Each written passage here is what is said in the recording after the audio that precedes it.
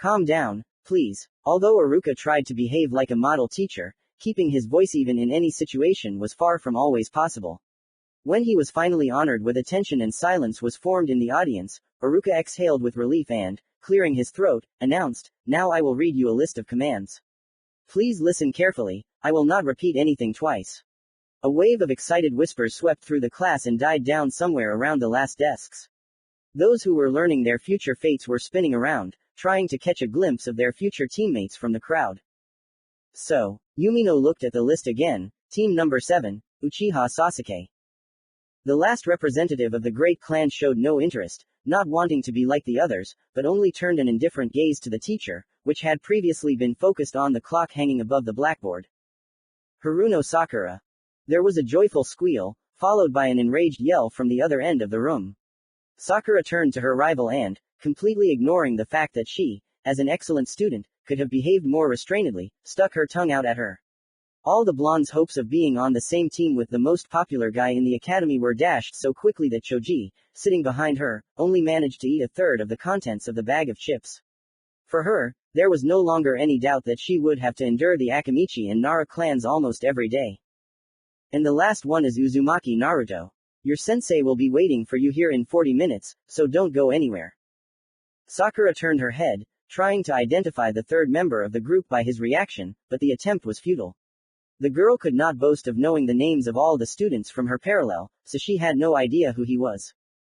Gradually the number of people dwindled, and after a while the only people left in the audience were Sasuke, who hadn't moved a muscle during the entire time of the distribution, Sakura, who was casting short glances at the object of her adoration, and a lanky guy, who was slowly heading towards the exit. This is. Sakura caught his attention. You're Naruto, right? Nice to meet you. Actually, she was lying when she said that. She would have been much happier if he hadn't been on their team. Just her and Uchiha, what a fairy tale. He smiled awkwardly, I'm Kyosuke. From the third team. Sorry, I was mistaken. Sakura felt stupid, but the shock she had experienced today quickly pushed out all unnecessary emotions. Kyosuke nodded and left, carefully closing the door behind him. His movements were so slow that looking at him made her want to yawn unbearably. For a second, Haruno even wished that he was their teammate. He wouldn't get in the way and be an eyesore. The next time the sound of an opening door, cutting through the thickening silence, was heard only about an hour and a half later, when even Sasuke was ready to spit on everything and just go home. Yo, are you tired of waiting? A disheveled, ash-haired man with a mask that hid his entire face except for one dark, cunning eye appeared in the doorway. Sasuke looked at him appraising Ly and couldn't help but wonder how such a suspicious man had been made the team's mentor. What if his friendliness was also a mask? The Jonin scratched the back of his head, it smells of mistrust and anger. Is it because I'm late? How impatient you are. Sakura was about to tell Sensei where he could stick his remark, but she stopped herself in time. She didn't want to ruin the relationship after just meeting. Jonin looked at the wall clock and frowned.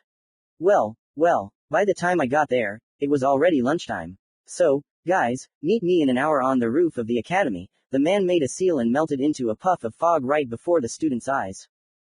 What the hell? The girl bristled, feeling her irritation reach its maximum level. Is it possible to change the mentor before it's too late? Someone nearby snorted contemptuously. A shinobi should be able to adapt to any situation, and not whine like a useless child. It was like a slap in the face for Sakura. She made a fool of herself in front of Uchiha himself. He walked past her, his hands in his pockets. Come on, Sakura, you can't miss this opportunity. Haruno encouraged herself and, taking a couple of deep breaths, stammering and blushing, asked. Sasuke-kun, since we're on the same team now, maybe we should have lunch together. No, came the monosyllabic answer. They had to dine in proud solitude. The only consolation was that now, whether Sasuke wanted it or not, they would spend a lot of time together. And then, look, things might change. Sakura was so focused on her thoughts that she didn't even taste the food or notice anything around her, so it wasn't the first time she heard someone addressing her. Strange girl, why are you ignoring me? Sakura woke up from such an unflattering comment in her direction. Who's the weird one here? The one who dared to ruin her mood turned out to be a boy who looked no older than her. He looked at her with innocent blue eyes, as if he did not understand the reason for Haruno's anger. His indecently bright blonde hair was simply eye-catching. 3 symmetrical scars ran along his cheeks, vaguely resembling the whiskers of some animal. Perhaps the girl would have remembered such a prominent figure if he had also been from the academy. You're strange, the stranger repeated, probably deciding that he had not been heard. Sakura gritted her teeth and clenched her fists. Oh, she'd get it out on him. But then she realized something. He didn't have a standard shinobi forehead protector, so it would be wrong for her to beat up a civilian who had no way to fight back. Swallowing her insult and making her face look more or less calm, she said in a jumping voice. Do you need something?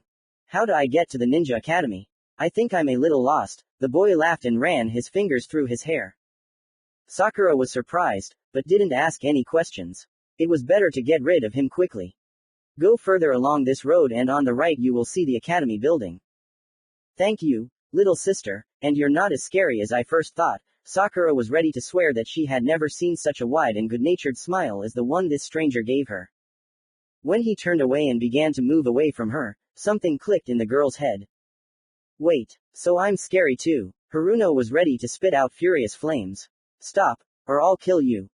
The boy, of course, did not dare to carry out the order and only ran at full speed, knocking his wooden geta on the stone-paved road. Just let me catch you, weirdo. Sakura shouted angrily.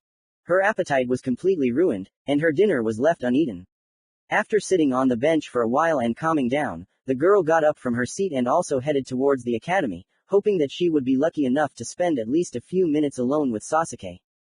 This time, the Jonin was not late, to the great joy of both Sakura and Sasuke, who was afraid that he would hardly be able to maintain an indifferent expression on his face again and would be rude to the senior shinobi. Well then, let's begin with the presentation. The man clapped his hands and leaned against the railing at the edge of the roof. Wait, sensei, Sakura raised her hand out of habit before speaking, don't you think it's weird that there are only 2 of us? Oh, right, the Jonin drawled. I forgot to explain the situation to you. You see, your teammate only recently became an official resident of Konoha, so he must still be fiddling with the paperwork. This time Sasuke couldn't stay away. You mean I should be on a team with some guy who came from nowhere? They just gave him citizenship and made him a genin. What is the Hokage thinking? How can he so foolishly endanger the village? That's right, Sakura agreed. Quiet, the man cut them off, adding harsh notes to his voice, but not removing the goodwill from it. This issue is not within your competence, I would like to point out. Therefore, try to be friends with Naruto, otherwise I will be very disappointed in you.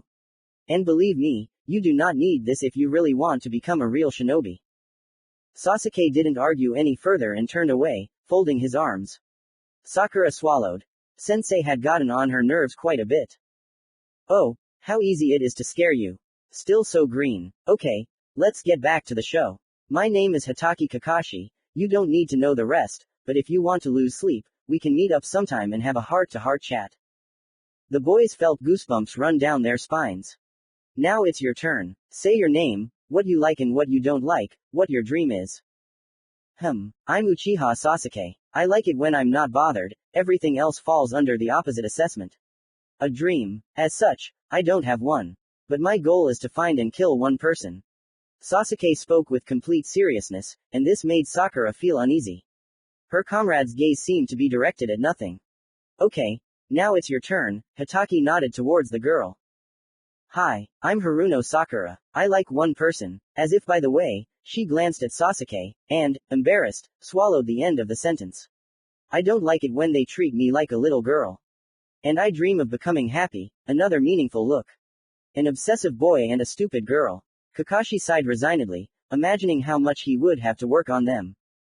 Suddenly Sakura heard a familiar knock and was not even surprised when the figure of the recently met asshole appeared in the doorway. Phew, I made it in time for the show. I'm Uzumaki Naruto. I like it when my wallet has money, and I don't like it when it's empty. I haven't really thought about my dream. But our Hokage has a really funny hat, and when I asked him to let me wear it, he refused, saying that only the head of the village has one. It's a shame, you know. Maybe I should become Hokage. Naruto laughed and looked around at the crowd. His gaze caught on Sakura, whose eye was twitching rhythmically. Suddenly turning pale and even taking a step back, the newly minted one quietly bleated, "And you're here, you scary girl." Chapter 2. Take away the bells. The next day, The newly formed team gathered at the crack of dawn at the third training ground on Kakashi's orders, who promised them all sorts of horrors during the test, from which the mentally weak could accidentally part with the contents of their stomachs. Therefore, it was strongly recommended to refrain from breakfast.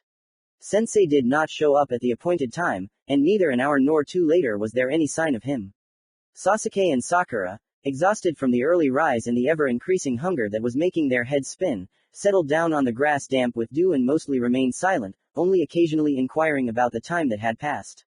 The stranger from yesterday was their complete opposite. He paced a small patch of ground and whistled something cheerfully, trying not to come closer than 2.5 meters to Sakura, who had frightened him so much, at whom he kept casting a wary sideways glance. She, in turn, pretended not to notice his paranoid mood. Now was not the time for that. By the time Kakashi finally decided to honor them with his presence, it was almost noon. The man was friendly again, and his conscience seemed to be unburdened by his ugly act. Sakura was so indignant that, even if she had been a third full of strength, she would have been able to squeeze out only a few pathetic words, consisting entirely of obscene language. The presence of the Uchiha stopped her, in front of whom she did not want to give the impression of an elderly shoemaker dissatisfied with life. Sasuke stood up silently, trying to suppress the indignation in his eyes. It was no secret to him that Hatake was simply mocking them, testing them out, and therefore the boy expected to be a tough nut to crack. But Naruto, it seemed, did not care about any subtleties. "What's up, sensei?" He approached the others and stood next to Sasuke. However, his voice did not sound reproachful, but insulted with notes of inappropriate cheerfulness. "Next time you find something more interesting to do instead of spending time together, take me, I'll keep you company." "Here are Yuzuritankachi." Sasuke squeezed out through his teeth, disliking the imposed teammate much more than the idiotic mentor. "Aho," Uzumaki parried what he heard without blinking or changing his expression. "Yes. How dare you say such things about him?" Sakura spat on all decency and, grabbing the blonde by the edges of his open black jacket, shook him properly. "Isn't this a game?" Naruto untangled himself from the steel grip and jumped back. It was impossible to tell from his face whether he was mocking or really was a dandelion boy. Kakashi rubbed the bridge of his nose tiredly. "Let's not waste my nerves. Believe me, you will have plenty of time for this. You promise?" Naruto asked quite seriously. For the first time, the son of the White Fang did not know what to say. It seemed to him that it would not be so easy to rein in the boy, especially considering the fact that absolutely nothing was known about him, except for a couple of details available to the third Hokage and a few trusted jonin, including Hatake himself. Deciding it was best to ignore it, Kakashi reached into his pouch and pulled out 2 bells tied together and a small alarm clock. "It's all very simple and understandable even for you," the explanation began with an unflattering comment. "You have exactly 1 hour to take these bells from me. Use everything and act as if you want to kill me." I see, Naruto nodded, "so I need to kill you, teacher. What dedication to work. Monuments should be erected in honor of people like you. PFF'd, how are you going to kill a jonin, Dobi?" Sasuke couldn't help but chuckle indulgently. "You better stay out of my way, and I'll take both bells, one for myself, and one for Sakura." It seemed to her that she had misheard. It was the nicest thing she had ever heard from him about herself. "She has no chance anyway, and if we have to choose between the two of you, then our man clearly wins," Uchiha continued, and Haruno's degree of happiness suddenly plummeted to the minus. "You're so angry, Sasuke," Uzumaki said, puffing out his cheeks. "Oh, yes," Kakashi drew attention to himself again, and from his slyly shining eye it was clear that he had just gotten to his favorite topic: whoever fails to obtain the bell after the time has passed, returns back to the academy.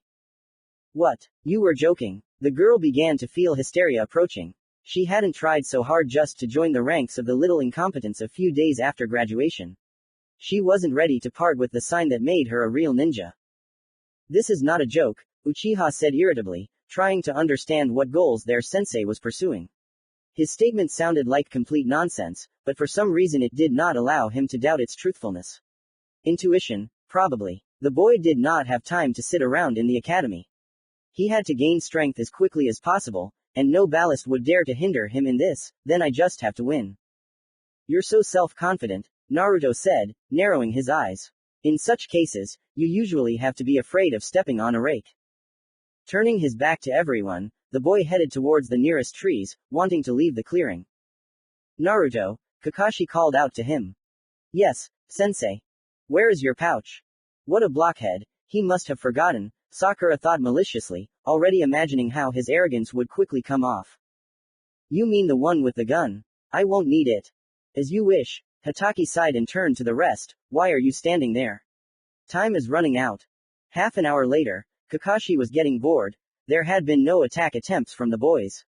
He would have understood if they had gathered together and thought out a plan, but instead, they were all hiding separately and behaving quietly, as if inaction would help them take the bells from him. Moreover, the location of Sakura and Sasuke was so obvious to the experienced Jonin that focusing his attention on them any longer was the height of stupidity. Time could be spent much more profitably. Finally, temptation and curiosity won out, and Kakashi, anticipating the extraordinary events of the new chapter, reached for the book lying in his pouch. But the movement was interrupted by a loud voice that sounded right behind the Jonin. Sensei, what is it like to merge into one in the flame of blazing passion? Kakashi spun around and assumed a fighting stance, but immediately hesitated when he saw only Naruto standing before him. Only Naruto, leafing through his book. No, that can't be. His book is lying quietly in his pouch, demanding attention. Genin couldn't get close to him and steal it without being noticed. Absurd. Kakashi put his hand inside and felt a chill run through him for a split second. Believe it or not, but reality cannot be changed. The valuable thing was not in its place. How did this happen? Sasuke felt himself shaking from something incredible. I was watching from the side, but I also missed the moment when Naruto snuck up on Kakashi. That's cool and all, but, Sakura wanted to scratch the ground from her teammate's stupidity. Why did you, idiot, take the book and not the bells? Having pulled himself together, Kakashi removed the surprise from his gaze and extended his hand to Naruto in a demanding gesture. You're a good boy, but please give it back. Little boys shouldn't read things like that. Perhaps not, the boy smiled slyly. If you want your book back, I suggest an exchange. You owe me the bells. Otherwise, I'm afraid I won't be able to sneak up on you like that again. If you refuse, the smile grew even wider, and he took the open book with both hands and pulled it slightly in different directions. Yes, this was not what the Jonin had counted on. He had been tricked and was about to be blackmailed. A very unenviable situation. Kakashi, of course, could easily take the item from Naruto, but there was a high probability that the little brat would have time to desecrate the Holy of Holies. The next step was at a crossroads between two paths. The first was to forget about pride and let Naruto play by the rules he had set, the second was to spit on the book and beat the damn nonsense out of the kid. Not easy, though. If it weren't for the training battle with the genin, which, to be honest, couldn't even be called training, Hatake would never have allowed himself to go so deep into thought. This was a fatal mistake. He forgot that, in addition to Naruto, who was standing in front of him and not going to run away anywhere, there were two more that he had unforgivably forgotten. Kakashi heard the attack and turned his entire body towards Sasuke, flying at him. It was easy to repel the attack. But Naruto suddenly lost all interest in the book, threw it on the ground and jumped on his mentor's back, capturing his arms above the elbow, which immobilized the Jonin for a second. This second was just enough for the Uchiha to tear the bells off Kakashi's belt. The man didn't know whether to be upset by such a stupid loss or to be happy about his student's resourcefulness. When Naruto got off his back and approached Sasuke, Kakashi shouted, Sakura, you can come out. Sensei led the proud team back to the clearing where the test had begun. Logically, Sakura, who had not contributed to the common piggy bank, had to be tied to the pole, but her mischief had made itself known, and in the end this fate fell to Naruto, who had pissed him off quite a bit. Having given Sasuke and Sakura a lunch box each and forbidden them to feed the offender, he suggested that they decide for themselves what to do with the bells. Having given the instructions, Kakashi disappeared in a whirlwind of green leaves. The children pounced on the food with fury. An ordinary lunch seemed incredibly delicious. Sasuke didn't know what to do. On the one hand, Naruto had been a great bait, thanks to which he was able to get the bells, but on the other hand, a stranger is still a stranger, no matter how hard he tries to show that he is one of them. Sakura was glad that Naruto was tied up, because in that case she could appropriate the bell for herself, and Sasuke, it seemed to her, would not reproach her for it. But her soul became disgusted by such thoughts. Yes, she wanted to become a real shinobi, but not at someone else's expense and not through dirty tricks. Their tossing and turning was stopped by Naruto, whose voice did not sound upset at all. Even though Sakura-chan is scary, I give her my bell. Huh, the girl didn't expect that. Why would a man who knew nothing about her help her? Wasn't he in a worse position? A stranger to Konoha and hardly hoping for help from the outside, why you? Well, I thought it wouldn't be so bad to get into this academy of yours. I've never had to sit at a desk and get grades before. I guess it would be both fun and useful. And if any of you were forced to go back there, it would be a real shame, wouldn't it? Naruto. Haruno looked down at the ground. Uzumaki was strangely irritating and strangely kind at the same time. And someone as weak as her could only rely on others. Thank you. The girl handed him her lunch box. Sasuke, struck by the strangely stupid and strangely sacrificial act, did the same, and for the first time both saw surprise on their teammate's face, which, however, quickly gave way to ringing laughter. No need, unlike you, I had breakfast this morning. Found a great ramen place and stuffed myself to the brim. It's good that sensei was late, otherwise I would have had to crawl to him. To hell with him, Sasuke and Sakura thought at the same time, already regretting their momentary weakness. Well, the angry voice of the teacher, who had appeared out of nowhere, thundered behind them. You have violated my orders, and that is why you are all. Sakura dropped the box and covered her head with her hands, just in case. What does Kakashi mean? That all three of them are going to the academy. We passed successfully. Hitaki smiled and ruffled Sakura's hair. But you said, Sasuke began, but was interrupted. It doesn't matter what I said. In the shinobi world, those who break the rules are considered trash, but those who don't care about their comrades are much worse. Even if it was hard, you completed this mission using teamwork. You are a team, remember that. Hidden in the dense greenery of the trees, Team 7 was watched by an unremarkable Chunin teacher who did not share the general festive atmosphere.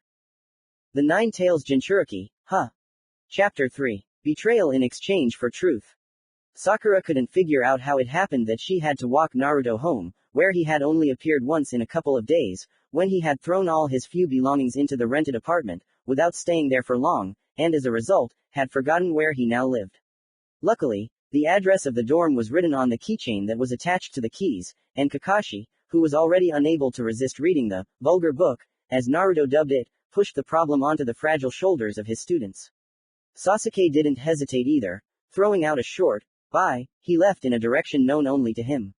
Sakura let out a doomed groan, but there was nowhere to go. And where did you spend the night in that case? The sights of the village, which the girl had been telling about until that moment with the intonation of a real expert, inspired by what he does, suddenly ended, and it was necessary to somehow break the unpleasant silence. Although this was her almost voluntary initiative, she did not quite manage to hide the reproach in her voice.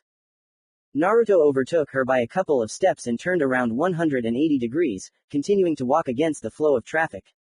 He extended his hand and pointed somewhere behind his companion, who, throwing a quick glance over her shoulder, asked in bewilderment. On the Hokage rock, or what? Naruto shook his head and gave Sakura an expectant look, asking her to try to guess further. In the forest. The girl looked at the strange subject with even greater bewilderment. To the left and lower. This time you have to guess. I was so generous with the hints, speaking about the fact that the answer was literally floating on the surface. He jumped up several times and returned to his normal position. Then in the park. Yes, that's exactly where it was. The boy clapped his hands. I came across it when I was wandering around the village. But why outside? Isn't it better to sleep at home in a bed? Haruno asked, calling her teammate a rare weirdo for the umpteenth time. Probably better. Naruto seemed to lose heart, but then he perked up again and began to speak, actively gesturing. I'm used to sleeping in the open air. Firstly, the fresh air is very tasty, you want to breathe it in and breathe it in.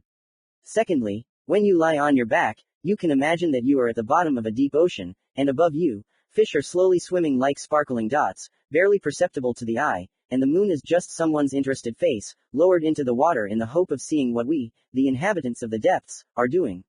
And your park offers a stunning view of Konoha, if you go to its higher levels. From there I can observe the flow of life, which seems no faster than the starfish. But the stars don't move, how can they be compared to fish? Sakura listened with sincerity, let the words flow through her and even seemed to feel the cool breath of the night breeze, but her far from romantic nature did not allow her to show admiration and prompted a much more down-to-earth reaction. Naruto chuckled and looked up to the sky. But our planet is moving very much indeed. And besides, it's immediately obvious that you have some problems with imagination. No. Sakura was offended somehow childishly and childishly quickly got excited. To prove her opponent wrong, She said the first thing that came to her mind. Watching the life of the village, you yourself are like that unknown person with the moon face. Naruto didn't answer for a few minutes. It seemed like he was deep in thought, and even the impatient Sakura didn't dare interrupt what was going on in his head. Then he said calmly, looking straight ahead. You're right, I take my words back. That's it. The girl made a victorious gesture with her hand and laughed. By arguing with me, you risk being left with nothing. But why did you agree so easily? Because you're right, Uzumaki said again, suddenly noticing for himself that the smiling Sakura was no longer so unsure of herself and not at all frightening. And she really hit the nail on the head. He is just an unknown little man who, like the moon-faced man, no matter how hard he looks, will still remain too far away to reach the alluring depths where his whole life passes him by. But still, why so fast? Haruno, who was getting excited, did not let up. If you are too noisy and friendly, people will think that you are planning something. Just like our sensei. And if I'm quiet and sullen, like some, then you'll fall in love with me. Naruto stuck his tongue out at the girl and took off, leaving her behind. It took Sakura a moment to grasp the meaning of Uzumaki's words, and when she did, her face flushed and her voice became unnaturally high. Oh you, stop, idiot, what makes you think I like Sasuke? From ahead, laughter and aloud, you got busted. We're heard. Stop, I'm telling you. Sakura shouted even more furiously, realizing that they were playing with her. Naruto suddenly stopped obediently, and the pursuer almost crashed into his back. Just as she opened her mouth to say something offensive or threatening, she was interrupted. Do you want me to tell you a secret? Confused by the sudden change in atmosphere, Sakura only nodded, feeling all her anger sink down, pass through her feet and be absorbed by the earth.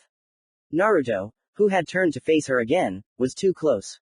So close that she could now lose the power of speech, looking into his eyes, which she seemed to see for the first time. They resembled the sky, not in the smoothness of the color, but on the contrary, in the natural play of colors. Around the pupil, a soft icy blue shade spread in a narrow strip, almost abruptly turning into the darkening evening. Naruto didn't even think of moving from his place, nothing seemed to bother him, so Sakura herself stepped back 2 steps, turning her gaze to Uzumaki's forehead. I lied about not thinking about my dream. I do have one, and it is to return home one day. Where were you born? The girl felt a sharp prick of curiosity. Here. Didn't your dream come true then? At first she wanted to ask something else. Why did it turn out that he grew up outside the village walls, but for some reason she suddenly changed her mind. Naruto shrugged vaguely and smiled mysteriously. And then his face changed abruptly. For a moment it acquired a hard expression. But it happened so quickly that Sakura thought she had only imagined it. Bye, they waved their hand at her. Huh, was all Haruno could squeeze out, watching Naruto jump onto the nearest building and run away. What a moron. Then find your own apartment. Naruto crossed 2 blocks and, thinking that he had had enough, jumped down into a narrow gateway. Leaning against the wall and putting his hands in his pockets, he said quietly, addressing no one in particular. You're tired of following me. Come out. I didn't expect you to notice. You're better than I thought, came from the left, and soon the owner of the voice appeared behind it. The face was devoid of any flaws, but it still disgusted the boy. It was as if it was molded from plasticine and could change its expression as the situation required. With such a face, this man could not be put on the same level with the word, loyalty. Pushing a strand of white hair out of his face, the stranger introduced himself. My name is Mizuki, and I know yours, Uzumaki Naruto. And what do you want, Mizuki? The boy didn't show the slightest surprise that some suspicious guy knew his name and was spying on him, even though only 3 days had passed since his arrival in Konoha. You're right, we'd better get down to business right away. The man came a little closer and touched his chin with his fingers, as if thinking about something. Since I probably won't be able to fool you, I'll tell you straight. He paused dramatically. I need you to steal a secret scroll of techniques from the Hokage's palace. I don't think you're thrilled with Konoha and you don't care about a small civil strife.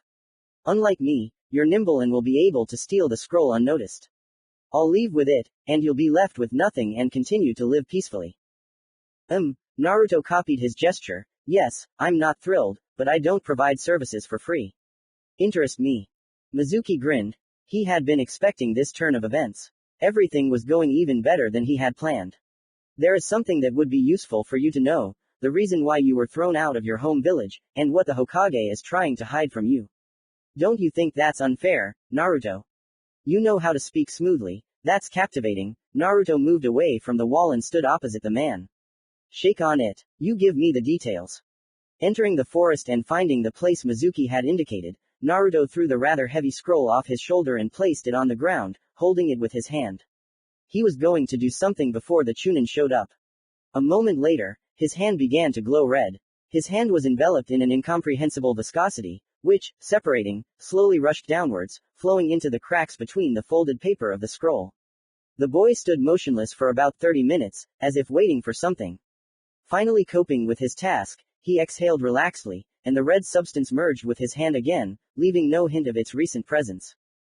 Give me the scroll, Naruto. Uzumaki turned to the voice that called out to him and smiled innocently. We've already met in the Hokage's office. It seems you're a teacher at the academy. What's your name? Yumino Iruka. The young teacher came closer. Sarutobi-sama shouldn't have trusted you. Only a couple of days in Konoha, and already such a trick. What are you going to do with all these techniques? Maybe you're working for someone. Well, I've already done what I wanted, and instead of rushing your horses at me, you'd better first sort things out with the one you've considered completely yours all this time. And I can't give you the scroll. I'm waiting. What? Iruka was starting to get really angry. The boy was fully aware of what he was doing, and that turned what could have been called a simple prank into a major crime. Not what, but who. A new character appeared on the stage. It's good that you found us, Iruka. Against someone stronger we would have had to sweat a lot. Am I Mizuki? The first one was amazed beyond measure. What was happening stubbornly refused to form from separate puzzle pieces into one terrible picture. Why, Mizuki? Because I care about myself. What's so hard to understand? He said, throwing up his hands. You used the boy. Rage seethed in his chest. The boy. The traitor raised an eyebrow, as if he didn't understand what was being said. And I thought he was just a demon in your eyes. Do you know why, Naruto? A chuckle. Stop. Iruka came to his senses and even stretched his hand forward, as if he wanted to cover his former colleague's mouth with his palm. Don't tell him. Don't tell me what, Naruto urged, looking from one to the other. That the nine-tailed demon fox that attacked Konoha 14 years ago and killed many people, including Iruka's parents, is sealed within you. For the residents, you disappeared, leaving them with the fear that the same horror will happen again. As soon as most people realize who you are, you're a corpse.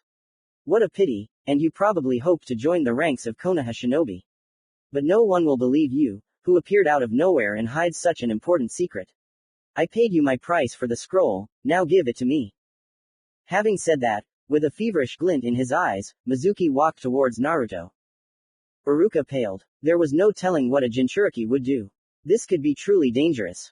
Damn Mizuki, how could he even think of trying to anger someone who harbored such immense power? Iruka wanted to shout at him to stop, but the words were stuck in his throat. Even though he was a teacher, he couldn't find the right ones. So, Naruto's reaction was so stunning that his voice sounded like a bolt from the blue for both Chunin. Is that what you told me? I'm disappointed. I guess you won't get the scroll. The boy hung it behind his back again, looking mockingly at the recent conspirator, who suddenly stopped halfway. Naruto, did you know? Iruka asked in a hoarse voice, feeling like he was slowly going crazy. Yeah, such a colossus and not notice. He turned to Yumino. I can't dig out the 9 tails from myself and become an ordinary ninja, just as I can't take responsibility for the deaths of people. I'm not asking you to believe that I don't wish harm on the village. But if Iruka-san wants, Naruto approached the teacher and reached his hand into his pouch. Iruka didn't resist. Taking out a kunai, the boy put it in the man's hand, icy from shock, and put it to his throat. He can let me bleed. His head was buzzing, the picture before his eyes was swimming, his brain seemed to have melted long ago. Almost without realizing what he was doing, he pressed on the weapon, but lightly, as if testing it. As if enchanted, he looked at the crimson drop that appeared from under the tip of the blade, and while he followed it, rolling down his skin, with his gaze to his white t-shirt, which quickly acquired a small stain, clear images from the past flashed through his memory. Kill, destroy, wipe off the face of the earth, crush, trample. His breath was taken away. It looks like I won't even have to get my hands dirty, Mizuki grinned contentedly. The spectacle was giving him real pleasure. Don't be a coward. Come on, Naruto goaded. His voice brought Iruka out of his semi-conscious state. He looked up and met the gaze of the opposite. And, damn it, he didn't show any fear. No doubt, He was serious. Mature. The man felt as if he had been slapped in the face. He began to breathe heavily. The realization of what he was doing made him feel so sick that his entire body began to tremble violently. While he was tossing and turning in his own thoughts, the child's mind was calm. Readiness to die for the selfish desire of a weak person. He wanted to cry from helplessness, like he had once in his childhood. The teacher dropped the kunai and placed his hand on the boy's head. Stroking his hair and feeling his eyes sting, Iruka said quietly, "I'm sorry." Naruto gave him a mischievous smile and replied cheerfully, "Yes, everything is fine. Especially since I also need to apologize for not telling you right away." He raised his hand to his mouth and whispered conspiratorially, "The old Hokage knows that Mizuki has taken to betraying the village. We decided to put on a show to lull his vigilance and gather an ambush squad to detain him. Suddenly he turns out to be a dangerous opponent." "What?" Mizuki jumped back. "That bastard." Now all he had left was to flee, even without the scroll. "It won't work." Iruka growled and rushed at Mizuki, simultaneously taking out more kunai from his pouch. He parried the blow and, moving slightly to the right and down, was able to ease the pressure and slipped behind his opponent's back, plunging a kunai hidden in his sleeve into it. Iruka's knees buckled and he sank to the ground. "You won't be able to move for a while. There was poison on the blade." "Crap. Oh, it seems like everyone forgot about me," Naruto said, drawing attention to himself. Mizuki broke out in a cold sweat. He hadn't even noticed when the boy had managed to get so close to him. But what happened next threw him completely off track. A red sparkling dot formed in the air under Naruto's right palm, which in the following seconds grew and stretched out, acquiring more and more recognizable outlines. If Iruka could, he would fall again. Uzumaki was holding a real katana in his palm, made of some crazy chakra. Chakra of the demon fox. The sword seemed to be made not of it at all, but of an unusual red metal. Mizuki's jaw trembled with overwhelming horror. Naruto's eyes widened and his head tilted to the side. "Should I kill him?" he said slowly, savoring the words. Yumino was ready to bet his head that the boy was clearly not asking him now, and understanding this made him truly terrified. "Yes, kill him. He might become a pain in the ass in the future. You could cause a lot of trouble in the future if you're left alive." The coldness of Uzumaki's voice could be felt on the skin.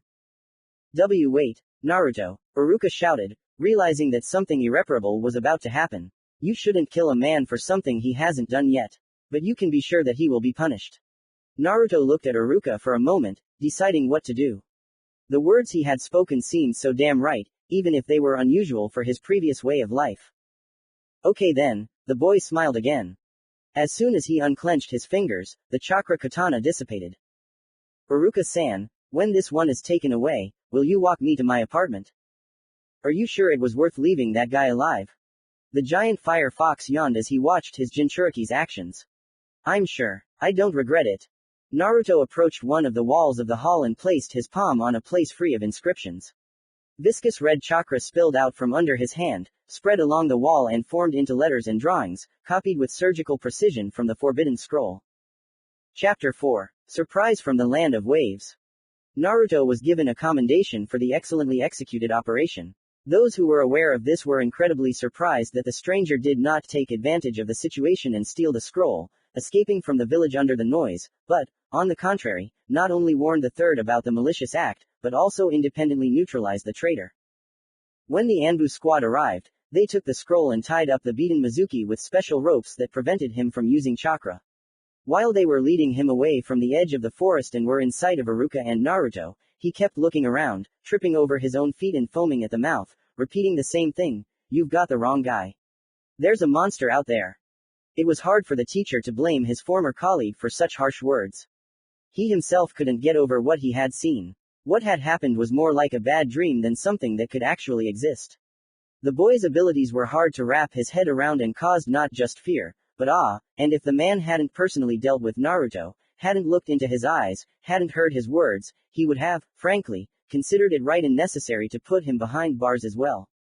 Such a short but fruitful meeting planted sympathy for Naruto in Iruka's heart, but despite this, he was obliged to report everything to the Hokage, without hiding anything, even if the genin would have serious problems after this, which, he had no doubt, he could not avoid, so the news of gratitude both pleased and surprised him. Uzumaki himself did not have false hopes and was not at all deceived by the third's friendly tone. He knew that for the others he was an anomaly, and did not believe that the head of the village would so easily ignore his prank, possibly endangering the safety of the villagers. Naruto understood that he was not placed under arrest or sent for interrogation only because they wanted to observe him and understand his intentions. The boy played along with the Hokage and accepted the praise with great joy, promising to try harder in the future. Behind all this farce there was a reality that no one liked. Every now and then Naruto felt unobtrusive surveillance from afar, and the mentor of their team number 7 now cast interested glances at him much more often during everyday D-rank missions around Konoha. Otherwise, everything was calm. Naruto still spent nights in the park and periodically ate at Ichiraku Ramen, having simple conversations with the owner of the shop and his daughter. Sakura was angry at Naruto for a while because he suddenly ran off somewhere without any explanation, and then she realized that you can be angry at him without any reason. The girl tried not to miss the opportunity to scold her teammate or reproach him for a far-fetched mistake. This raised her mood, allowed her to let off steam and had almost become a habit, threatening to smoothly flow into an abnormal hobby. Sasuke continued to stubbornly pretend that, besides him, there was no one else in the team. He was terribly reluctant to make contact with the others and in most cases answered monosyllabically and tried to show with all his appearance that this was greatly distracting him from another super important matter. He still did not care about Sakura, but the second member of the team interested him in that he somehow managed to make the Uchiha feel the need to confirm his superiority, although before there was no need for this. Despite Kakashi's words and his own feelings, he didn't want to acknowledge someone who wasn't even part of the village's original fighting force. Naruto, why the hell are you only showing up an hour after the appointed time? Sakura put her hands on her hips and frowned, watching the offender yawn widely and rub his eyes. Well, Sensei isn't here yet anyway, there's no point in coming on time. I'd rather sleep an extra hour. Naruto lay down on the bench that Sakura, who had jumped up from her place a minute ago, and put his hands under his head. That doesn't mean you can be like him. You're both a perfect example of incompetence. For some reason, Sasuke-kun and I arrived on time. The boy sitting on the edge grinned and answered sharply, deciding to put two people in their place at once. Calm down, next time I'll probably do the same. And you, Yujiro Tonkachi, while you were packing, got me dirty. Don't think you'll get away with it. Naruto twitched comically and, blinking frequently, said, Sorry, I missed you, could you repeat your extremely pompous speech? Sasuke didn't respond or send an offensive jab in return. He grabbed the object of his irritation by the ankle and shook it off the bench, enjoying the curses coming from the ground. Well, it's only morning, and you're already so cheerful, Hatake said instead of greeting, appearing out of nowhere. Before you start accusing me of being unpunctual again, listen first to what surprise I've prepared for you. After waiting for everyone to calm down and become more or less interested in his words, the man continued. You have faithfully carried out all the missions assigned to you, and therefore I have taken upon myself the responsibility of asking for something more substantial for you. C rank finally. Sasuke raised an eyebrow, sincerely hoping that his mentor was not being disingenuous, otherwise he was incredibly tired of performing trivial tasks that did not train his skills. Exactly, Kakashi smiled, that's why we're going to the administration office now to find out what the Hokage has found for us. Sakura did not share the general enthusiasm, as she was not sure of her readiness for a more difficult task. The only consolation was that they would go on it together with the Jonin. The atmosphere around the third, who was sitting surrounded by those responsible for the distribution of Chunin, was somewhat tense.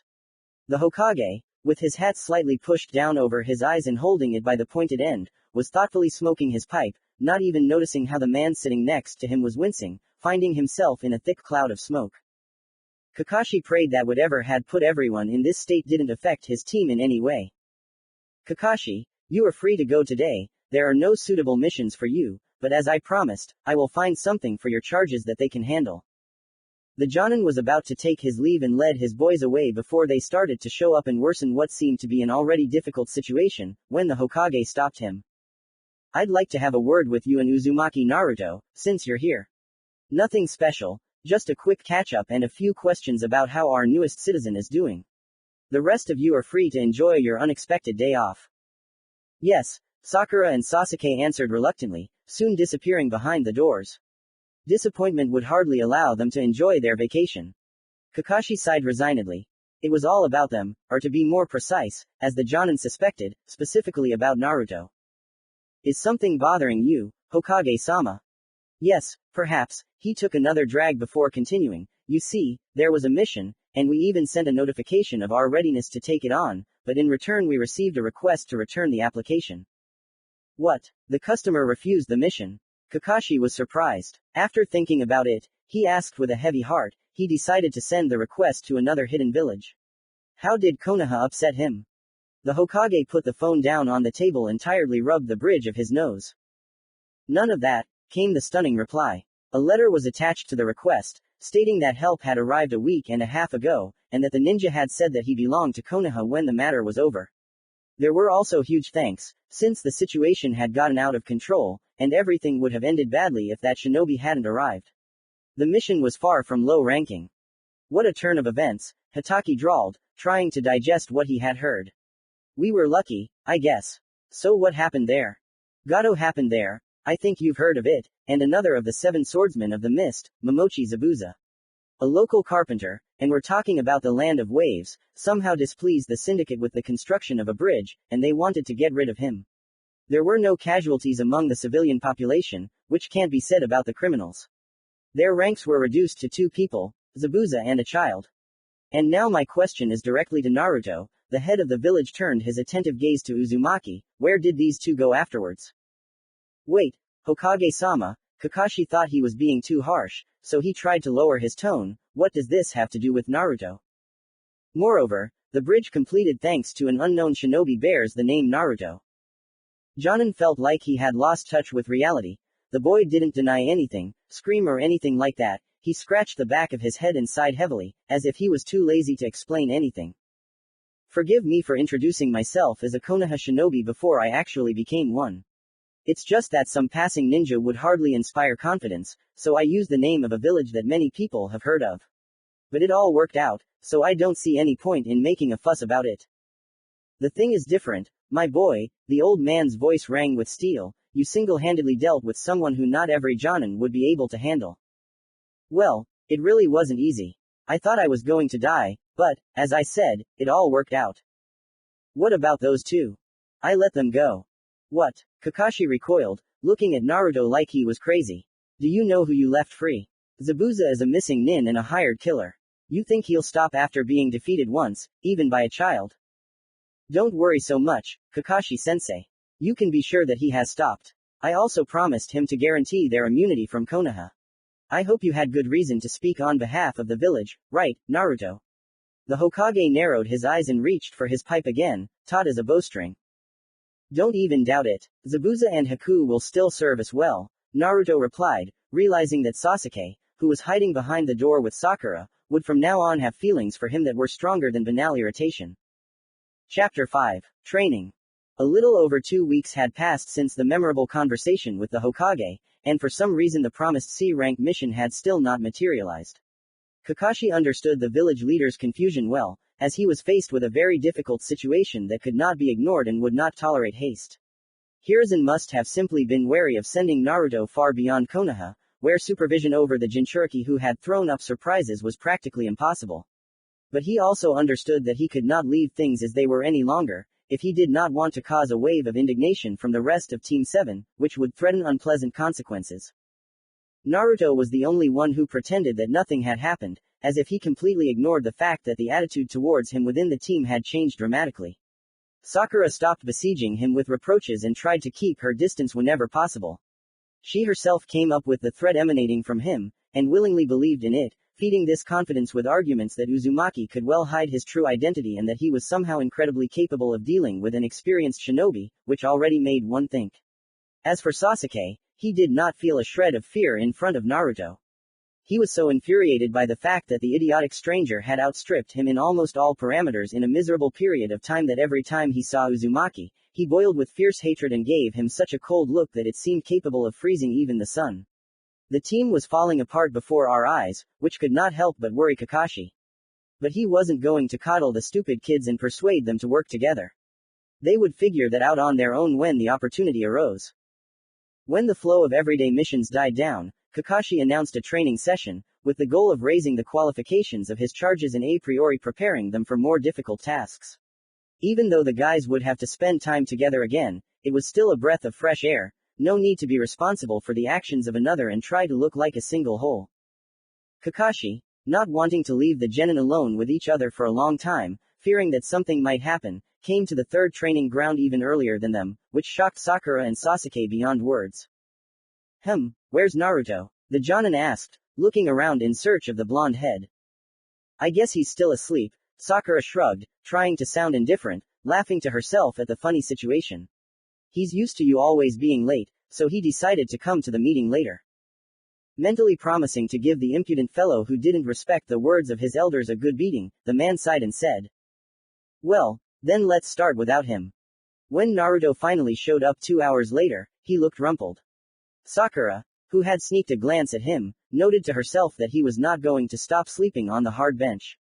It was no longer just strange, but rather unnerving. You never knew what to expect from him. You're so fickle, Kakashi-sensei, Naruto drawled mockingly, forestalling the Jonin's harsh words. The world is changing so fast that I don't even feel comfortable. Where are those good old days when I knew you'd be late again? If this taunt had been directed at anyone else, the man would have been able to praise his student for his ability to speak his mind. He was the same way, fond of throwing out a few sharp words. But in this case, it was irritating, and the mentor had to pray to God for patience so as not to accidentally slap the bastard. I won't say anything, you've already punished yourself, Hitaki found something to answer. I'll show you just once what's required of you, without any explanations. Okay. Naruto made an expression as if he was ashamed of his behavior, looking with interest at the fruits of his teammates' training. Already quite tired, Sasuke desperately tried to climb the tree along the wide trunk. Uzumaki watched with admiration as he moved almost parallel to the ground and, reaching the highest point at this stage, made notches with a kunai. Sakura was found in a neighboring tree, sitting on the first branch, her legs dangling down. Why aren't you doing anything? Naruto called out to her, earning a withering look for his impudence. The girl snorted and demonstratively turned away, and Kakashi answered instead. Our Sakura turned out to be quite good at controlling chakra, so it wasn't particularly difficult for her to cope with walking on inclined surfaces. You're doing great, scary girl. Naruto shouted, instantly awakening the young Kunoichi's lust for murder. Cupping his hands around his mouth so that he could be heard, the boy turned to the Uchiha. Sasuke, what's so bad? Push yourself. I believe you can do it. The fact that he had been passed by a talentless and clanless girl was already a big blow to his Uchiha pride, and now this damn upstart decided to add fuel to the fire. Sasuke began to shake and lost control before he had even achieved half of what he had achieved. He wasn't going to let Naruto off the hook, even if he admitted that he was stronger than him. In his opinion, Uzumaki had no say in the matter. Turning to the Jinchuriki and wiping sweat from his face, Sasuke said through clenched teeth. If I hear condescension in your voice again, I'll rip out your tongue.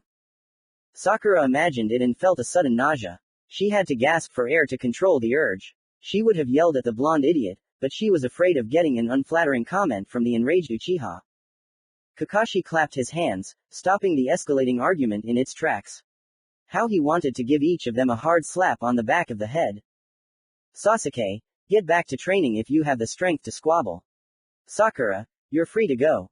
And you, Naruto, stop chatting and get down to business.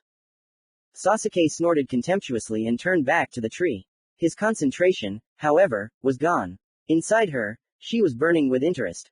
Would Naruto handle this as playfully as he had stolen Sensei's book during the selection test? Sakura panicked and began babbling incoherently in a shaking voice. I'd better stay, I have nothing to do anyway. What if I forget how to do it in a few minutes and have to start over? Hitaki just waved his hand.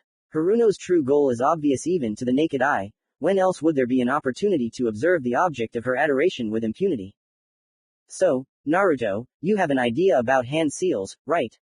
This was asked for the sake of form, because someone who has a high level of chakra mastery, and Kakashi had no doubt about it, since he was able to defeat Zabuza, is probably aware of the basics of the shinobi world.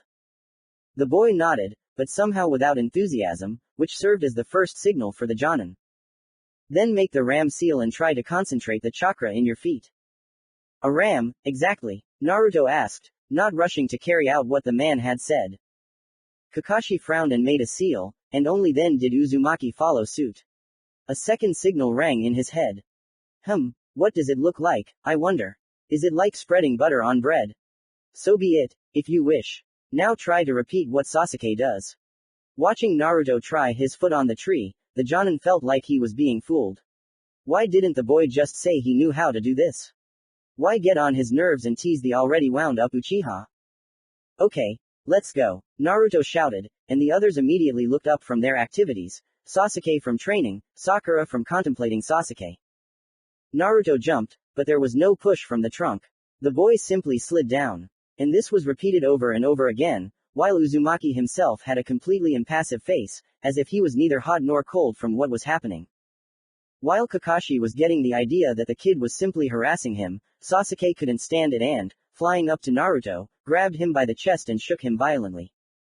What the fuck are you doing? Uchiha yelled right into Naruto's innocently blinking face. If you're looking for a fight, you're going to get one. Why did you decide that? He asked, puzzled, pushing the stranger's hands away from him. You're just kidding me, you bastard. What did I tell you about leniency? You'll end up playing yourself. Sasuke couldn't remember a time when he was driven to white heat. This guy was truly breaking all records. But I'm not making fun of you, Naruto protested. Suddenly he turned sharply to Hatake and repeated his strange question. Are you sure you mean a ram? Can I use a different seal? For some reason, Kakashi didn't like it at all, but he wanted to see what would happen if he answered positively. So he gave the go-ahead, not taking his gaze off his strange charge. Naruto seemed to blossom at his words. With a smile from ear to ear and eyes full of joy, he clapped his hands together with a loud sound and closed his eyes. Sakura, so as not to miss anything, climbed down the same way she had climbed up the branch. She didn't understand how such a gesture, which wasn't even a seal and was more like a prayer sign, would help him cope with the training. No one dared to break the silence. Everyone waited patiently for Naruto to make his first attempt. And just when Kakashi felt a faint surge of unnatural energy, but certainly familiar to him, the boy suddenly opened his eyes and, with a jerk, covered the distance between himself and the tree, jumped onto the trunk and ran along it to the level of Sasuke's last best mark, after which he lost control and jumped down. Well, that's much better, he smiled modestly and scratched the back of his head. Sasuke didn't want to believe his eyes.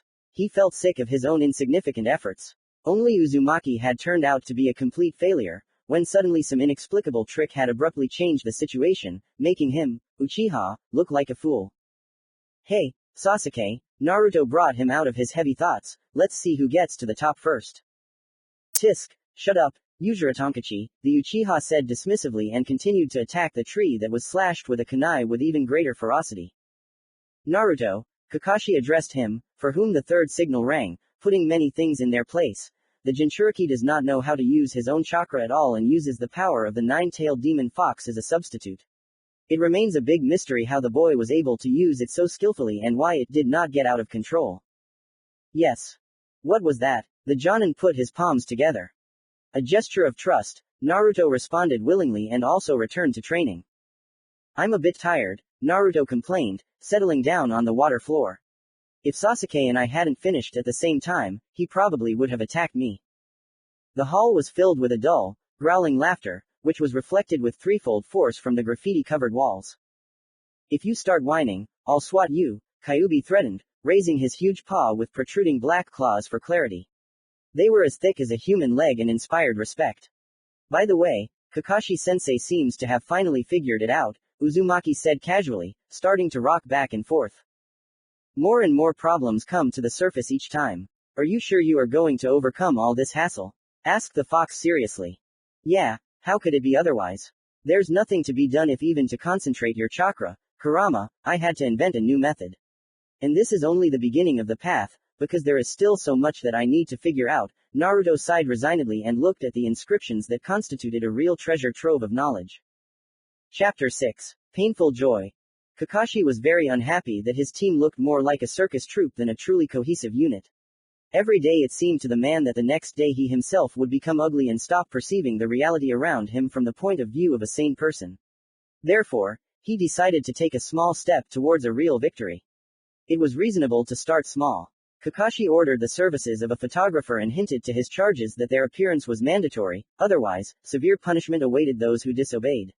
He explained his desire by the fact that if they did not have a joint photo, he would be afraid to go out with the eternally squabbling rabble outside of Konoha on a mission more difficult than collecting herbs or bringing the owner's yard into a divine form.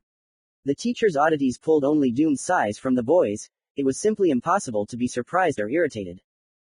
Despite the fact that all three nodded their heads in the sense of consent, albeit voluntary compulsory, only two of them showed up for the process of capturing their intra-team friendliness.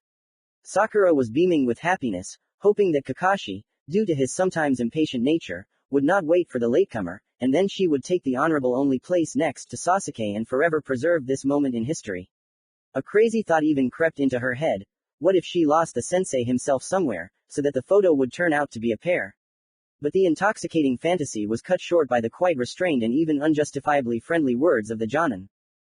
Find the slob and bring him here, the photographer should be here any minute. Realizing that the sensei was not going to back down from his idea even if the sky fell on them, the children obeyed. They had to split up for a faster search. Sasuke, who had promised himself to tie the ears of the stupid monkey with the most difficult of sea knots, with the address retold from memory by Sakura, headed towards Uzumakiev's den.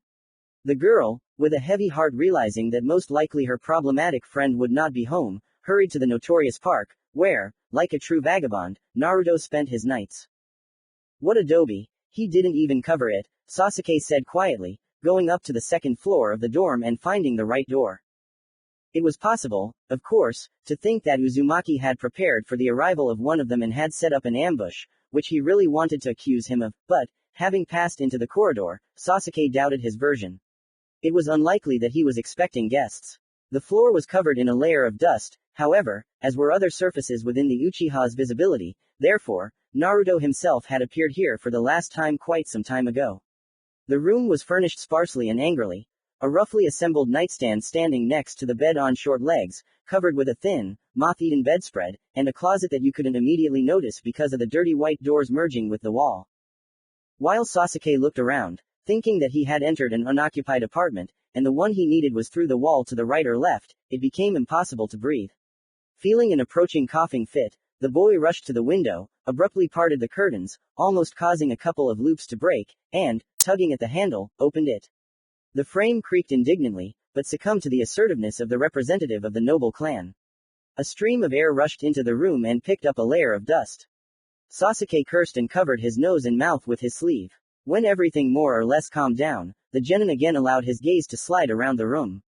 Under the bed, giving away its presence with a protruding strap, was a hiking backpack.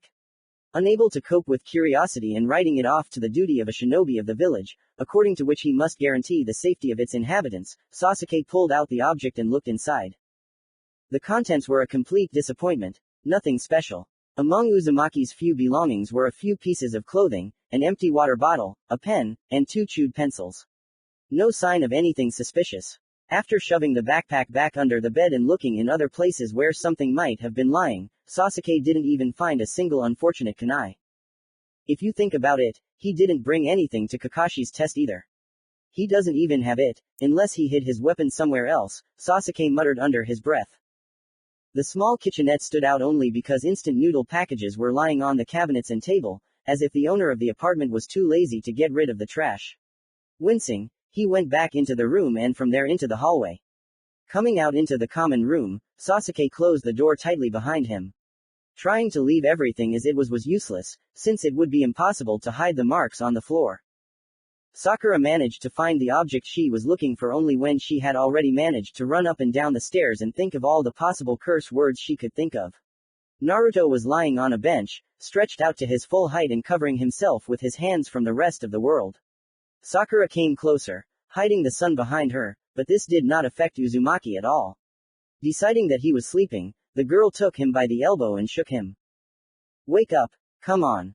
Don't make me waste more time on you. It came out more pitiful than rude. Alone with him, she felt uncomfortable and unsafe. Mumbling something incoherent, the boy rolled onto his side, almost hitting his forehead on the stone back of the bench, and pulled his knees up to his chest. Innocence itself, Sakura began to get angry, and this feeling overshadowed all the others, making them secondary. She took his hand again, but this time she tugged just hard enough to turn the ignoring asshole back, momentarily ignoring the fact that there was no resistance beneath her fingers. Naruto fell limply to the ground, and Sakura, finally seeing his face, was seriously scared. it looked like a white mask twisted into an unnatural grimace. His eyes were closed, but it was noticeable how his eyelids were trembling from his tirelessly darting gaze, as if it wasn't blackness in front of him at all, but something that was slowly taking away his strength and giving him bright flashes of pain in return.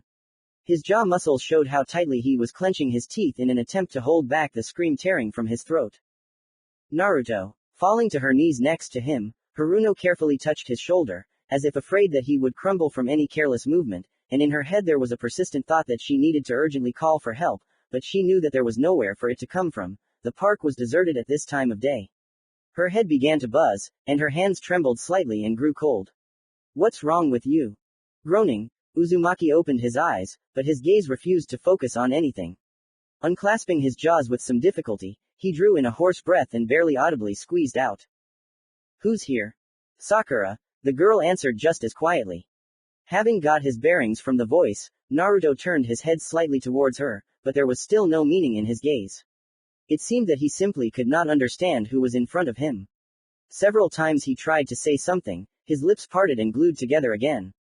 Looking at Naruto, Sakura was afraid of going crazy. What was happening was so oppressive that she wanted to cry, but for some reason the tears did not come. Shock paralyzed not only her body, but her thoughts as well. Sakura Haruno, your teammate, the girl tried again with a trembling voice, realizing that she simply couldn't stand the silence, interrupted only by her slow, wheezing breath, and it seems like you're afraid of me because you think I'm scary. Her lips unconsciously spread into a crooked smile. The lower one trembled. What a relief she felt when the glassy opacity left his eyes and his lips formed a semblance of a smile, distorted by pain, but still a smile. I remember you. Yes, everything is fine, I remember you. Haruno didn't understand whether this was an attempt to calm her down or a way to calm herself down. She simply nodded. Naruto leaned on his bent arms, assumed a sitting position and winced. Sakura noticed that his hands were shaking, probably because his bones were aching. Coming to, she jumped to her feet, grabbed Uzumaki under the arms and sat him back down on the bench. He swayed a few times, as if he was suddenly dizzy, but he got himself under control. The girl couldn't sit. The fear had passed, and now adrenaline was pounding in her temples. You need to go to the hospital, she shouted, as if she was ready to carry him on her back for more than 3 blocks. The boy moaned and shook his head. If there's one place I definitely won't go, it's the hospital. But Naruto looked at her firmly, putting an end to the argument, which involuntarily made the girl remember why she was afraid of him. The ardor began to fade, but the understanding of what had happened became clearer. What happened to you? For a minute I even thought you were going to the other world. Oh, well, he snorted, leaning back on the bench, I'm not doing too badly here.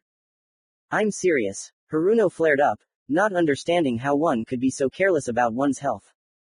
Me too, they answered her calmly. Let's assume that I overheated in the sun.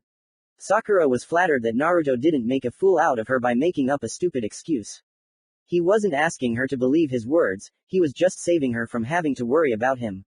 She felt ashamed of her attitude towards Uzumaki, because of which he didn't even think that she could really worry about him. She felt insignificant to herself now. For the first time since the incident, tears started to flow from her eyes, but Sakura was so angry with herself that she didn't have the strength to wipe them away or hide them, turning away from Naruto. You know, he suddenly spoke in a rather cheerful voice, looking into the distance and as if not seeing other people's tears, thank you. For what? Confusion was reflected on his face. For coming. I don't know how long I could have stayed here until I felt better. After all, it's impossible to ignore you, so that's probably why I came to my senses so quickly. It was said so easily that the lightness was reflected in her chest as warmth. Do you want some water? I can't get what I want. Sakura caught the change in intonation, but still didn't understand what he meant. What do you want? Naruto thought for a few seconds longer than he should have, trying to come up with an answer to such a question. Ramen. But I'm out of money. Sakura breathed a sigh of relief. I think if we hurry to take a photo, Kakashi-sensei won't be too angry about being late and will even treat us to ramen if we all confidently ask together. That's our way, Naruto shouted, rising to his feet. Just let's keep everything that happened between us. Today Naruto had a reason to dust his nightstand, a reason contained within the frames of a photograph. Chapter 7. Really, C-rank mission. Naruto was grateful to Sakura for keeping silent about the incident that had happened to him. Now, Burdened with someone else's secret, she put on an air of importance and occasionally cast a meaningful glance at the boy. Such behavior amused Naruto greatly, but in order not to offend his comrade, he held back the laughter that was bursting out and, if it was completely unbearable and there was a danger of giving himself away with a bitten lip, he turned away, trying not to do it too abruptly in order to avoid unnecessary suspicion. Sakura, who had experienced fear for someone else's life and realized her complete uselessness, felt her heart skip a beat every time Uzumaki made a sudden movement or, on the contrary, froze in one position longer than the usual normal time, as if he was about to fall off his feet again and start breathing intermittently and heavily. She felt responsible for his condition, since she had promised not to tell anyone anything. Sasuke noticed his teammates' changed mood towards the stranger and felt an evil relief. The unnecessary attention to him had diminished a little.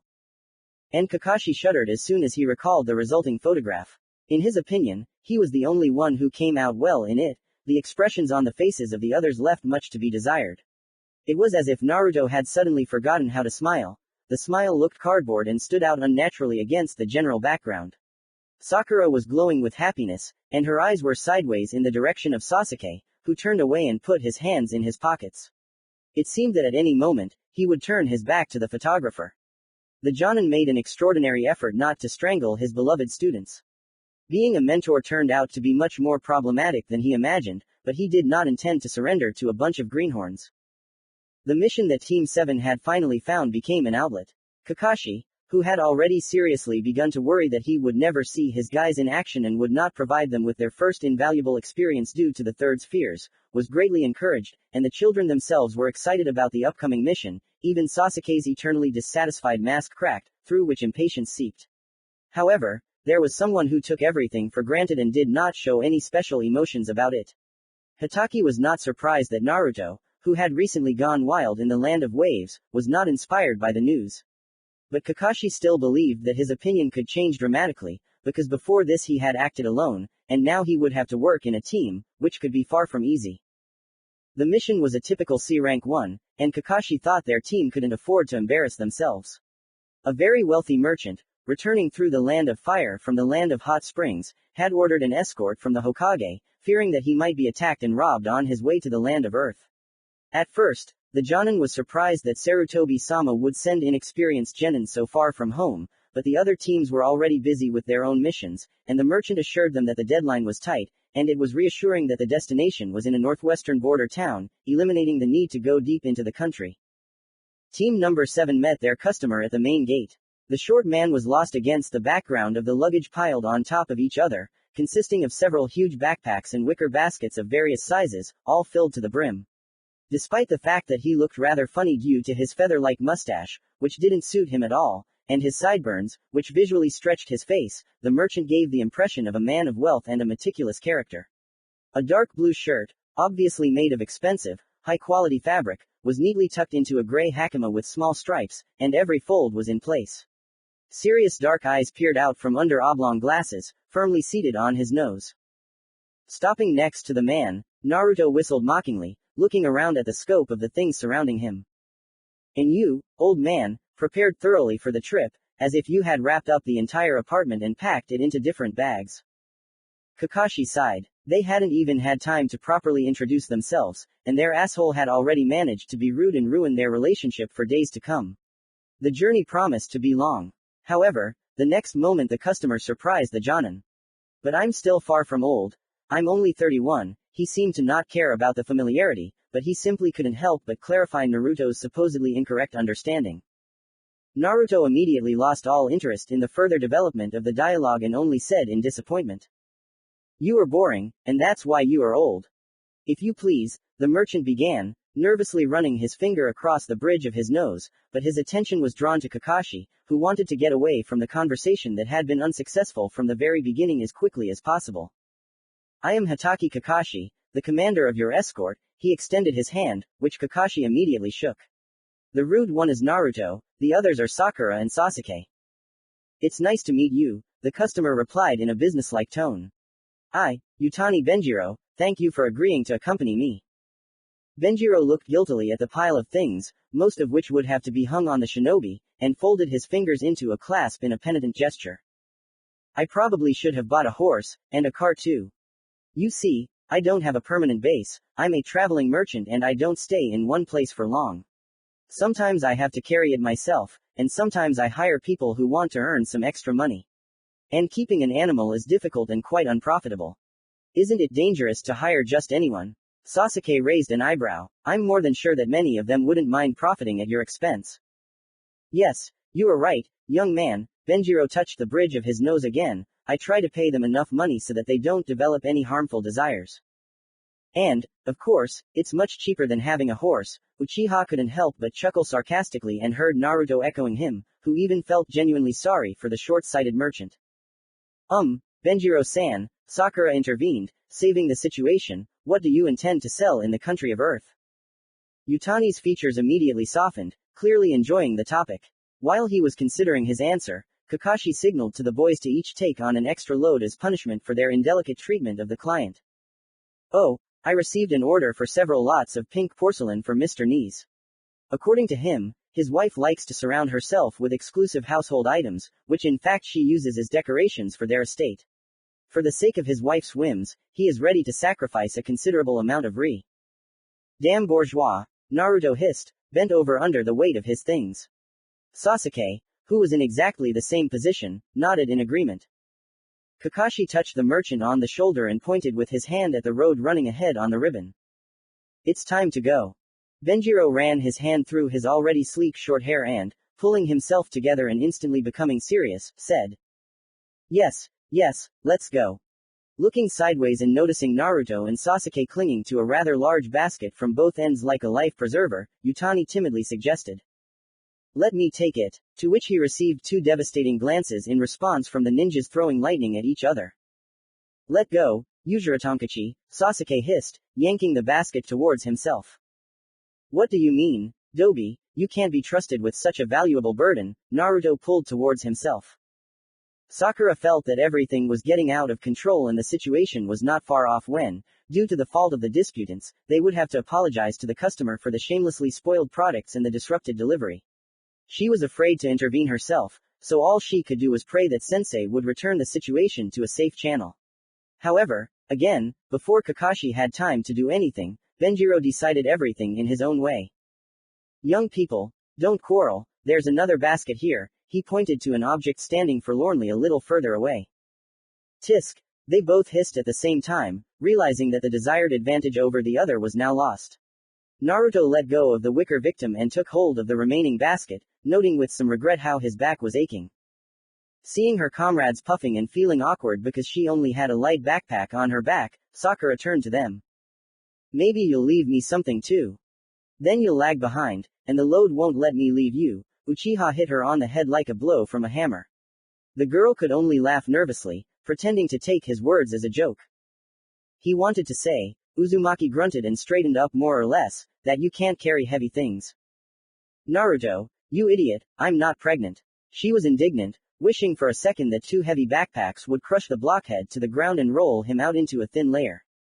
Oh, that's true, the young Kunoichi's words seemed to stun him, judging by her widened eyes. Then, he shook off his burden and took off his own backpack, which had been tucked underneath it, and confidentially handed it to the girl. You can carry mine. You'll break.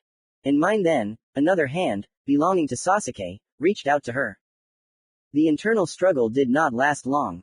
She was unable to refuse the object of her dreams. So she had to force a sweet smile and carry two more backpacks. Is everything okay? Yutani asked Hitaki with concern. He just waved his hand and smiled carefree. Don't worry, Benjiro-san, we've always had a lot of noise and chaos here, so it's become the norm. But I promise you'll like these guys and they'll do everything right. Right, Kakashi asked with emphasis, changing the nature of his smile to one of promise.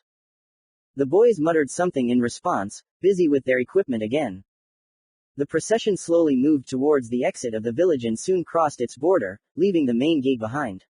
When the wide road leading out of Konoha began to narrow and wind more and more often through the changed landscape, which had thrown off its forests and was wrapped in endless expanses of meadows, interspersed with patches of arable land visible here and there, Kakashi turned around and mockingly threw to the already tired Sasuke and Naruto, dragging baskets that took up both arms, almost through the road dust.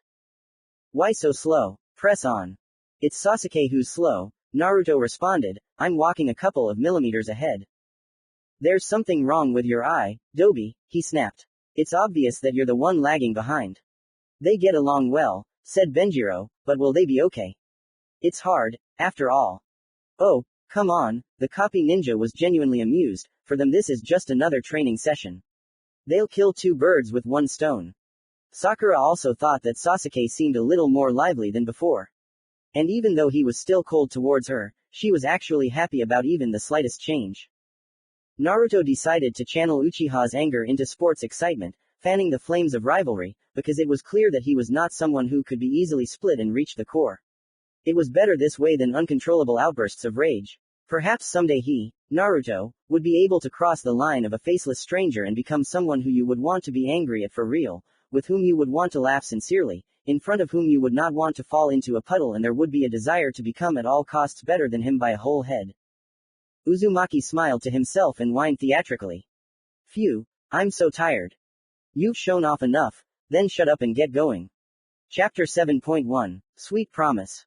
Kakashi liked their client. Benjiro seemed to be able to support any topic, while maintaining his position neutral, which sometimes, as the Jonin thought to himself, it would not hurt to learn how to do some individuals from the ruling circles. What Naruto called boring could rather be described as an unusual intelligence for their region and an unwillingness to exchange words for trifles. When Benjiro said something, his speech was laconic, but not without some special gloss. And if you add all this up with a proudly straightened back and unhurried movements, then you could classify the man as an aristocrat. But despite such associations, Utani won over even Kakashi, who was skeptical about the upper classes. There were no grimaces in his behavior, and his politely restrained emotions were not imbued with falsehood and a sense of superiority, which quite often slipped through the eyes and gestures of daimyo and nobles, and there is no point in talking about the court aristocracy. He was not like all the other merchants Kakashi had to deal with. Sakura, who was walking on the other side of Benjiro and slightly behind, was not familiar with such trifles to judge them from the height of her erudition. But she listened with pleasure about the countries the merchant had visited, about the different people, who, accordingly, had different mentalities, and immersed herself in the merchant's everyday life. And what did Utani not trade? At the beginning of his journey in this field, he barely made ends meet, and the objects of his work were modest and did not bring much income. But having become skilled in entrepreneurship, having acquired profitable connections among both buyers and manufacturers, he was quite successful in this activity. Benjiro didn't ask for rest or complain of fatigue, so the group covered a considerable distance, not even taking into account their walking. If this continued, Kakashi calculated, they would reach the border with the land of grass early by half a day or more. Hataki couldn't help but notice the endurance of his new acquaintance and was pleasantly surprised again. Apparently, Utani was used to traveling long distances without resorting to long stops. About an hour after sunset, it was decided to set up camp. Naruto and Sasuke, who were almost exhausted, were the happiest about this news.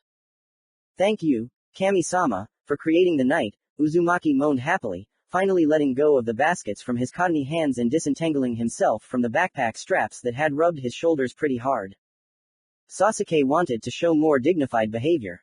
He slowly got rid of the burden and carefully placed it next to the one Naruto was carrying, as if it was not a burden at all. But as soon as the teacher ordered the two of them to go get firewood for the fire, he couldn't help but roll his eyes and sigh loudly. Barely moving their legs, the boys disappeared from view among the trees, leaving Sakura and Kakashi to prepare everything they needed. Shinobi usually take little with them on missions, making do with a minimum of household items and meager but nutritious food, so it didn't take long. There was no river nearby, so they had to allocate some water from the general supply. The cereal would be sticky when cooked, but would still be quite edible, especially considering that hungry and tired ninjas would put everything they were offered into their mouths without thinking. Upon returning, Naruto simply dumped everything he had collected and sat down on the ground, looking as if nothing could make him move. Uzumaki mockingly watched Sasuke slowly sit down a little further away, trying to do it in such a way that he had to bend as little as possible. It seemed that a little more and he would groan like an old man under the weight of his years. Uchiha caught this look and, making a threatening expression on his face, silently promised to deal with his teammate in retaliation. Kakashi lit a fire, and Sakura placed a small pot, already filled with water, in the center of the fire. The cooking process took place in complete silence, broken only by the cozy crackling of twigs. It was approaching autumn, and the songs of the cicadas were already barely distinguishable. Each of us got a bowl of boiled cereal and 2 pieces of thinly sliced cheese.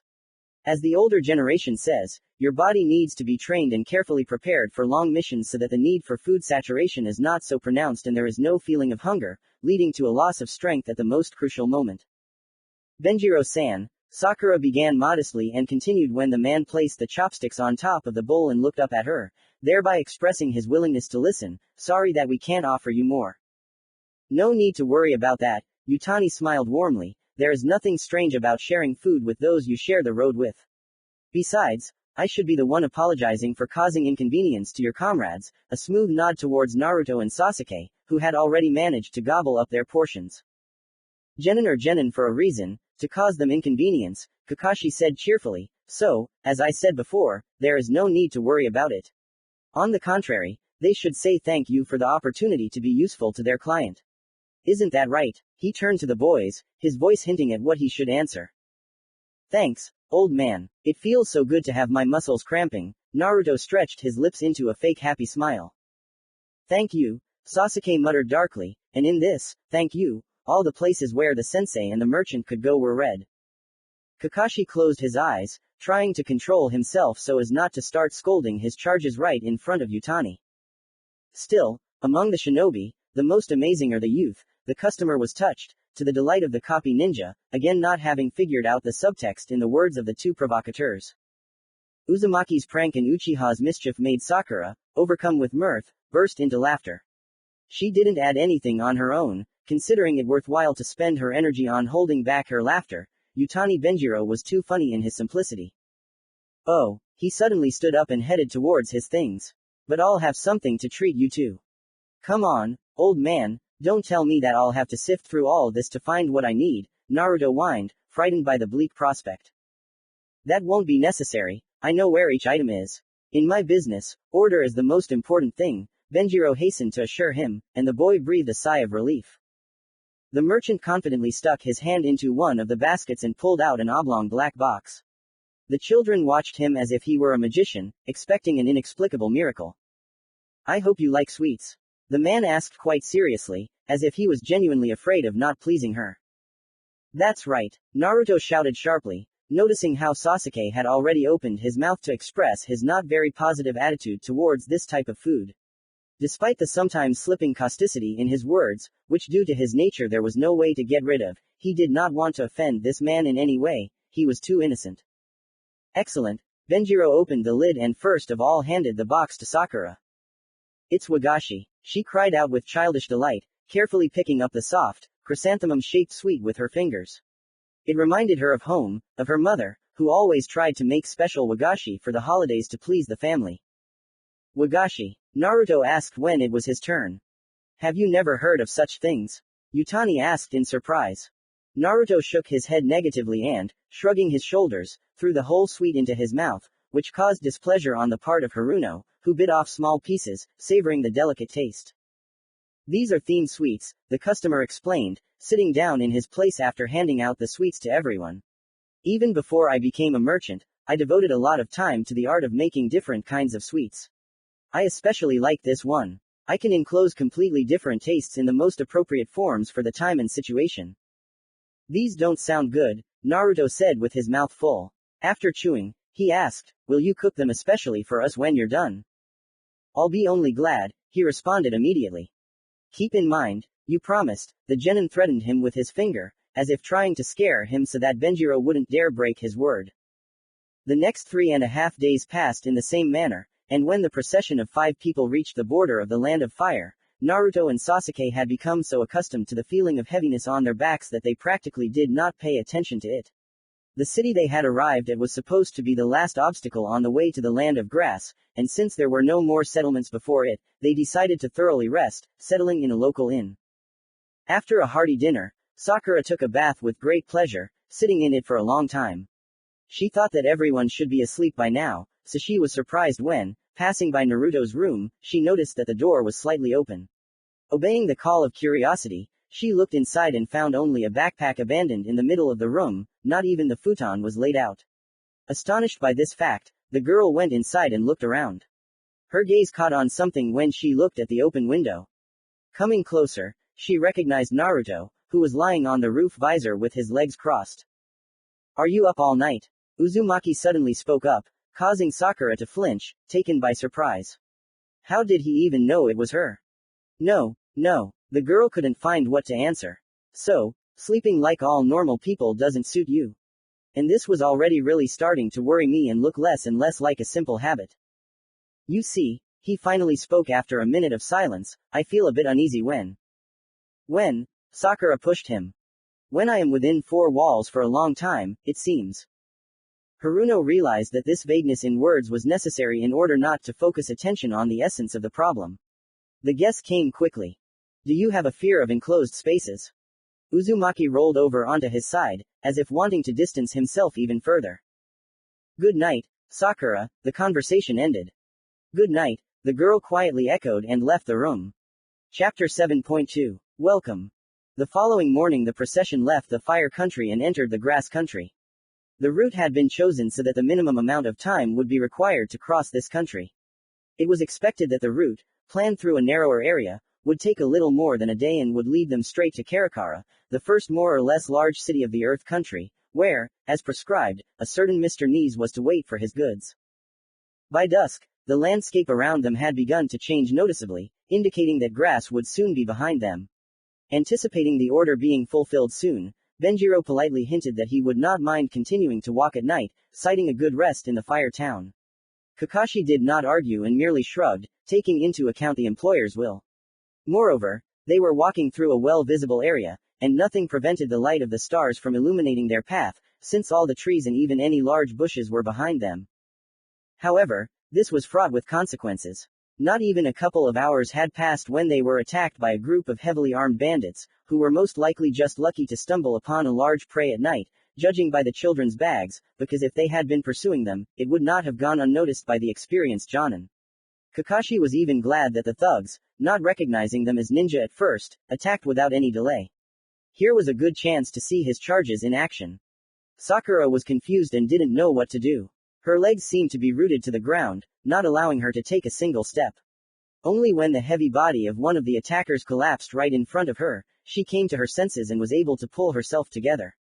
Internally slapping herself and looking for Yutani, she hurried to him and, taking out a kunai, got into a fighting stance, watching a little dazedly as her teammates, who had already managed to get rid of their burdens and were enraged by 4 days of inaction, excitedly dealt with the bandits who were approaching again and again. Performing a series of techniques, they knocked them out, not allowing them to get close to the things. Kakashi, realizing that there was nothing to look at, really, the enemy, although well armed, had no combat skills as such, became bored, upset that he had hoped in vain to amuse himself with the spectacle and that the night was so dark that he couldn't even while away the time by reading a book. Don't be afraid, Benjiro-san, they won't get to you. Sakura, having inherited a bit of courage from her comrades, began to look more confident. I'm not afraid, my girl, the man answered in such a casual tone that in this situation it seemed wild to Sakura. To make sure, she turned to the merchant, and even the darkness could not hide the fact that, indeed, there was not a drop of confusion on his face. He relaxedly stroked his feather-like mustache with 2 fingers and, squinting, looked around at the scale of the unfolding battle. By allowing herself to be distracted, Sakura almost made a fatal mistake. One of the few still on her feet realized that trying to take the prey by brute force was futile and that it was necessary to act in a roundabout way. This roundabout way turned out to be Haruno and Yutani, as the weakest opponents. Sakura, Naruto shouted, the first to notice the impending danger. The girl hadn't yet managed to understand what was going on, and Uzumaki was already running towards her. The bandit, who had come from the side, threw several throwing knives in her direction, taking advantage of the fact that the kunoichi didn't know his location. Turning her head, Sakura saw only the gleam of the blade in the starlight and even intuitively felt its cold, breaking into her body along with the pain. Her heart sank and her ears became blocked. Sakura was left in complete silence alone with her own death. A second of agonizing anticipation, and the girl, having time to see the blood, feels the ground slipping out from under her feet, and then her body hits a hard surface. What is happening seems unreal due to the slowness of perception of what is happening and the complete absence of any feelings. Is this how death happens? When her cheek was burned by fire and a loudly spat curse penetrated her ears, Sakura realized that she was still alive. The shock that had gripped her body began to recede, allowing her to feel that the only consequences of the encounter with a cold weapon were a bruised elbow and the stifled breath from hitting the ground. What about the blood? Her consciousness resisted. Focusing her gaze, Haruno realized whose hand had slapped her. Naruto, looming over her, looked angry. The bandit didn't waste any time, not at all embarrassed by the fact that his victim had escaped, having been knocked down.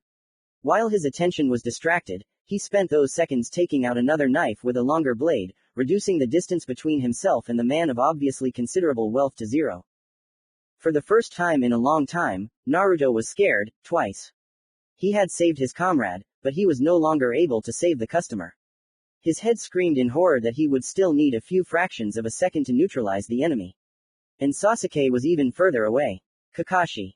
Hitaki, rushing to help, almost tripped at full speed over an invisible obstacle, when Benjiro, who had not yet come out of his calm state, outpaced his opponent's movement, leaning forward and stretching out his hand to gently push aside the other one holding the weapon with a practiced movement and throw his fist into the solar plexus, forcing him to literally hang on it, and then roll down like a limp rag onto the road. Taking a couple of steps back, the merchant rubbed his knuckles and winced with hostility. I don't like violence, he said plaintively, as if not noticing the stunned looks on him. What the hell? Naruto jumped to his feet, screaming and stumbling with relief. I almost shit myself. Kakashi, who quickly got over his emotions, came over and helped Sakura up, whose head was spinning from the too quick change of events. You're no fool, Benjiro-san, the Jonin drawled, looking closely at the frail man at first glance. Was it possible that the loose clothing was hiding a body that was not at all devoid of a decent amount of muscle mass? Yutani rubbed the bridge of his nose as if embarrassed. When you're a merchant who tickles the fancy of money-hungry people, you have to have at least some basic self-defense skills. I couldn't let him kill me and cause trouble for my escort. He's crazy, Naruto whispered, poking the approaching Sasuke, who had taken care of the rest of the attackers and tied them together in groups, with his elbow in the side, and damn suspicious. Perhaps, he responded just as quietly. Listen, old man, you're suspicious. Naruto couldn't stand it and said this to Yutani's face, for which he received a slap on the back of the head from his mentor. Although Kakashi thought the same, he couldn't deprive his itchy hands of a little joy. Let me refute that, Benjiro began in his usual unwavering manner. I believe the young man has some prejudices about me. In the ecstasy of youth, you probably perceive the world as if all its colors were mixed up and... Naruto screamed and covered his ears with his hands, even closing his eyes just to be sure.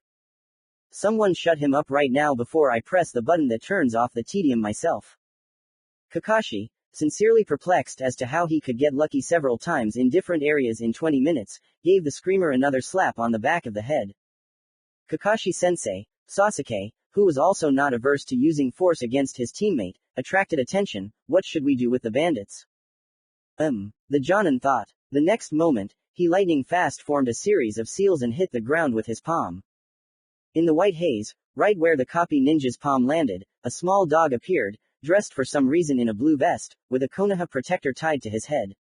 His gaze was completely uncanny, phlegmatic, as if he was about to open his mouth and ask why the hell they needed to disturb his peace. What happened, Kakashi? You're... No kidding, he actually started talking. Naruto recoiled, not believing his ears. This is a ninja dog that appeared thanks to the summoning technique. Dobi, Sasuke, who immediately understood what was going on, grinned, looking at Uzumaki's elongated face. Hitaki rummaged through his backpack, pulled out a piece of paper with a pen, quickly wrote something on it, folded it in half and handed it to the dog. Pakun, take this letter to the administration of the nearest settlement.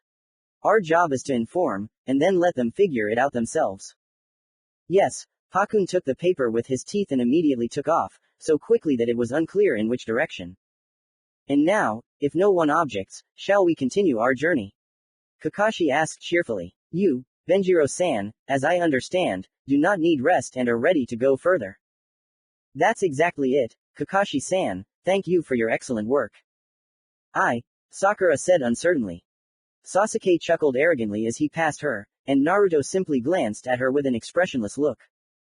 Are you okay? Benjiro asked her, looking concerned. Yes. No, I'm sorry. Because of me, your life was in danger. The girl lowered her head and trembled slightly. Idiot, Naruto said quite clearly. Kakashi, who was already planning to scold her for her unacceptable behavior, but in a way that would stick in her head and influence her actions in the future, while also trying to console her in a humorous manner, decided to give the floor to Naruto, consumed with curiosity about what he might say. Sasuke looked surprised.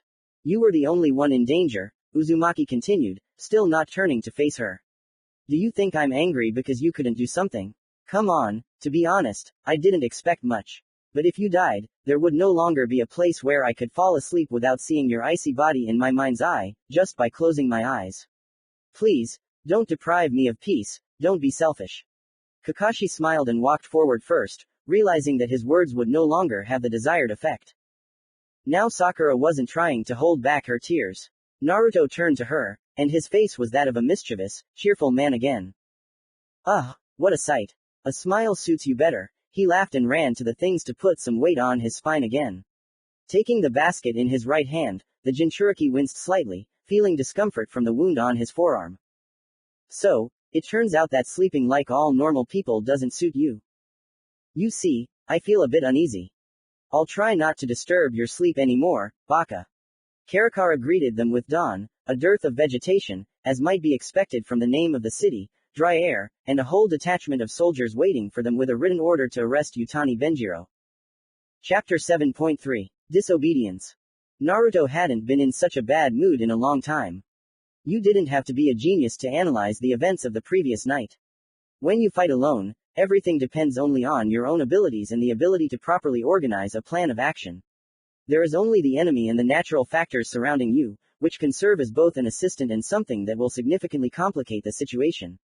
But when you are in a team, you simply must coordinate your forces with the rest of its members. If you do not take into account their strengths and weaknesses, letting everything slide and focusing on the enemy standing in front of you, then there is a high probability of losing one of them or completely disrupting the operation. And no matter how strong you are, even the slightest delay can change the situation, twisting the outcome by 180 degrees. The first experience of team battle almost became sad for the Jinchuriki. He could not confidently call his comrades friends, and it was unknown how much time would pass before he could fully open up to them, imbued with soul-warming trust, and he was also not sure whether he would mourn their death if they were a little less lucky, but after these events his hands trembled for a long time, remembering the first fear experienced not for his own life, but for the lives of those with whom he spent a whole month side by side.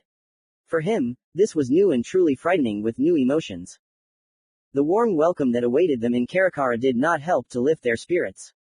As Kakashi managed to whisper to the boys, the soldiers were dressed in uniforms different from those that could occasionally be seen in the country of Earth. Gray-blue breastplates with engravings in the form of white circles arranged in a triangle in the area of the heart seemed to fill the streets of the deserted city. Oh, the Jonin raised his hands in a conciliatory tone when their group was surrounded. Aren't there too many of you to arrest one merchant? A figure separated itself from the monochrome mass, drawing attention to itself. Its appearance was slightly different from all the others. The engraving on its breastplate shimmered gold in the sun, and the red belt on which the sword was attached was striking. This man was clearly of a higher rank. We do not intend to detain you, Konoha Ninja, his resounding commanding voice rang out. Since you were in the dark, we have nothing to accuse you of. He turned his cold, gray-green eyes to the merchant and confidently walked towards him, but an obstacle appeared in his path in the form of a copy ninja who was not going to give way without any information. Excuse me, Benjiro-san is our client, and until we fulfill his order and receive payment for it, we cannot hand him over to you without a valid reason. Therefore, if you have the full text of the order for his arrest, please read it. Naruto, Sasuke, Sakura, do not let anyone get close to our client. Kakashi maintained a polite tone and smiled at the soldier standing in front of him. He took a couple of steps back after the children had taken up fighting stances on three sides of his target. It took him a few seconds to calm his inner irritation and return to his original state. Well, you are right. I would not like to be dishonest towards the interested party. First, allow me to introduce myself. My name is Koke Renzo, and I am the commander of the 4th Detachment of the military forces of the country of Pearl. I have official permission from the daimyo to lead his soldiers through the territory of Earth. The country of Pearls, I've never heard of them having an army before. Hitaki was surprised, assessing the size of the detachment once more. It seems they've always positioned themselves as a peaceful state. That's true, Renzo did not deny. The wars did not affect us, so we could easily spend money on the economic and social development of the country. We are a large exporter and have established trade relations with many countries, but such prosperity could not but entail armed conflicts. For the second decade now, Pearl has had its own forces for protection. Yutani Benjiro is a political criminal, and in order for you to hand him over to us as soon as possible, we will allow you to carry out your task here and now. The commander turned and waved his hand at someone. There was a noise, and soon the tight ring opened, letting another actor through. A man of full build, dressed in a painted yukata, with his fingers clasped behind his back, strode along with dignity and pride, while a satisfied smile played on his face. This was the first thing Benjiro said during the entire time they were surrounded. He seemed to have woken up from a long sleep and looked taken by surprise. The newcomer's smile grew even wider as he noticed the change in emotion on the accused's face. You know, Ben, he said, drawing out his vowels, trying to use familiarity to show how much he knew Yutani, the role of a merchant suits you very well. When you became popular, I heard about you and decided to arrange a meeting for us. I see, Kakashi sighed, you are Nai-san, aren't you? The man closed his eyes in agreement and bobbed playfully from heel to toe and then from heel to toe. Kakashi turned to look at the merchant. His face was once again expressionless, as if he didn't care at all what was going on here. You don't have to worry about payment. We've already sent the money to Konoha. It will be there even before you do. Now, Koki, tell us what our friends are dying to hear. The commander pulled a tightly rolled sheet of parchment with a coat of arms on the back from behind his belt, unrolled it and began to read loudly and clearly what was written. In the name of the Pearl Country Council and with the approval of the prince, Yutani Benjiro is sentenced to death by hanging for the murder of His Majesty, the King of Pearl, the attempted murder of a number of officials, and planning a palace coup. When the booming voice fell silent, an unnatural silence fell. Renzo's words rang in his ears and echoed in his head, causing conflicting emotions. How is that possible? Sakura looked at the man who had liked her just recently with fear.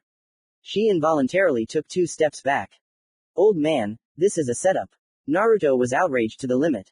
Folding his arms across his chest, he walked away from him, showing his enormous resentment with his whole appearance. Naruto, Sakura, there was no order to stand down. Kakashi shouted at his charges. If you were given an order, then please carry it out to the end, regardless of what you might have heard. Take an example from Sasuke, he is well trained. But, teacher, I still agree with them, said Sasuke, who at first also intended to step away. It's never too late to teach discipline. Hatake turned to Yutani. I take it there's no need for us to accompany you anymore, Benjiro-san. The man smiled good-naturedly and answered as if he was not in a hopeless situation. You're right, there's no need. Then, the Jonin stepped aside, allowing Renzo to finally pass and chain the criminal's hands. Thank you for being a pleasant conversationalist. Thank you for joining us, was Yutani's return of courtesy. He allowed himself to be led away, but remained unperturbed, with his back straight and proud. The soldiers, flowing around team number 7, walked away, stamping their steps on the dry ground and raising columns of dust into the air. Soon the street was completely empty. Even the residents did not dare to leave their houses, being under the impression of the action unfolding before their eyes. An awkward silence hung within the team, as if they had witnessed something shameful.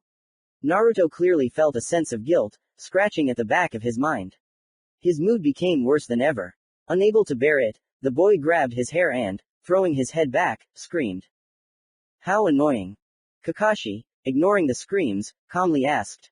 Shall we stay and rest or head back right now? And don't be so upset, you'll see all sorts of things in your practice. Naruto seemed to be just waiting for this question. He immediately stopped suffering and, with feverish fire burning in his eyes, shouted over the answers of his teammates. We're staying. I'm terribly tired and wouldn't mind sleeping for an hour or 2. Once we've gathered our strength, we'll also go to the Pearl Country. Why? Sakura asked in surprise, exchanging glances with Sasuke. What do you mean, why? Isn't it obvious? We'll give the old man his things back. Naruto pointed at the piled-up cargo that was of no interest to the people who had come for Yutani. And when we give it back, he clenched his fist and raised his hand up, I'll give him a good beating for this setup. What do you mean? Sasuke decided to clarify, as a worm of doubt began to gnaw at him. Kakashi answered for Naruto. Our merchant did not shed light on his secret even when, it would seem, there was no point in his silence, and for some reason he surrendered himself to captivity without complaint, so easily leaving behind his beloved craft. And it is somehow strange for a man who makes sweets and cannot stand violence to kill a king. But you yourself said that we should no longer protect him. Or do you want us to disobey you? A paradox. And do we even care what happens after? Sasuke emphasized the word, our mission. I don't know about the two of you, but one of them will definitely disobey no matter what I say. Kakashi chuckled and nodded towards Naruto. And that's exactly what we can't ignore, so we'll have to throw all our efforts into trying to stop the Joker. And if his faith in that person doesn't pay off, he'll be punished. Even I don't know what awaits him. Naruto, leave it, Sakura's voice was pleading. No way. Until the old man fulfills his promise, I won't return to Konoha. I don't give a damn about your politics, murders, and so on. I just want to try those incredibly delicious sweets again. Chapter 7.4. Force majeure. Only about an hour was spent on rest. Even Sasuke, who was more tolerant of external stimuli, could no longer sit idle, enveloped by the dry stuffiness of Karakara. Sakura, huddled in the corner furthest from the open window, fruitlessly fanned herself with a towel she found in the closet. The sun, apparently, had no idea that it was still a long way off until midday. It generously saturated the local air with heat and, as a blurry, untidy spot, was rapidly approaching its zenith, mercilessly licking up the morning stars with its rays along the way. Kakashi was reading a book, and every time he lost track of the current line due to lack of concentration, he quietly got angry and frowned. The tiny room in the cheap hotel menacingly loomed over its guests, as if holding them in a cage of uncomfortable helplessness and irritating misunderstanding. Sakura and Sasuke, on top of everything else, were experiencing anger, restrained by their will, as their comrade was completely out of the situation. Naruto, busily putting his backpack under his head, was sleeping a truly healthy and deep sleep. It seemed that recent events had been completely forgotten by him or simply lost their significance for him. All his enthusiasm dissolved in the heat and then appeared on his skin as a silent proof that the location of Team 7 was by no means their native village, hidden in the refreshing shade of foliage. After the allotted time for rest, the shinobi got ready to hit the road again. The attempt to make Naruto wake up turned into a large-scale event. To all the words about it being time to go, the boy responded with forced, awkward sounds and curled up into a ball, trying to become so inconspicuous that everyone would forget about him and leave him alone. At first, Sasuke patiently rolled his comrade from side to side, thus almost wiping the tatami of the entire room with him, but then he got tired of it and began to twist Naruto's ears. He hummed loudly and randomly threw his fist into the air, hitting the cheekbone of the Uchiha, who was absorbed in his work. The heir of the great clan wanted to fight back, but the change remained in the pocket of unspilled rage. Sakura got ahead of him. In her indignation, she grabbed the sleepyhead by the ankles and dragged him to the window with the obvious intention of throwing him out. The Jinchuriki, sensing something was wrong, immediately threw off the last shackles of sleep and in desperation grabbed the first thing that came to hand with a death grip, the belongings of their now former customer. Kakashi, who had been watching everything from the sidelines until now, finally decided to intervene, fearing that the goods stored in numerous backpacks and baskets would be at risk. You there, be careful. Naruto, you wanted to return Benjiro-san's things. Don't you think he'd be happy to see them in such an unpresentable state? Sakura became embarrassed and let go of Uzumaki. He, taking advantage of this, immediately crawled to the side, skirting the aforementioned objects. Hitaki ran an appraising glance over the pile of things in the center of the room and, apparently having decided something for himself, picked up his backpack from the floor and fished out a scroll. Having made sure that it did not contain any writing, he placed it face down on Utani's things and, having performed a short series of seals, touched the scroll with his palm. It began to sink down before his eyes, since for some completely incomprehensible reason the backpacks and baskets began to disappear, and very soon he was left lying on the floor alone. The children, their mouths open in surprise, crowded around the scroll. They looked at it tensely and even a little apprehensively, as if it would suddenly come to life and attack one of them. Kakashi chuckled, pleased with the reaction. What the hell was that? Naruto voiced the other's thoughts. A sealing scroll, the Jonin replied, picking it up from the floor and putting it back into his backpack. A very useful thing, I must say. Jiraiya-sama, the Sannin who was always on the move, taught me this once. That's why he used it a lot, so as not to have to carry all the weight on himself. The spark of blazing delight was mercilessly wiped off the fuse as Naruto and Sasuke digested the information and drew the necessary conclusions. Then why did we carry all this on our backs? They both shouted, outraged to the limit. The copy ninja smiled a good-natured, almost affectionate smile and explained in the same tone. My job is to mock you in every conceivable and inconceivable way, because I am your teacher, not your mother, ready to wipe your nose, guessing the need to sneeze a good half-hour in advance. Now I have relieved you of the burden only because I would not like to have ballast slowing us down. The boys glared at each other and calmed down, coming to the unanimous agreement that they would not be able to crack this nut. After getting themselves together and ready, the team left the inn and then went outside the city. Without Benjiro, they could move quickly, so the wasteland soon gave way to a more pleasing landscape. It became easier to breathe, and it was no longer so hot. The ninjas strictly followed one direction, heading west. It was decided to sit on the tail of the convoy and sneak into the territory of the Pearl Country. And since there were not so many options where a large number of people could pass unhindered, Kakashi concluded that the procession was most likely now moving along the nearest highway, which became the shinobi's target. In a short time, they managed to cover a distance equal to what the Pearl soldiers had covered in an hour. Therefore, when many silhouettes emerged from the horizon, the Jonin gave the order to slow down and continue moving in this manner. However, Kakashi soon realized that something was wrong. Although they walked slowly in order to maintain their distance, but at the same time not to lose sight of the convoy, the distance did not remain equal as expected, but inexorably decreased, giving a small and not very serious reason for panic. Have you decided to make a stop or something? Hitaki muttered. The closer they got to their target, the more audible the voices became. They merged into a single stream of chaos, and only one stood out from the rest. He called for order and gave orders. Kakashi could unmistakably identify who it belonged to. Koke Renzo. It seems something happened to them. Kakashi could actually see their plan starting to fall apart. He sighed resignedly and nodded to his charges, we'll have to intervene. None of the children wanted to meet again with an armed detachment hidden behind their breastplates like canned food in a tin, but there was nothing to be done. The view in front of the shinobi was most interesting. The team looked dumbfounded at the pretty battered soldiers. Although none of them were seriously wounded, each of them had acquired a battle mark. Those who had suffered the most were resting, sitting right on the road. The fake knees got off with only a fright, but they were still fussing around him, trying to restore the peace of mind of the pampered nobleman. Here and there, annoyed faces flashed. So, the crisis was over, nothing terrible had happened, but an unpleasant aftertaste remained. That's exactly how the Jonin saw it. Strange to the point of horror. Before Kakashi could get attention and ask what had happened, one of the soldiers noticed them and, in anger, drew his sword from its sheath and pointed the tip of the blade at them. It's them. His voice rolled like an alarming ball towards the others, forcing them to look in that direction and also go into combat readiness. Renzo emerged from somewhere and strode towards them. Keeping himself from showing any strong emotions, he stopped a little way from Team 7 and said without any preamble. In vain, ninja, we let you go. Did you really think that it would be so easy to deal with us that you come here with the air of victors, wanting to enjoy the triumph? I hasten to disappoint you. Nothing came of it. He glanced at Sakura, then at Sasuke, and when he landed on Naruto, he instantly lost his steely composure and turned pale. He looked like a burglar who mistook a prison cell for a rich man's abandoned home. Koki recoiled and clutched the hilt of his sword convulsively, his jaw trembling and his eyes fixed on Naruto, who was clearly not very flattered by the attention. But how? You? Maybe you could calmly explain what's going on here. And what's wrong with our good boy?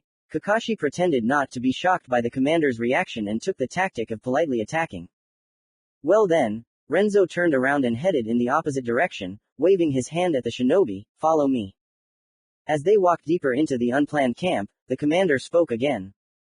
It hadn't been an hour since we left Karakara when a group of shinobi attacked us, making a lot of noise and then suddenly disappearing. They were all exactly the same, similar in build and height to you. He turned to look at Kakashi, and dressed in standard ninja clothing. The only one who was different was the one we managed to subdue. He led them to a tent erected on the side of the road and, pushing aside the tarpaulin a little, let the team in. Several soldiers were guarding the tied-up and unconscious Utani Benjiro, and sitting in the same position. Naruto. The real Uzumaki Naruto. Sakura let out a surprised cry and stared at her teammate. Sasuke-kun, you see the same thing as I do, right? Uchiha nodded slowly, as if he doubted whether this was true. Yeah, right. Kakashi closed his eyes so as not to see the triumphant expression on the tied-up Naruto's face. You surprised me, really surprised me. Hitaki pulled a kunai from his pouch and, before anyone could even think about why, slashed the blade across the neck of the boy standing next to him. Haruno covered her mouth in horror, expecting to see his body fall lifeless to the ground. But by all rights, the dead Uzumaki behaved in a more original way. He disappeared with a pop. I wasn't paying attention, the copy ninja complained to no one in particular, for whom everything had suddenly fallen into place. The clever bastard must have been planning his trick while still in Konoha, not even knowing for sure whether it would be necessary or not. He bought clothes that were suitable for Kakashi, and in the hotel, while pretending to go to the toilet, he created a shadow clone, and he himself performed a henge, taking on the image of a jonin. After changing clothes, he made more clones, now as if copied from Hitaki. While the original led his squad of clones on the heels of the convoy, the very first one remained in the hotel, called upon to lead them by the nose. Kakashi had an overwhelming urge to praise Naruto for his masterful use of shadow cloning, while also taking into account the fact that the boy had learned the technique from a forbidden scroll, most likely during the Mizuki incident, but he kept his desire to himself and asked sternly. Naruto, what do you mean by this? You had to speak very carefully so as not to make any mistakes. Since Uzumaki had started all this, you had to play along, trying to make it as believable as possible. How dare you take liberties? Under the searching gaze of everyone present in the tent, Naruto puffed out his cheeks and demonstratively turned away, muttering inaudibly. Because I wanted to. Because you wanted to. Sakura couldn't believe her ears. Do you even realize what you're wearing? This could escalate into an interstate conflict. Will you be held responsible for this? Kakashi was grateful to the heavens for having blessed this girl with a special sensitivity, which was right at hand now. Sasuke, however, wisely kept silent. Jonin saw that Koki didn't fully believe in this whole farce, so the question that came next didn't take him by surprise. Why did you follow us then if you had no idea what your protege was doing? Kakashi had prepared his answer in advance and said as casually as possible. You didn't take Benjiro-san's things. I thought that since he was such a dangerous criminal, maybe there would be something incriminating about him among them. We just wanted to give them to you. The commander relaxed. Kakashi saw it in his slightly drooping shoulders and smooth forehead. They believed them. And where are they? I sealed them in a scroll. Should I get them? Renzo thought for a moment and after a while answered. No need. Let them stay with you for now, we wouldn't want to burden the soldiers with this. And you, as I understand it, will go with us, because we can't let your comrade go. He will also be placed behind bars awaiting sentencing. Will they kill him? Sakura asked in a low voice. Sasuke wasn't indifferent either. Naruto certainly pissed him off, but not enough to want him dead. We'll know on the spot, Koke said dryly. Chapter 7.5. What's in a name? Kakashi would have been angry about the mission's failure and the untimely desire of his protege, who, as the man guessed, did not care at all about the international situation, to throw a prank, but the anger froze in an embryonic state, having no incentive to develop further. People like Uzumaki lived by the principle of solving problems as they arose. They touched on what they could reach now, and did not think about how the consequences of decisions made and actions taken threatened to intertwine with each other in a thin but strong web and lead to unexpected results. Kakashi did not undertake to judge such an approach to life, since he himself was not sure of his attitude towards it. Despite all the downsides, the Jonin could understand Naruto's position. If you only care about an unknown future leading to something, then there is a chance that a small and perhaps insignificant detail will be overlooked, which can result in a large-scale and disappointing outcome and simply spread a corrosive turbidity on the surface of the soul. Kakashi wasn't angry, he was laughing.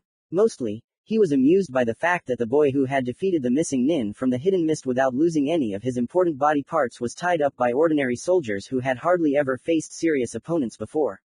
Secondly, Hitaki was perplexed by why the escort, led by a seemingly far from naive commander, was so sure that a ninja could be deprived of freedom of action only by tying ropes to his hands, while almost every diligent student of the academy more or less decently mastered the technique of getting rid of bonds. Naruto was leading the game, and Kakashi was interested. When Benjiro finally came to his senses, the broad-shouldered giant, who had been carrying the unconscious criminal on his back until then, which was basically his own fault, he shouldn't have put in so much effort to show the unresisting prisoner who was boss here, was delighted and eagerly dumped the load on the ground. Although the sun was beginning to wane, there was no hope of any comfort in the closed clothes and chest plate, and if you add Yutani's extra kilos to that, it became completely joyless. But before the soldier even had time to straighten up and feel relief from his aching muscles, Naruto, who had recently been walking briskly, buckled his knees and rolled his eyes. The man groaned and hoisted the boy onto himself, leaving Benjiro in complete confusion, completely unable to understand how he had ended up among them, and also tied up. Naruto opened his eyes as soon as he heard the familiar sounds of dripping water. Looking indifferently at the bare walls of the dimly lit corridor, he stood up and walked along the path he had long since learned. Delving into the depths of his consciousness, the boy noted, not without irony, that this was the only place where, after a long stay, he did not experience attacks of suffocation. Most likely, he simply understood that, apart from himself and the impressive addition of the nine-tailed demon fox, there was no one to harm him, and if someone tried to shake the foundation of his consciousness from the outside, Naruto was sure that he would deal with the provocateur before he managed to achieve his goal. The greatest danger, as he believed, came not even from a clot of powerful energy, but from himself. What, if not your own shattered mind, can deprive you of sanity? A few more turns and Naruto found himself in a brighter room, large enough to comfortably accommodate a large biju. The fox was dozing, his muzzle resting on his paws, and when he felt his Jinchuriki enter, he opened one eye and lazily looked at the boy. Did you come here yourself, or did someone try to send you here? Kyuubi asked pro forma, stretching.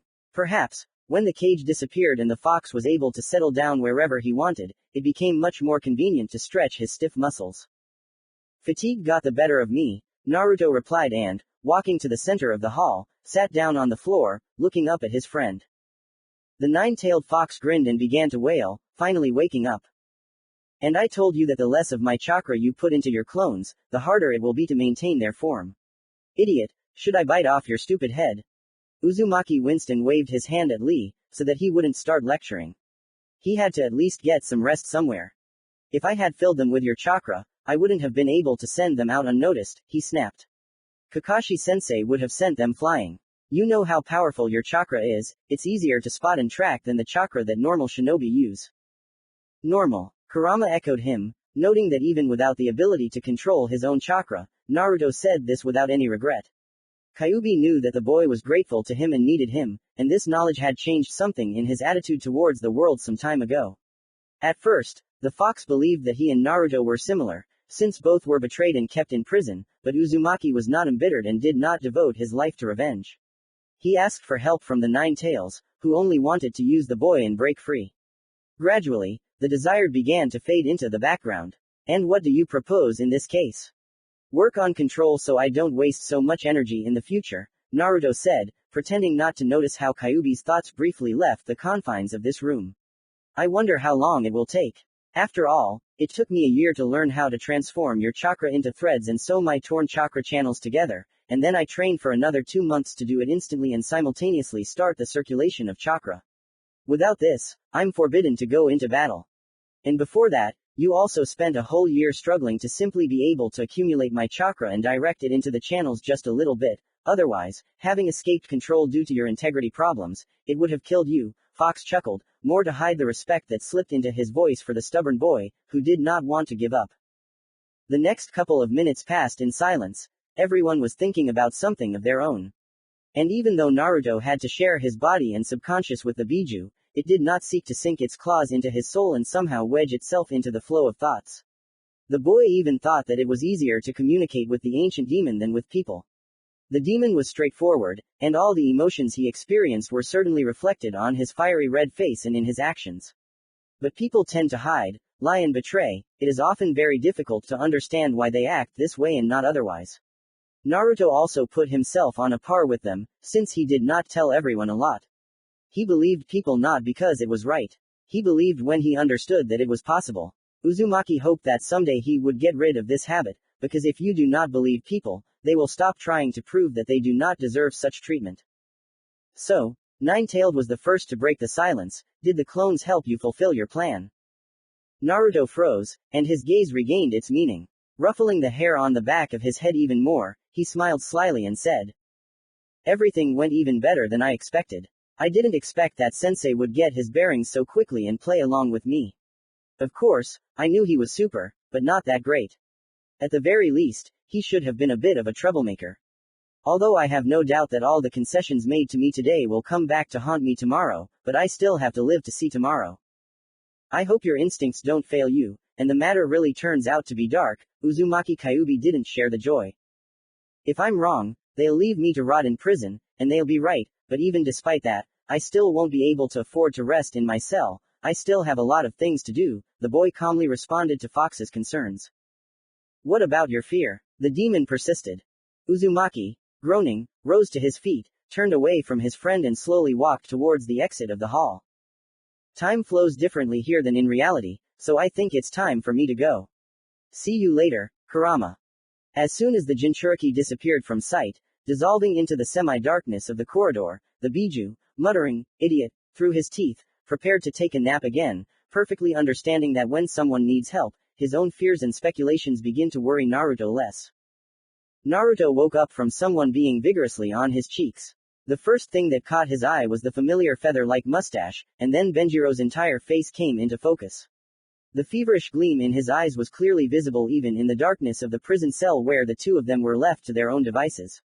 He had been unconscious for a long time if the procession had already managed to reach the country of pearls and put a couple of criminals in jail. But now the boy felt like he had slept enough for several weeks to come. Yutani didn't seem to have realized that his young comrade had already come to his senses. He continued to pound his cheeks with stern concentration, so when Naruto sat up abruptly, bumping foreheads with the man was startled and instantly froze, not even paying attention to the bruise. You've been sleeping for so long. Is everything okay? Their former client asked them solicitously, having recovered from the shock, adjusting his glasses that had slipped down due to the collision.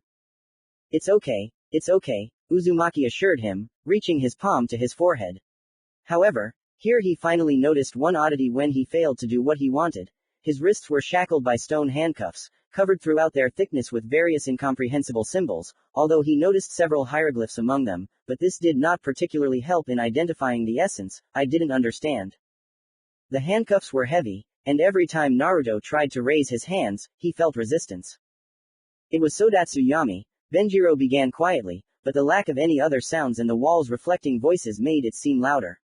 We were introduced to him before we were thrown in here, and that's when he ordered these handcuffs put on you, explaining that you were his special guest. Have you met before? Have you met? I've never even heard of this country before. Naruto indignantly slammed his stone shackles on the ground. Who is Sodatsu Yami anyway? He was the late king's advisor, and now he is with his son, who is preparing to ascend the throne. In short, another big shot. The Jinchuriki interrupted the further story about the advisor. In fact, I want to talk not about him, but about you, old man. I want to know the truth about whether you really killed the king. The boy glared at the merchant, trying to find some weakness that would prove his guess. But Benjiro seemed to have none. He returned the gaze calmly, his hands resting humbly on his knees. Thank you for your kindness and faith, Naruto, Yutani said after a short silence. However, I do not deserve them, since it was I who killed his majesty. Uzumaki jumped up and grabbed the man by the chest. His arms were shaking from the weight, but the boy did not dare let them go. The extra weight pulled Benjiro forward, and they bumped heads again. Naruto was in no hurry to pull away. Just don't tell me that I was wrong to start a mess so that they would throw me in jail too, where I could expose you away from prying eyes. With each word he shouted louder and louder, and then suddenly switched to a whisper. If you don't tell the truth and don't let me help you, then by your grace I will leave my bones on this earth. If you don't want to think about yourself, then think about me, you damn egoist. Naruto was jubilant. The float of the fishing rod thrown into the sea began to twitch, so all that was left was to pull it out and hook it. Yutani suddenly took a deep breath and bit his lip in despair. He took Uzumaki's words too seriously, and the pangs of conscience were already bothering him. After a moment of agonizing anticipation and internal struggle, the man agreed to tell everything. Naruto immediately let go of the stranger's clothes and lowered his tired hands, not without pleasure. Then perhaps we should start with the fact that the king's name was Yutani Naomo. Chapter 7.6. Forward to the past. The spacious hall, covered with wooden flooring and decorated with large carvings on the soft stone of the light-colored walls, was filled with battle cries and the metallic clang of swords rubbing against each other. Come on, Ben, if you don't do something, you'll lose again, the older man goaded, deftly going around his opponent's block and once again putting the tip of the blade to his unprotected throat. However, he himself was getting considerably tired after about an hour of fighting. His hair was sticking unpleasantly to his neck, and his usually neat bangs were sticking to his temples.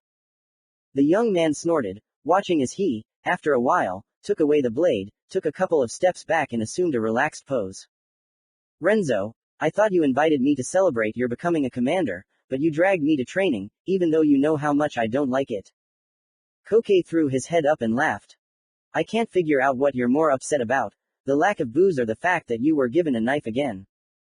Benjiro placed the sword in his palm and peered at its highly polished surface. Catching his own worried gaze in the reflection, he frowned. I wouldn't call it a knife. Oh, Buddha, his friend rolled his eyes, you are young, but you are so boring as if tomorrow you will be lying in a coffin. Besides, if you really want to, you can kill with the help of a hashi. Yutani immediately tensed up, feeling his body go rigid, and asked sternly. Do you have such a desire? Renzo stopped grimacing, knowing full well that he had touched on a rather unpleasant topic. His younger comrade was a peace-loving man who did not tolerate violence, although, in the opinion of the commander of the 4th Squad, he was a very capable warrior, but the fear of causing harm to anyone always held him back. Benjiro believed that the country could and should be led along a peaceful path. Don't be silly, Ben. Of course, I have no such desire. But if you haven't noticed yet, we have one of the most powerful countries right next door. However, it's not even that we should be afraid of, since it's unlikely to dare attempt to seize us without good reason, fearing to provoke indignation from the other advanced countries. Pearl is rich and successfully prospering, and this gives reason to believe that less well-off countries will want to grab a piece of our prosperity, and this is despite the fact that we always provide assistance to those who need our help. If they don't have an army, then nothing prevents them from hiring ninjas. These guys are masters of their craft. Would hidden villages undertake such a thing? Yutani wondered, quickly imagining a map in his mind's eye and noting that their geographical position was good for cooperation and dangerous for invasion, since they were open from both land and sea. They don't, but you can always find a loophole in your code of honor, convincing yourself that personal intervention is necessary. At the same time, there are many Nukenin roaming the world. They will kill even a god for you if you pay them for it. Benjiro could have argued that no one could get a god, but instead he remained silent, turning over and over in his head the words his friend had said. And how did intrigues manage to overlap so skillfully under a completely harmless background? The young man did not know whether he was happy to have honesty and pacifism, which prevented him from being a talented politician and warrior. But since he had them, he had to take his priorities into account. Are you going to stand there, or maybe we should continue? Renzo decided to go back to where they started. If you beat me, we'll finish. Benjiro sighed in resignation, realizing that he had nowhere to go since something had hit him in the head, and got into a fighting stance. Taking advantage of the time that Kuke had given him to collect his thoughts, he smoothly, so that his trick would go unnoticed, slid his gaze over their surroundings. The creeping stems of wild grapes, spreading along the sloping roof of the semi-open hall, hung down like a screen, blocking those wishing to train from the sun. It was they that caught Yutani's attention. He had not yet fully realized his plan of action, but his body had already begun to execute it. Grabbing the sword closer to the guard and holding it perpendicular to himself and slightly diagonally, he bent his knees and tilted his body, just as Renzo had taught him to carry out a quick attack. A direct attack, Benjiro knew, would never work on a strong commander who could take strong blows and not move from the spot, so Yutani, springing on his bent legs and maintaining balance, rushed at his opponent, sharply and often changing the trajectory of his movement. Here Koke was expecting a strike from the right, having managed to see that Benjiro's supporting leg was wide forward, which allowed him to stand still and make a powerful attack, when suddenly, having waited for his older comrade to shift his weight to the left side, he jumped up, changed his leg, and, having spun on his heel almost 180 degrees, struck the unprotected body with the back of the sword. Having thrown his opponent off track for a couple of seconds, Benjiro managed to push him to the edge of the platform, and then completely force him to step off it. But the hail of lightning-fast blows did not stop there. The man continued to press on his friend, as if he did not know that this would not cause him significant damage and that he would only exhaust himself. Benjiro was waiting for something. When the sun rushed into Koke's eyes and forced him to close his eyes, he immediately understood his friend's intention. The further from the building, the less its roof blocked the sun. Forced to lose the ability to see, Renzo felt a cold on his neck. I won. Yutani's voice clearly showed a smile. He was pleased with himself for being able to come up with a way to end this pointless battle quickly. Congratulations, Ben, Renzo said with genuine joy. Now let's go, your future majesty, I'll treat you to some sake. The conversation with Renzo over a glass of sake worried Benjiro. His friend informed him that most of the state budget was now spent on maintaining the army. The ranks of fighters had increased significantly compared to 2 years ago. It would seem that salary and numbers should balance each other out, but the tipsy Koke began to whine that he would be paid even less than he had been promised a few weeks ago. Such impetuosity was alarming. His friend, of course, had clearly explained why their country needed military forces, but it looked like the supreme commander, who was also the king, was about to throw them into the offensive any day now. Who was he going to fight? Who was he trying to protect himself from? The heir to the throne did not like the way Sodatsu Yami had been acting lately.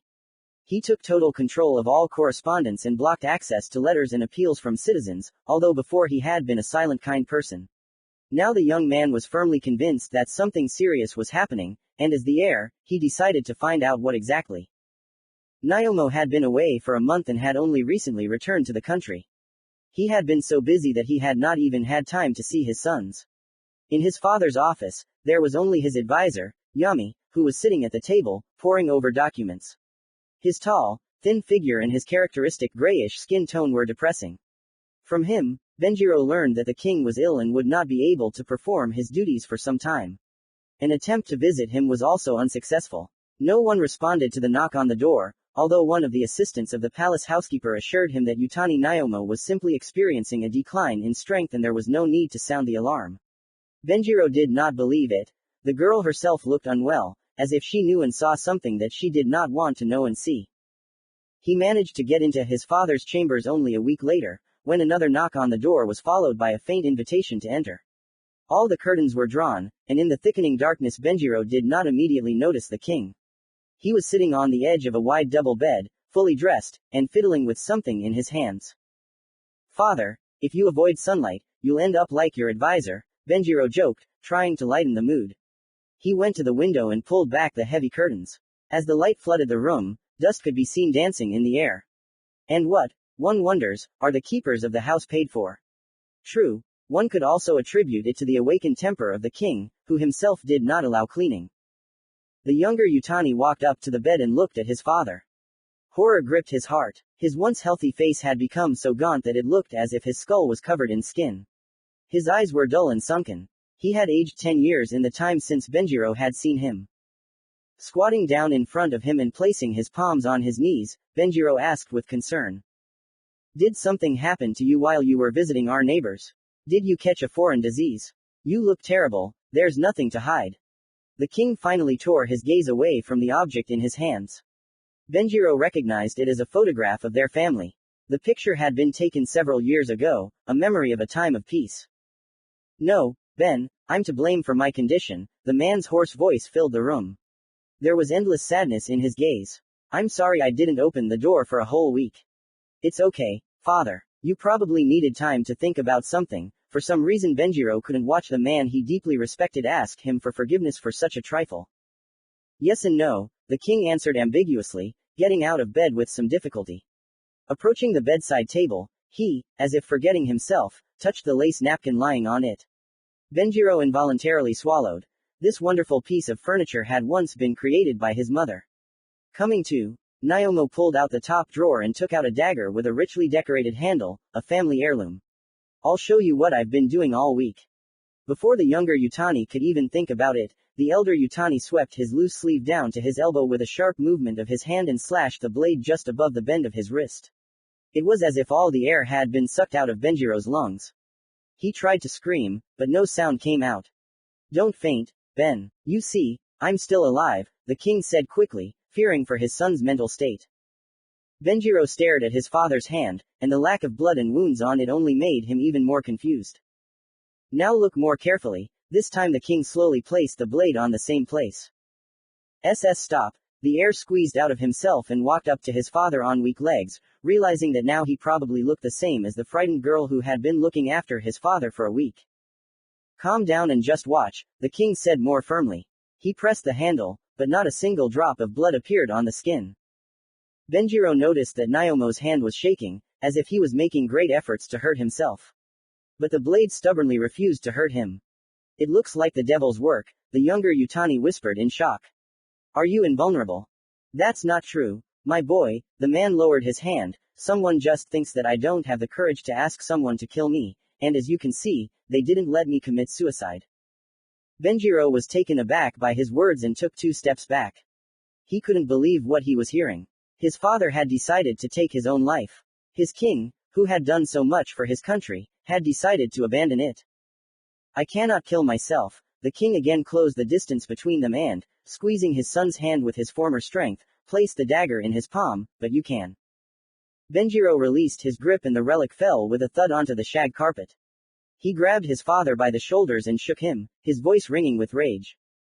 Why the hell are you asking me for something like this? What had to happen to turn a strong-willed person into a pathetic slug? I've done a lot of terrible things. What things? Don't talk nonsense. I missed the moment when I followed Yami's lead. At first, I simply listened to his advice, and then gradually began to unquestioningly do whatever he said. Thanks to his efforts, I was overcome by persecution mania. I was afraid that our small and peaceful country would be drenched in blood. Sodatsu convinced me that if you do not want to be defeated, you must do it first. And you began to expand the army, taking money from the people. Benjiro continued for him, imagining the advisor's neck crunching in his hands. For the first time in his life, he wished someone dead. True. But that wasn't the end of it. I sent people to recruit renegades from ninja villages and dissatisfied Ashigaru from the Land of Iron. As you can imagine, that cost a lot of money. I was in a daze, but when I finally woke up and realized that I was leading the country to desolation and war, there was nothing I could do. What do you mean? Asked the eldest son, trying to save his anger for the end of the story, and for now listening attentively to his parent. I began to notice that sometimes I lose control over myself, as if demons had taken a fancy to my soul. I can forget what I did an hour or 2 ago. It also happened that several days would slip out of my memory. Damned Sodatsu forced me to do what he wanted, and as soon as I wanted to resist, I found myself in unconsciousness again.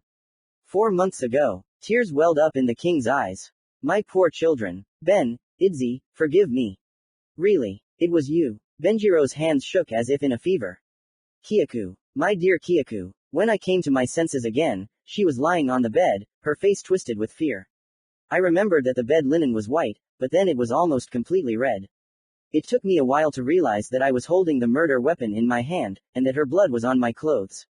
Thus, I was shown that I must be obedient in order to protect you. A buzzing sound echoed in Benjiro's head, and he mercilessly hit his temples. His body suddenly became so heavy that the young man could not bear it and fell to his knees. Grabbing his hair, he silently sobbed, burying his face in the carpet. Now he was experiencing the death of his mother for the second time, who, as everyone had previously thought, died suddenly from a rare and incurable disease. But he could not even imagine the pain his father had endured. I don't want to be a puppet anymore, Ben. There was a rustling sound as Naomo sat down next to his son. He took his wet face in his hands and looked into his eyes. I must be punished for betraying the country and my family. No need, Dad. Tears came to his eyes with renewed vigor as soon as Benjiro realized what the king was getting at. I will be of no use to you alive, and my death will help eradicate the infection that has settled in our lands. You will be executed for my murder. I cannot allow it. Naomo stood up and walked over to the bed. From under the pillow he pulled out a folded piece of parchment with a crest on it and, returning to Benjiro, handed it to him. Give this to Idzi and flee the country. Your little brother will become Yami's new puppet, but if the country is left without a ruler from the royal family, it will panic and destroy itself. So, Ben, please come back one day and save your brother. Save the people. And now. Naomo wiped the tears from his son's cheeks and placed the dagger back into his hand. Long live the king. Hashi, Japanese, wooden chopsticks. Ashigaru, Japanese, a type of light infantry, the most numerous part of the samurai armies, their lowest representatives. Chapter 7.7. Troubles don't queue, they come all at once. Naruto listened to Utani's measured narration, and he felt terrified. Not a single muscle moved on the man's face, even when he reached the bloody scene of his father's murder. Grief for the dead man and fear for his younger brother, the only family he had left, ate away the hatred and dried the tears. Naruto noticed that beneath the impenetrable exterior, Benjiro looked deeply guilty. Guilty not for the king's death, but for failing to carry out his final order. Without even realizing it, Benjiro bid farewell to his brother and lowered his hands. It was as if the man saw on them not only the blood of Naomo, but also Ig and his people. Uzumaki pulled the edge of the neck of his white t-shirt and felt the first drop of nervous sweat run down from his temple, making its way down. The feelings of the heir to the throne filled their cell like a gray lump, the space of which suddenly seemed narrower to the boy. Squeezed from all sides by the walls and forcibly covered by the ashes of Utani's past, Naruto noted that it was becoming harder to breathe. And let me guess, Naruto shook his head several times to clear the illusion. At that very moment the doors swung open and the king's youngest son flew into the chambers and found his brother standing with a bloody dagger over his father's body spread out on the carpet. Benjiro chuckled bitterly, continuing to stare blankly at the wall behind the Jinchuriki. It's trivial, isn't it? And how did you get out of this situation? Naruto asked, sincerely not understanding why Utani hadn't been captured back then, 4 years ago. I suppose it was the letter my father told me to give to my brother. Idzi was so shocked that he couldn't move. He probably refused to accept the facts that had been thrown in his face. His father was dead, and the murderer was his own brother. As I passed him, I stuffed the parchment into his trouser pocket and then hurried out of the country, taking with me some money and a swift stallion from the royal stable. Judging by the fact that there was no pursuit, Idzi read the letter and carried out his father's will. True, the nobles who were visiting the main house, who had flocked to me at the noise, pounced on me with questions like a flock of hungry vultures. It was impossible to fight them off with words, but the blood-stained dagger, which for some reason I did not throw away, spoke much more eloquently. I had to work with my fists to clear a path for myself. Among them was the already familiar to Unis, his real name is Nedzumi. I am sure he was the one who made a mountain out of a molehill, as if I was going to send them to their forefathers too. Naruto couldn't help but let out a sarcastic laugh. Benjiro looked at him questioningly and grimaced reproachfully, as if asking what was so funny about it. A fog began to seep into Uzumaki's head, clouding his eyes with a milky haze. However, despite this, his mind remained clear, and the boy was going to convey the thought he had caught somewhere on the periphery to the man. Your daddy simply sacrificed you, old man. As a sign of sympathy, I would pat you on the shoulder, but my arms are falling off. Naruto spread his palms, clearly confirming his words. Utani was outraged by what Uzumaki had said, but he couldn't deny that it had hurt him far more than he would have expected. Are you judging him rightly? The prince tried to reason with the boy. Okay.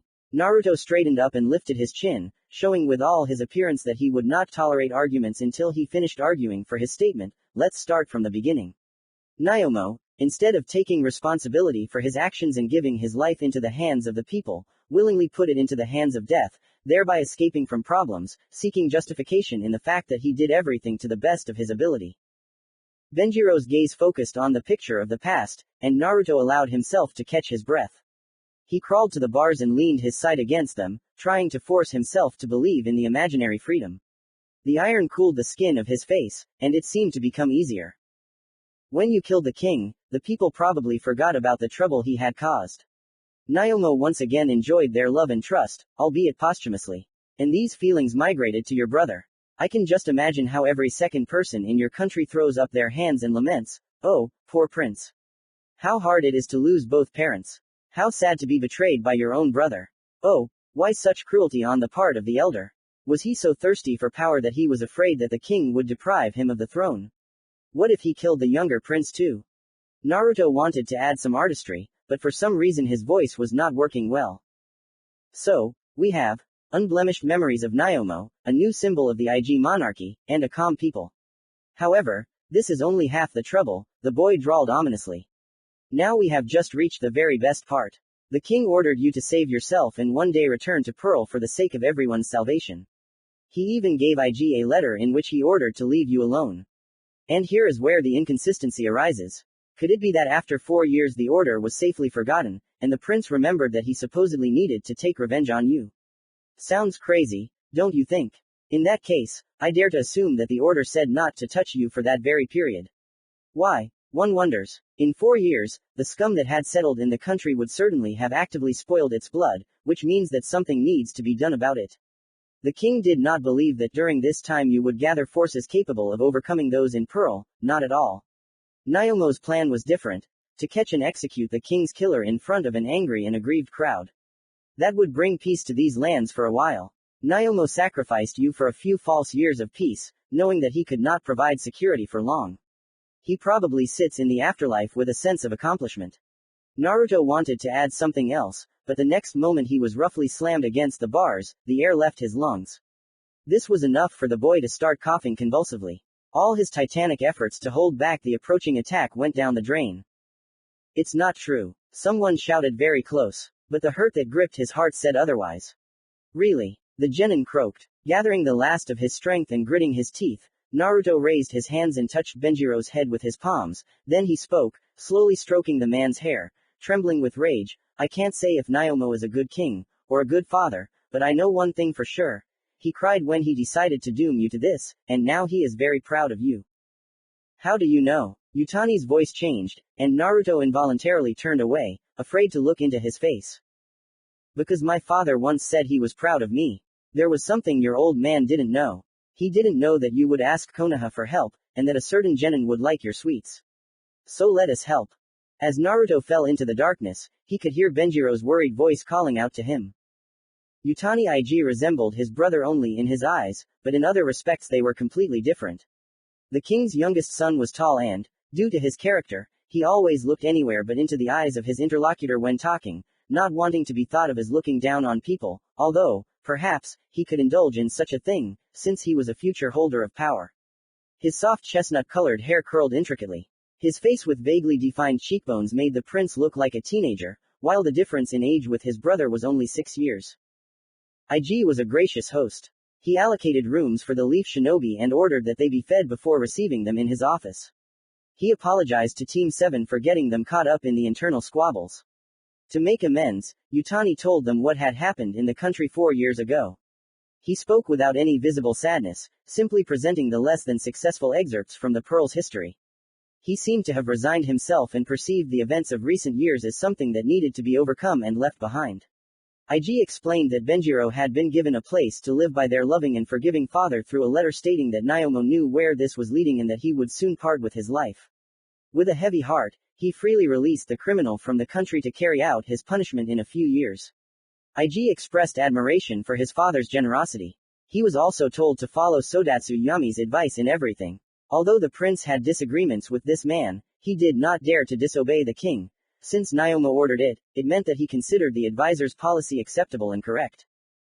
Kakashi, who still had fresh memories of his first meeting with Yami, was convinced that in terms of influence, Yami resembled the future king much more than the legitimate heir.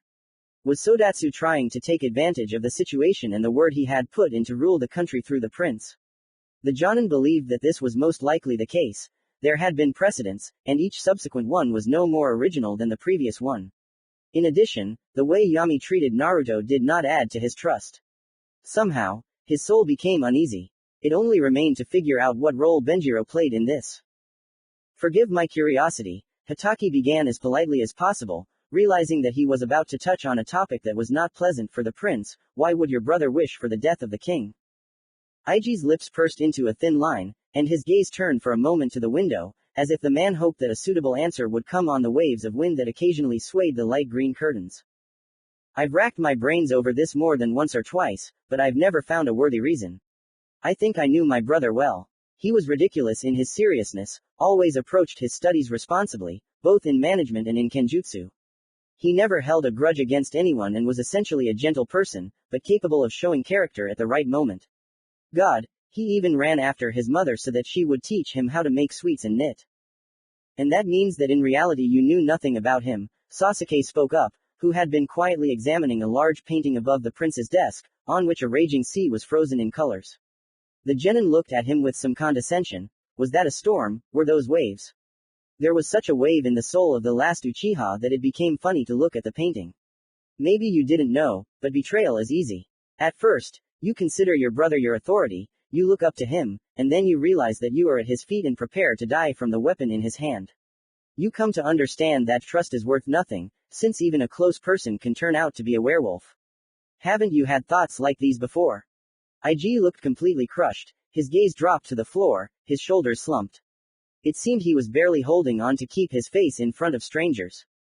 Sasuke was overcome with triumph. Life had once again proven to him the simple truth he had discovered 7 years ago. He dove headlong into a wicked, twisted joy.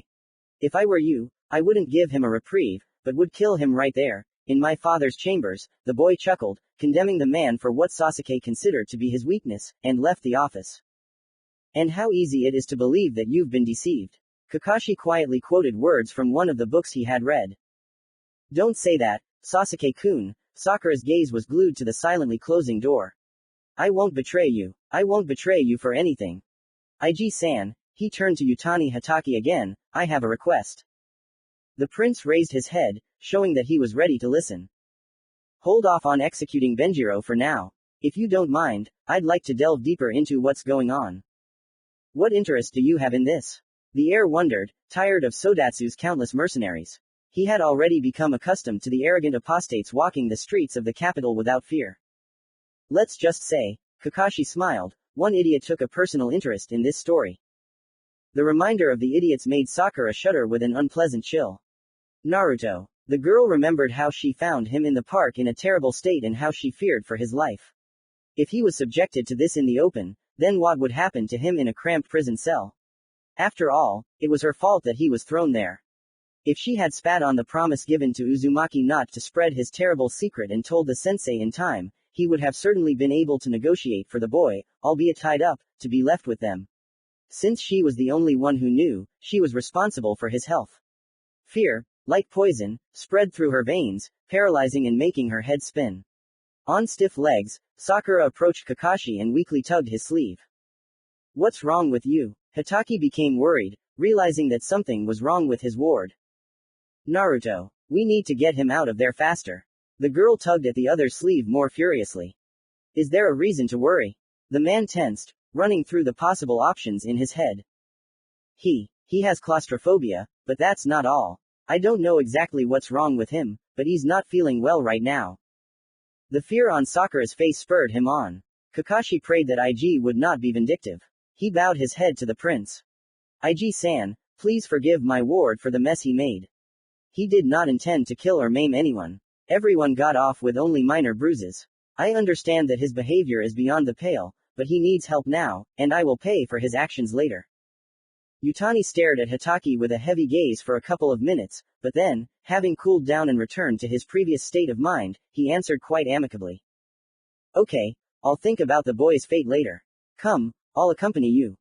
It seemed like the journey to the prison block took an eternity to Sakura. Her mind was filled with all the horrors that could be happening to her teammate at this very moment. If she had known the way, she would have already raced far ahead, leaving the men behind as if they were dragging themselves along. But all she could do was hold herself together and hope for the best. The prison block was a crude two-story building without any architectural flourishes. It went underground for several more floors, stirring the imagination with ideas about what could be lost in the gloomy corridors. Idzi entered the building first and almost tripped over a body sprawled on the floor. The pool of blood beneath him required no further action to determine whether the person was alive or not. Someone killed the guards. The prince's voice was steely. He drew the sword attached to his belt. I expect we'll find more corpses further on. Kakashi and Sakura exchanged glances and also pulled out their weapons, then followed Yutani. The heir was right. As they went down, they found not only the guards dead, but also the criminals imprisoned here. The unknown person seemed to have decided to completely clear this place. If only it works out. If only it works out.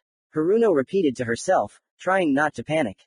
She had never seen such a picture before, and her still fragile nerves were not ready to accept the harsh realities of this world. The blood made her sick. Jonin was less prone to worry. He doubted that Naruto could be easily killed, because this kid was made of completely different stuff than his peers, who had just graduated from the ninja academy. But Sakura's words slightly undermined his usual coldness. By the time they reached Benjiro in Naruto's cell, no one had attacked them. Kakashi hid his kunai in frustration, realizing that there was nothing more to catch here, and no one else's presence was felt either. That was where the relatively good news ended. The camera stood empty. Chapter 7.8. A sharp turn of events. Probably, in such a situation, Sodatsu Yami should have felt some irritation, but neither his face nor his actions showed it. His hands lay meekly on the smooth surface of the table, and his straightened shoulders and overly straight back added even more unnaturalness to the overall picture. The dim light of the wall lamp, deceiving the eyes, gave the already sickly-looking skin a greenish tint. Was it necessary to kill everyone?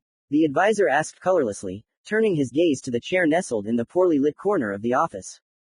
The man sitting in it leaned his palms on the armrests and leaned forward.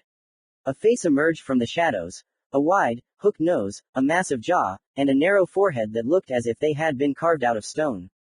The man blinked rarely, which made his gaze seem too intense. Not necessarily, but you don't pay that much to look for entertainment in other places for such a ridiculous amount. The interlocutor grinned and leaned back again. The audacity of the answer did not impress Sodatsu in the least.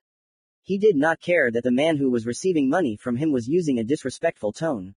The weight was something else entirely. Yes, I put you in charge of 4 commanders, but that doesn't mean you have the right to exceed your authority, Futokugi-san. You gave me unnecessary trouble with your stupid whim, when all that was required was to take the prince and his little friend to the main square of the capital and put them in stocks. What's the problem? The mercenary raised his voice. He hated being scolded. Except for a couple of unplanned corpses, everything went like clockwork. Except for the enraged IG, everything really went off without a hitch, the advisor filled in the blanks. It was easy to convince him that the massacre was carried out by one of the king's ardent admirers, and that a couple of the hostages he was so interested in were taken out before the incident. But the leaf shinobi accompanying him is not so naive. I immediately realized that he did not believe a single word I said. In this regard, I would like to speed things up. So, Futokugi's voice trembled with anticipation, the date of Benjiro's execution is being moved up to a day closer. And what about indulging the people hungry for cruelty? This is not the time to amuse the people. I don't want Hatake Kakashi to have time to ruin everything. The mercenary suddenly jumped up from his chair and stood opposite Yami on the other side of the table. His smiling face looked frightening. So the Sharingan Kakashi himself has come to us. What luck. You can't find one like that even for a tidy sum. Do you know what the difference is between us? He is famous, while my name is only heard by a narrow circle of people, but I am not inferior to him in strength, no, I even surpass him. I'm not interested in that. As long as you think you can handle him, the rest is none of my business. Yami's indifference dampened the enthusiasm of the fighter who had gotten going. He once again became like an unshakable rock. By the way, why do you need that boy? If you don't need him, let him go or kill him. Oh, don't worry, something vaguely resembling a sense of triumph seemed to flash across the advisor's impassive face for a moment. He's my concern. Futokugi shrugged, not wanting to argue, especially since there was another issue on the current agenda that needed to be discussed. Moving slightly away from the table and twisting his lips into a grin, the man said. This morning, 2 more people expressed a desire to join our ranks. And Pearl's popularity is growing. I hope that someone else, besides the Konoha dogs, will come running here. Before that happens, it will all be over, Yami hastened to assure him. And who are these people who asked to join? The advisor was slightly interested, since it was not every day that one saw such a satisfied expression on the face of a murderer. The mercenary shook his head, testing his superior's patience. He jumped back to the door and tapped it meaningfully with his index finger. Why should I ruin your surprise, Sodatsu-san? From his side, the polite address sounded like mockery and could entail a certain punishment, but Futokugi had already managed to see during their cooperation that it was impossible to read the emotions on Yami's face, and even the advisor's voice always remained colorless regardless of what he was talking about, so it was difficult to predict when the line that should not be crossed began to loom on the horizon. The man hoped that his inappropriate actions would pay off with the subsequent result. As I understand it, you've already brought them here. The country's second-in-command assumed, banking on the willfulness of his subordinate, and, after waiting for a short nod, casually waved his hand, allowing the strangers who had already managed to make a noise to be let in. Scala didn't hesitate and immediately ran out the door. He returned a couple of minutes later, leading 2 figures wrapped in long black robes. Leave us, Sodatsu ordered him, giving a signal that meant to post a reinforced guard in case the 2 who had entered wanted something more than to be in service. After only 3 of them remained in the office, the robes bowed politely. Or so they wanted it to seem. Sodatsu noted the relaxed manner of the taller figure and decided that she was the elder of the duo, so the next moment he addressed her specifically. How did you find out about the recruitment of mercenaries? This question was extremely important, as Yami had to know how far the information had spread that some kind of movement was taking place in the peaceful country. A quiet male voice answered without any tension. It all happened by chance. My companion and I were heading to the Bear Country, moving in the shade of the trees along the main road, when suddenly we came up against a whole procession. I would be lying if I said that I didn't want to attack, wanting to get hold of something useful. Balakan fell silent, from which Yami concluded that he needed to enter into a dialogue, thereby turning the probably rehearsed speech into a spontaneous conversation. And this procession, of course, was not a simple convoy. The guest clearly liked that they decided to play along with him, which is why the next words sounded quite cheerful. True. They were warriors from a country unknown to us, but despite this, we were still going to carry out our plan. Do you think you could handle them? You seem to underestimate us, the robe feigned insult. In my best days, I have dealt with even greater foes on my own. My sword has tasted the blood of shinobi of various nations and ranks. The advisor clasped his fingers and narrowed his eyes slightly, as if trying to peer into the face hidden behind the hood. I think, since you are here, you know what country that small army belongs to. It was they who brought you to Jemchug. But what stopped you from committing outrage? Hitaki Kakashi, whom I noticed in his ranks, an excited voice immediately responded. And he was clearly not there as a respected shinobi, rather, he was a prisoner who voluntarily allowed himself to be taken away. This seemed funny to me, and we followed the army. I see that Hitaki Kakashi is worried about more than just Odo Futokugi. Do you want to measure your strength with him? The figure reached behind itself and meaningfully touched a protruding object hidden under its robe. A weapon, Yami guessed. For people like me, there's nothing better, the ninja confirmed. Then you and your companion are just in time. The interference of the Sharingan Kakashi is highly undesirable. Too timely, thought Sodatsu, who was accustomed to mistrusting convenient coincidences. I'm hiring you. Introduce yourself, the advisor ordered. The hired men threw back their hoods. The first one's face was narrow and sharp, covered with bandages up to his eyes, which were also sharp because of his cold gaze. His appearance alone could say a lot, and Sodatsu definitely liked him. Momochi Zabuza, the mist swordsman, tilted his head to the side. I hope I can have fun under your command. Don't disappoint me, or I'll have to make do with you. Yami was impressed by the fact that the famous renegade had said it straight out. It slightly eased his suspicions about the unexpected reinforcements. You can be sure of it. The advisor turned his gaze to the boy standing next to Zabuza, who looked so feminine, graceful and innocent that doubts arose on their own. Isn't he too young? The child repeated his older partner's gesture, and his face lit up with a friendly, but by no means childish, smile. My skills will be useful to you. The advisor stood up and left the table. An idea that had suddenly crept into his head blew him away. Then maybe the self-confident little guy will do me a favor. The boy's smile never left his face. Without even looking at Momochi for permission to act, he bowed his back and replied. Haku will do whatever the master pleases, if the master in turn promises that Haku will be able to pick a whole bouquet of red flowers. Yami rubbed his palms in anticipation, pleased. The solution to the difficult problem that had appeared thanks to Hitaki Kakashi was right in front of him. The man was sure that both the swordsman and the bloodthirsty boy did not care how much they were paid, as long as they were allowed to have fun. In that case, boy, in 2 days at sunrise you will publicly execute the traitor prince and wound the Konoha child so that people will think that you killed him too. Can you handle it? Zabuza chuckled, as if he thought Yami's question was ridiculous. He gripped Haku's shoulder with his long fingers and answered for him. He will do it in the best possible way, so that the child himself will think that he has died. Chapter 7.9. 8 Red Flowers. His throat itched. He hadn't been given water for over a day and a half, and the weather, which had turned up at the wrong time, was stinging with hot rays of the sun and suffocating with heated air. An hour or two ago, Naruto got tired of counting. He asked the guard standing next to him to help him undress and received a heavy slap on the back of the head for his joke. His back ached, and the boy periodically tried to arch as much as his current unenviable position allowed him, but it didn't help at all. He could barely feel his knees, which seemed to have grown to the stone tiles of the capital's main square. Right next to him, Utani Benjiro was locked in stocks with a humble look. He endured what was happening to him with dignity. But even though, unlike Naruto, he was not only regularly given water, but also forced to eat food brought especially for him, after which he would cast a guilty glance at the boy, the man looked much more exhausted than his younger comrade. Uzumaki, who had not closed his eyes once during all this time, saw how he tried to get at least a little sleep, thereby tormenting himself even more. They didn't talk much. Mostly Benjiro simply asked Naruto for forgiveness for the fact that he found himself in the same situation as him, said that he was sorry. To that, the shinobi only snapped back briefly. Well, go on being sorry, stupid prince. Uzumaki was not going to explain to him that it was his own decision that led him here, that he was on his knees before the people of a foreign country only because he simply responded to a request for help that he was unable to provide. Yesterday, a huge crowd formed around the prisoners. Everyone was shouting something at the king's murderer, and it all merged into a single, drawn-out roar that was unpleasant to the ears. If it weren't for the detachment assigned to keep order, people would have torn the object of everyone's unrest to pieces long ago. The sight was truly horrifying. Weak people are more susceptible to outside influence.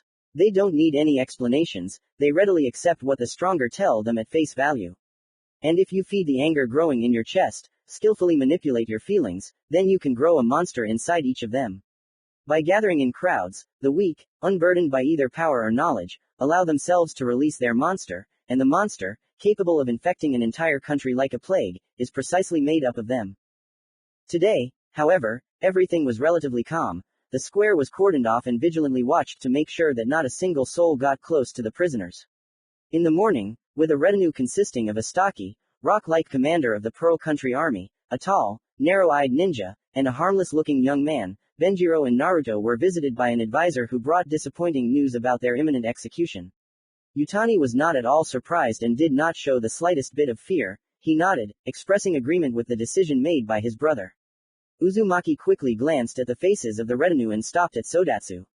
He responded with the same intent gaze, in which there was only a thought-provoking emptiness. Before leaving them, the long-haired boy cheerfully shouted, "I will be your executioner." This made Naruto laugh. Then the unfortunate merchant looked at him with great sadness in his eyes. It seemed to the man that the boy's psyche simply could not withstand the pressure, and his nerves gave way. However, there was not a shadow of approaching hysteria on his face. Having finished laughing, he brazenly said, "One more, sorry, and I'll spit on you." And just recently, Team 7 had been allowed to approach them.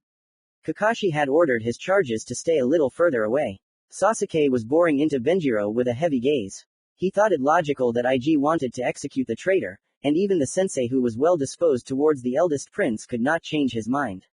But he had mixed feelings about his teammate.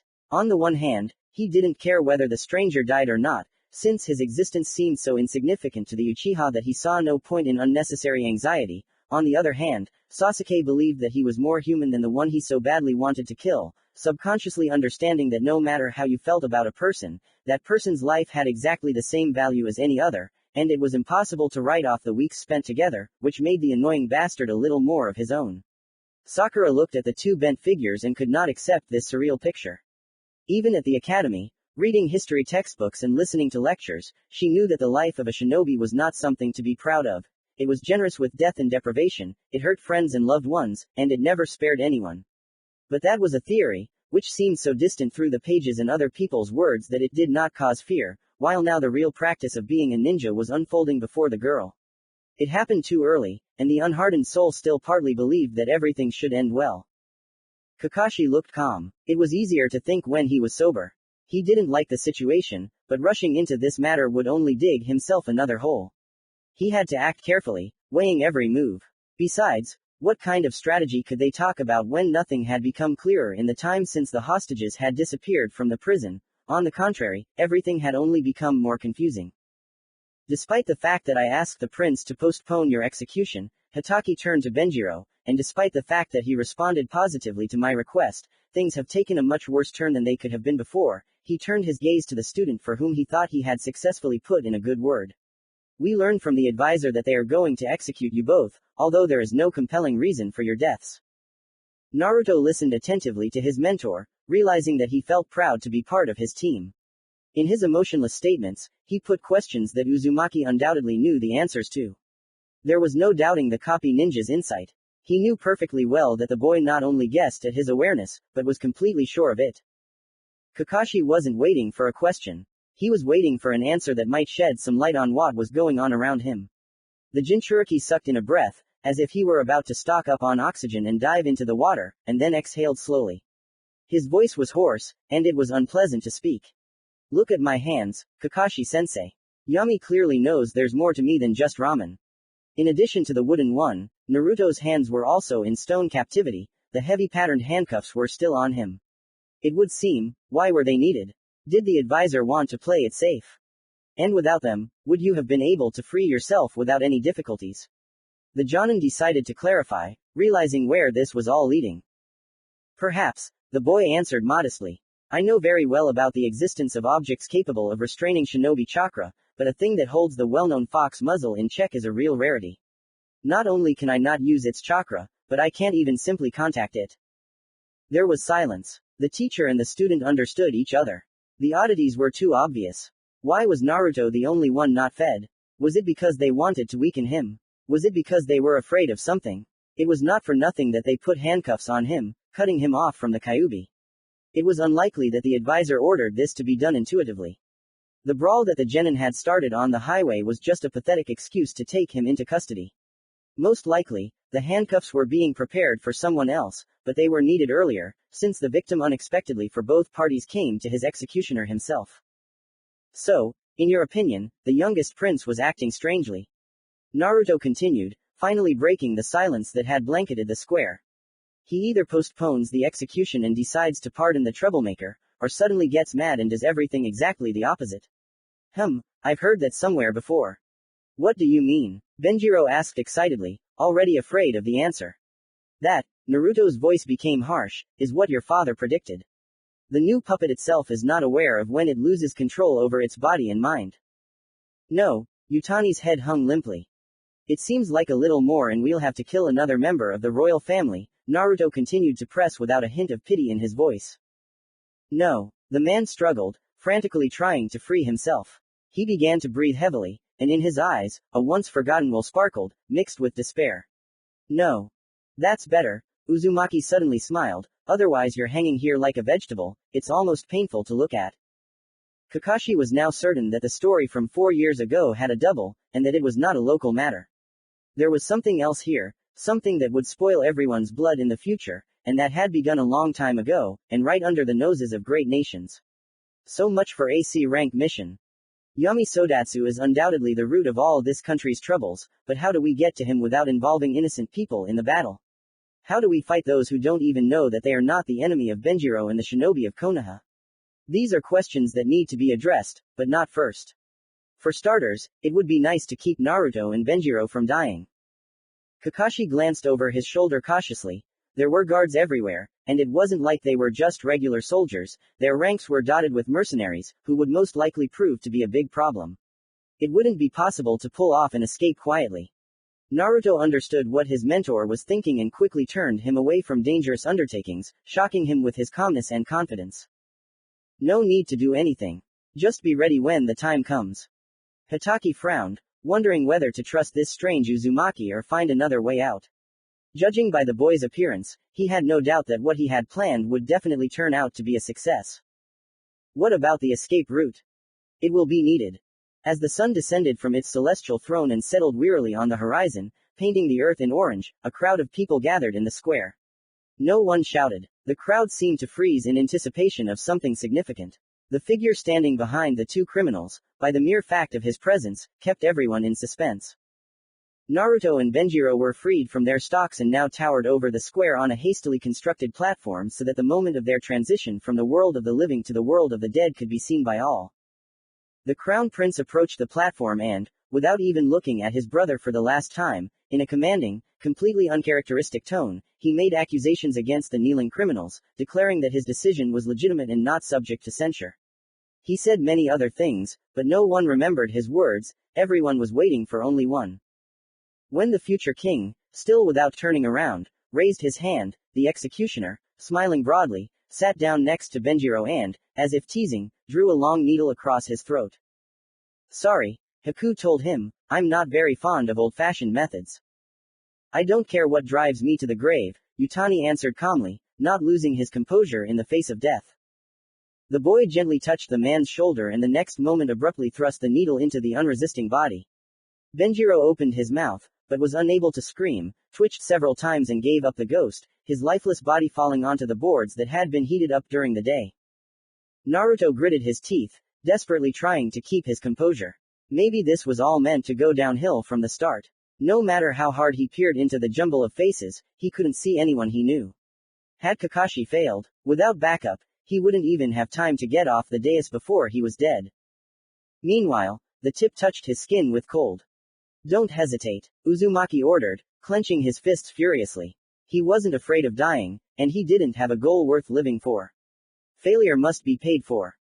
I will bring you exactly 8 red flowers for your grave, Haku promised thoughtfully. Naruto knew where to look before the needle ended his life. Chapter 7.10. Toys.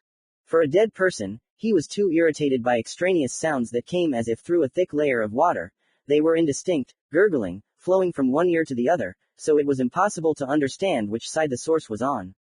Orange circles blurred before his eyes, waves went from exploding small dots, they resembled New Year's fireworks playing in the night sky.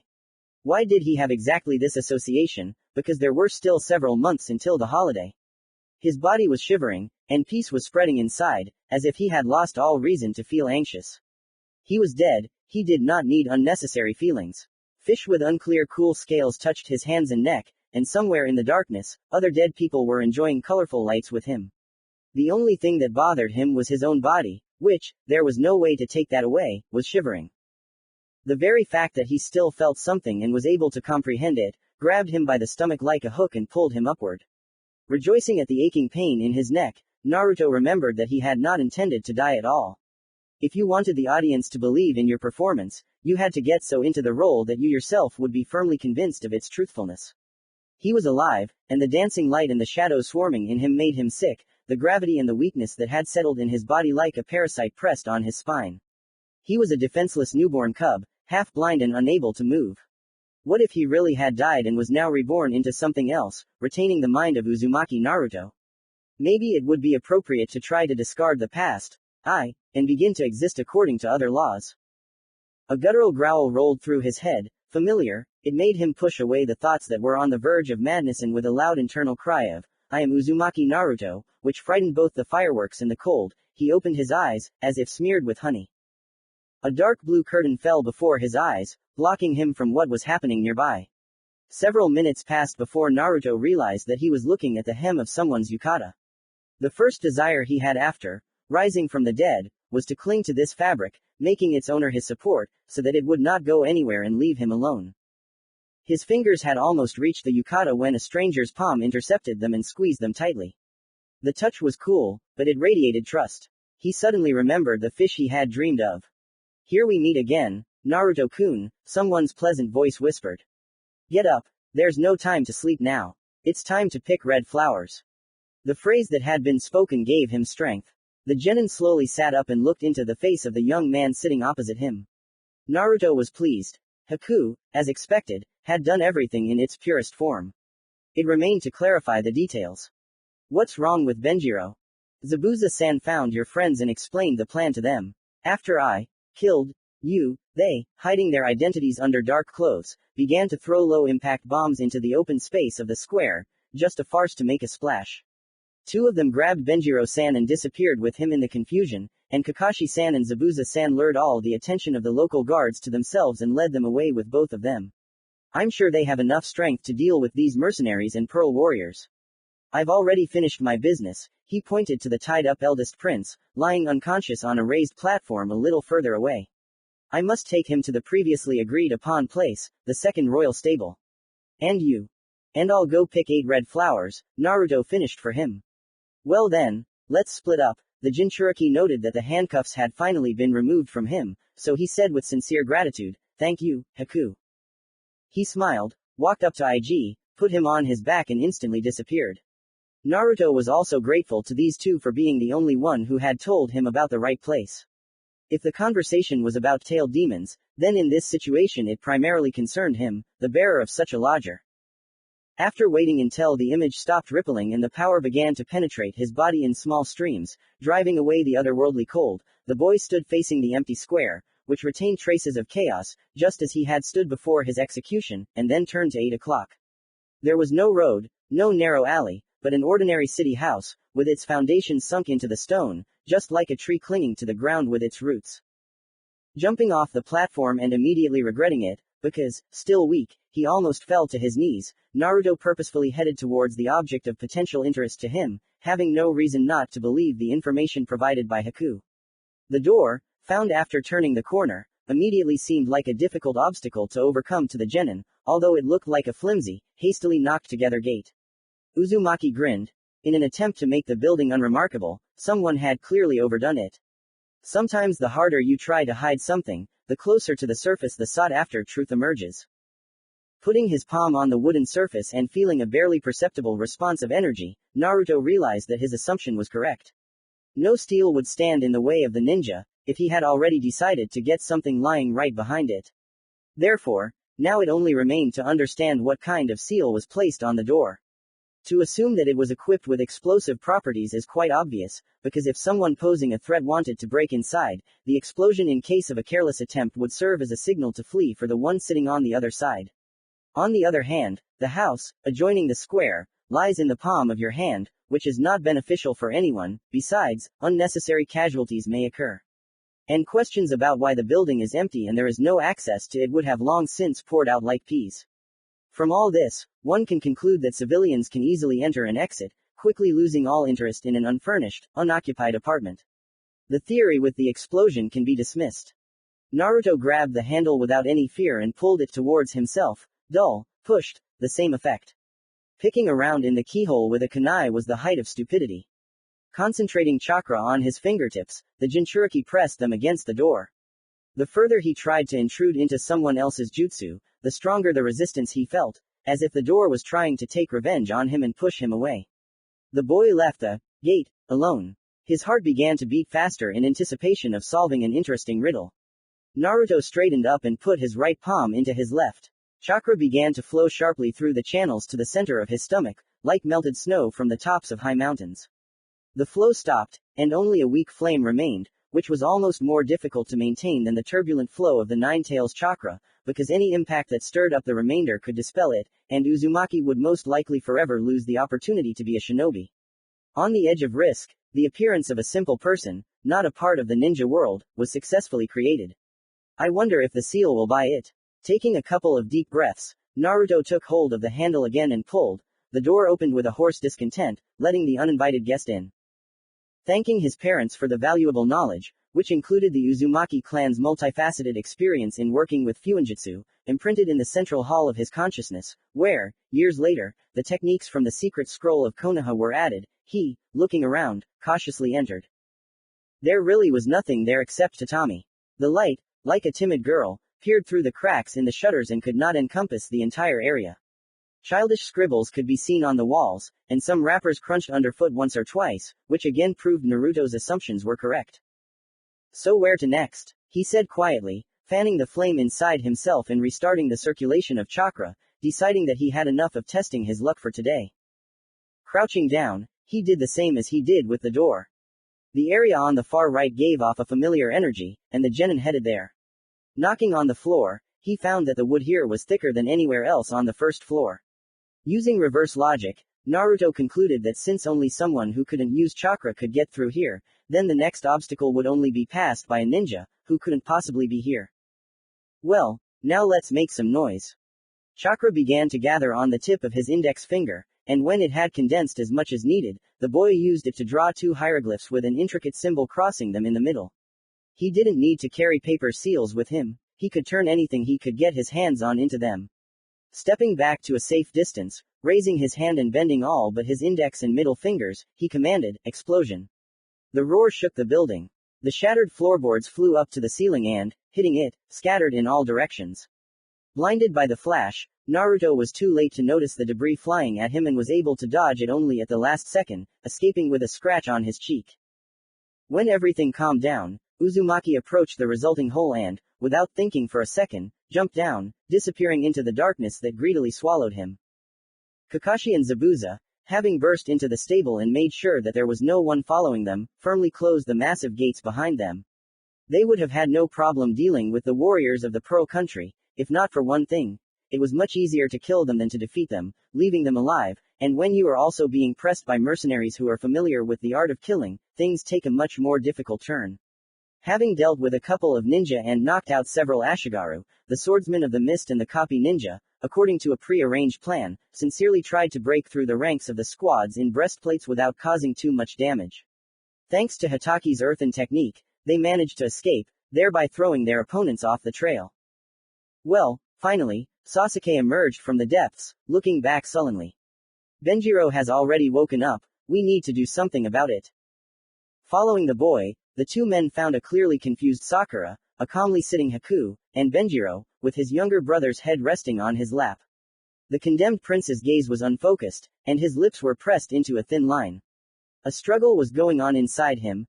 Kill IG before he had time to do anything that he would later regret wildly, like their father had, or still rely on the people who had saved him more than once, and wait, maybe there was a solution. God, how he wanted to believe it. In Naruto, Kakashi asked, not finding the blonde's head.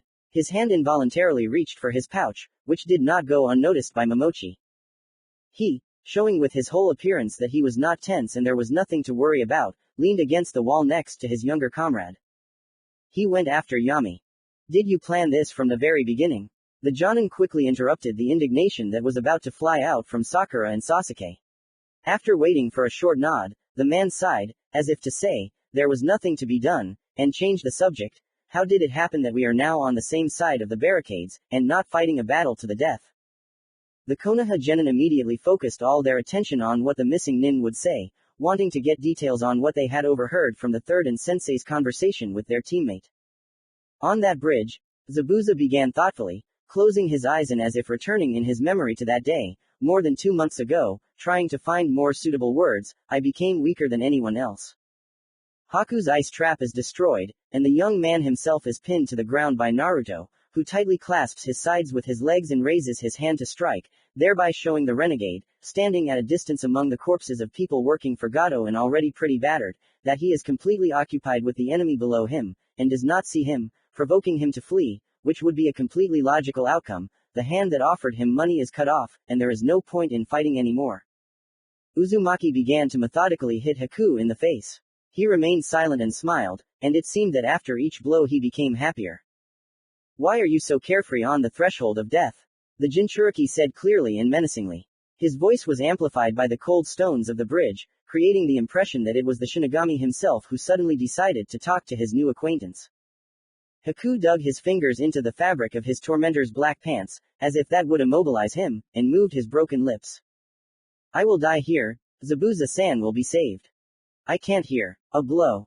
I am happy that the man who gave me the world will live. Tears welled up in his eyes, and a smile remained on his lips. Naruto raised his fist again, but this time he wrapped it in red chakra. I'm sorry, sympathy really did flash in the blue eyes. It's not my fault that your friend doesn't need you. Yes, it's not your fault. The only thing I ask is that you prolong the moment of my death, give it time.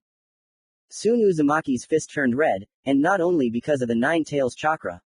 Blood flowed down his pale face, and his fingers, having let go of the stranger's clothes, convulsively scratched the stone. Life was barely felt in the cold and beautiful, like Haku's techniques, body.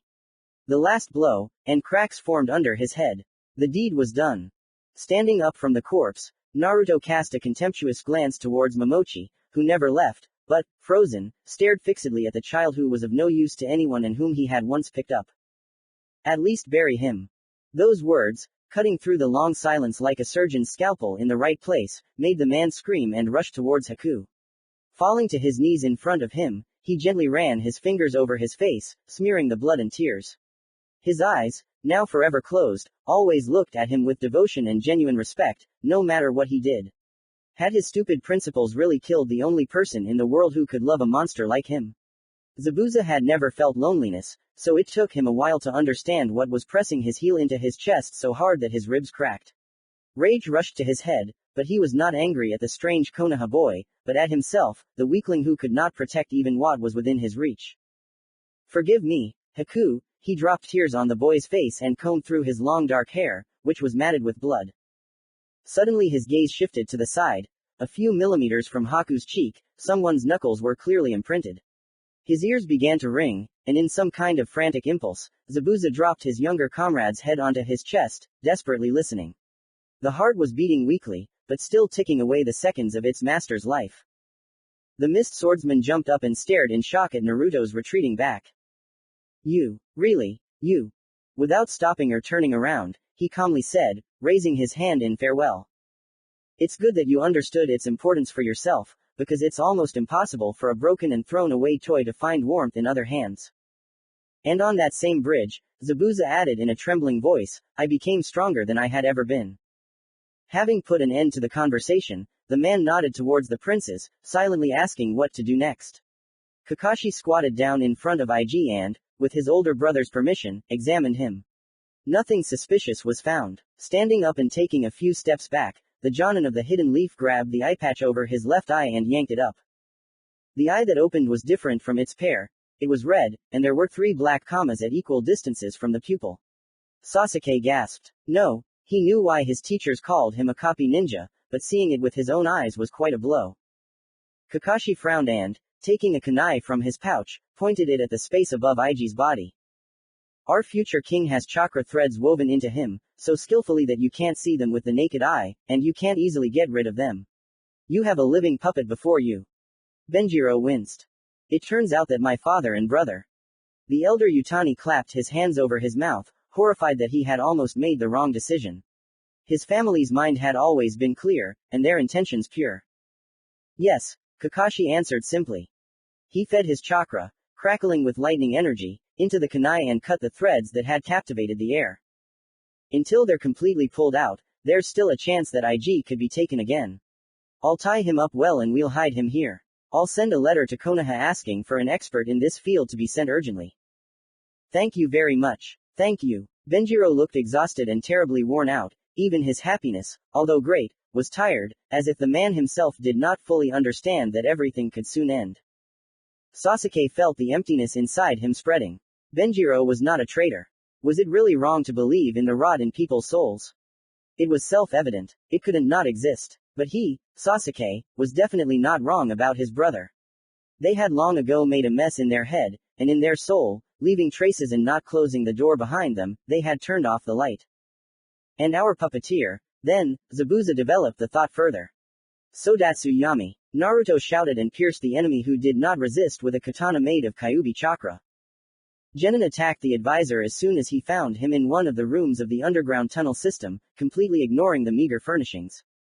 The boy was sure that fear or bewilderment would be reflected on his face, but it remained impartial as before. Naruto decided that Yami simply did not have his own abilities to be able to resist anyone. But it was still very strange that a banal sense of self-preservation did not make him throw himself on the ground or try to run. Even when pain burned his stomach, the man did not move. And did not die either. Naruto poured chakra into the advisor's body through the katana, and immediately red threads that were previously invisible began to stretch from different places on his body. A living puppet, the boy exclaimed, stunned by the callous reception. Looking back at the hole in his stomach and then at his sallow face, he corrected himself, a dead puppet. Chapter 7.11. The Scorpion Sting. Commentary on Chapter 7.11. The Scorpion Sting. I have no shortage of speed. Naruto had poured enough chakra into the long-dead advisor's body to be sure that the threads that had manifested would finally lead him to the main theater director and force him to lower the curtain on the blood-soaked stage boards, but he was in no hurry to console himself with the thought that the enemy did not know about his intentions. On the contrary, since the threads were still intact even after such an unceremonious intrusion into someone else's equipment, it was worth assuming that on the other side of them they were humbly waiting for him. Probably happy that the victim himself was obediently walking into their hands. Partly, the boy was glad of this development. While the others blamed Sodatsu Yami for all the misadventures, he had the opportunity to deal with the real puppeteer, without fearing for anyone's life. Under the cover of darkness, the Jinchuriki could move freely, and the guards wandering here and there in an attempt to maintain peace among the civilians did not seem like a serious obstacle to him. The palace where the threads led him was surprisingly quiet, and judging by the disorder that had been created there, one could conclude that they had already managed to do some housework and take everything that was lying around. Apparently, not all the mercenaries were interested in a good fight. For some, such a reward for the services rendered was enough. In the throne room, the threads suddenly broke, which Naruto took for the final stop. Since no one was attacking him at the moment, Uzumaki allowed himself to look around.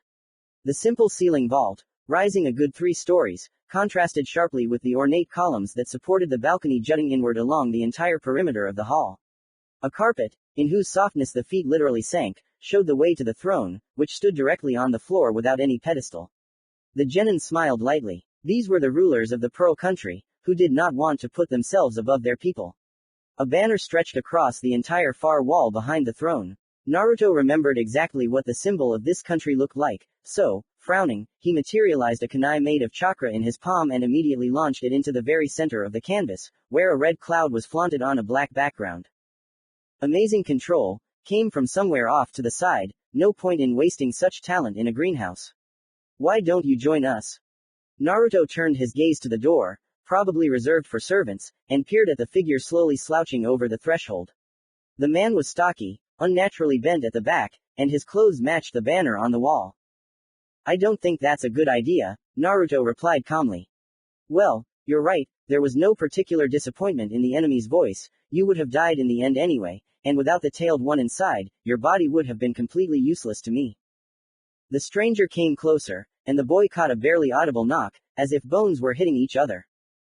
I see you managed to get rid of the shackles. I hope they are still intact, because they are quite expensive. I don't want to hear complaints from our wallet later. You can break those, Naruto muttered and, having analyzed the words spoken by the man, expressed his guess. I suppose these shackles were here before I arrived, which means that I was a surprise to you, so you really wanted to take advantage of the noise to get your hands on me, keeping an eye on me for the time being. It seems that you collect people like me. Also, from Benjiro's story, I can say that you guys have chosen this place for as long as 6 years, but since the country still exists, and the great nations have no idea what is going on here, I dare say that Pearl is convenient for you. It is rich, and you managed to gather a lot of human resources. You killed Yami, made a puppet out of him and manipulated the king through him, and when he got completely sick of it, your threads reached him too, and you also showed Naomo in a very original way what would happen if he suddenly decided to resist. However, you did not think that the king would still be able to find at least some way out of this situation, and you did not know what kind of order the father would leave to his youngest son. After Benjiro returned to the country, IG could find out the truth, so he became the next puppet. Thus, leaving the legitimate heir in power, you could do whatever you wanted here, a real puppet theater. You're right, I won't deny it. But it's not even that you're a Jinchuriki. The shackles brought out the nine tails chakra in you. So what? Naruto shrugged irritably. Do you have some kind of personal grudge against him? So I'll call him, and you'll sort this out like men. He just ignored the barband, narrowing his lifeless eyes, asked a question that momentarily threw Naruto off balance and made him return to the past in his thoughts. You are the Jinchuriki of the nine-tailed demon fox, who has been missing for 14 years. We have only heard rumors that you are alive, but we have neither confirmed nor denied this fact, and you are already carrying out missions as a shinobi of Konoha. So where have you been all this time? Apparently, where it should be. When Naruto first came to Konoha, he simply left the third with no choice, declaring from the very beginning that he was the bearer of the Kyuubi. The demon became his pass to the village, a guarantee of a roof over his head. Uzumaki knew that the Hokage would do everything to keep him, probably thanking the heavens for the fact that he himself had returned after so much time, once again increasing the power of Konoha.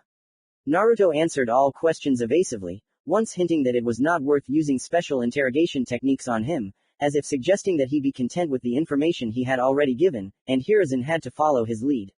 And when one of the elders suggested posting a 24-hour surveillance near him, the Jinchuriki grinned and said something that had a huge effect. Is this how you treat the son of the fourth Hokage?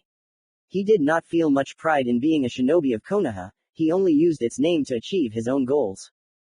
Naruto didn't need to be distracted, he barely managed to dodge the lightning attack, wondering how someone with his build could move so fast.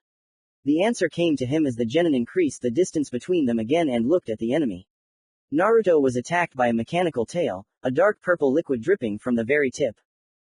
My name is Sasori, the man introduced himself casually, as if he hadn't been trying to pierce his interlocutor a few moments ago. And the name suits you, the boy chuckled, dodging the stinging blow again. I'm better at that. I'm Uzumaki Naruto. The pleasantries ended there. The chakra katana began to flash in the darkness of the throne room, deflecting the attacks of the mechanical tail, which was most likely also infused with chakra, as it could withstand the cutting blows of the nine tails' condensed energy. After letting the Konoha ninja get used to the rhythm of the fight, Sasori caught him by surprise, suddenly raising his arm, which had been dangling idle, and spraying him with a volley of needles. They did not penetrate deeply into the flesh, but the poison with which they were soaked, like fast-acting yeast, immediately made the blood literally boil. The katana dissipated as Naruto fell to his knees and leaned his palms on the carpet, coughing and staining it with clots of blood. It was good for a child, but nothing more, the puppeteer said condescendingly. Children these days burn through their lives like fireworks, not caring at all about what they leave behind. One day, like you, they will simply burn out, and no one will remember them. If you understood what eternal beauty is, you would have lived much longer. You know, I have already sent word about you to my partner, and since I can't stand waiting myself or making others wait, I will deal with you quickly. Naruto put his hand to his mouth, trying to hold back either a cough or a laugh. He was shaking violently, and his face had turned deathly pale. Do you need me alive? Uzumaki barely squeezed out, almost choking on the vomit that rose in his throat. You are a special case, so I used a poison for which I have an antidote. I can't let you die prematurely. And there's a 90% chance he has it with him, so he can go wild. Naruto came to this conclusion, betting everything on the fact that the remaining 10 would not unexpectedly outweigh. Then I'll pin you to the wall so you can decorate my room forever while I play with fireworks. Sasori didn't have time to turn around. A completely healthy Naruto, shrouded in bright scarlet chakra, fell on him from above and, without blocking, but rather pushing the tail that had begun to spin a little to the side with his katana when it was at the most convenient point for this, raised the fist of his free hand and, swinging it enough, hit the mouth of the demonic mask on the man's back. A crack was heard. A moment before that, the scorpion's sting twisted and pierced the Jinchuriki's shoulder. However, this did not prevent him from landing on his feet. Wincing, Naruto looked at the consequences of his blow. Sasori was broken like a doll. What was trying to move under the pile of black rags barely resembled a human body. In addition, from somewhere inside, a completely different voice came from before. So it was just a clone. You deliberately over-injected it with chakra so that its amount would confuse me and also not allow it to dissipate after the first damage caused, and the real you are in no hurry to cough up blood. It's already much better, but still not enough. Another doll emerged from under the doll's debris. Although its gaze was more meaningful and its body belonged to a teenager, it made a depressing impression. For some reason, Naruto had no doubt that this time he was seeing the real Sasori. What a pitiful sight. What have you done to yourself? For a moment, Uzumaki felt something that vaguely resembled sympathy. He understood that something had once made this young man stop his own time, a thought that had firmly lodged itself in his head and was not giving him peace, but he could not accept it. Eternal beauty. The boy quietly echoed the puppeteer, you found too easy a solution. Sasori's eyes widened, one could only assume that he was feeling furious. It is not for you, born to burn, to teach me about life. You're not even alive. But not dead either. With these words, he launched a fire attack straight from his hands, forcing Naruto to do a lot of twisting and turning to get out of the line of fire. Naruto managed to duck behind one of the columns. When everything calmed down and an unpleasant trill rose in his ears, he wanted to leave the shelter, but suddenly his back was so hot that it even seemed to him as if the skin on it had melted. It was as if the column had been licked by a stream of fire. He had to hide behind another, but the Jinchuriki realized that if Sasori had such a technique, then the number of columns could soon be reduced to 0 if he did not do something right now. Suddenly he remembered how Kakashi-sensei had demonstrated the sealing scroll to them not long ago, which had given impetus to his imagination. Naruto waited a few seconds, and since there was no new barrage of fire, he realized that he had some time to spare before the enemy could resume the attack. It was worth a try. Where else, if not on the battlefield, to learn new things and hone skills? Naruto concentrated his chakra on his fingertip and drew a ligature of symbols on the surface of the column, arranging them in a circle, and from each such symbol he drew the finishing strokes to the sides, thus the blank acquired the appearance of a small sun. This was the perfected seal of the Uzumaki clan, which did not require much time for its drawing, which eliminated the need to have several such scrolls with you. After a similar technique was demonstrated in action, Naruto now had an idea of how to use it. In the center of the sun, he drew the hieroglyphs for sealing in reverse order, and along the outer contour he placed the signs of delay with the number 15. Peeking out from behind the column, he threw a kunai at Sasori, and this time he immediately responded with a new portion of fire. Clapping his hands, Naruto touched the center of the seal with his right hand and jumped out of cover. Running to the adjacent wall, he deliberately showed the enemy which pillar he was hiding behind. Creating another seal but setting the delay to 10, he did this one more time before standing in front of Sasori at a distance not intended for close combat. The puppeteer looked at him expectantly, and Naruto prayed that the plan would work. 3. Sasori prepared to use the technique again. 2. Naruto bent his knees and concentrated chakra into his calves and feet. 1. Steam began to pour out from the 3 columns that the fire technique had passed through and that remained intact despite that, and then a barrage of fire burst out of them, trying to return to the one who had sent it, which was why Naruto had gone out to the puppeteer so that he would not change his location and thus not disrupt the trajectory of the reflected attack. The boy jumped up just in time, not allowing himself to be swept out of the way, but Sasori had nowhere to go. The streams of fire met and trapped the man in a hellish ball. Wow, it worked, Uzumaki exclaimed in shock, landing unsteadily on his feet. After all, the damage from the dispelled clone and his own blood, dispersing the poison throughout his body, did not contribute to his well-being. Damn it, the antidote will burn along with it. Sasori seemed to hear the desperate cry and therefore mercifully decided to survive. The fireball was torn apart by a water explosion. Naruto was thrown right onto the royal throne, but there was no time to enjoy the soft upholstery. The puppeteer was already holding another scroll with a water technique contained in it. And how did he manage to snatch it? The first one, most likely useless, was lying forlornly to the side.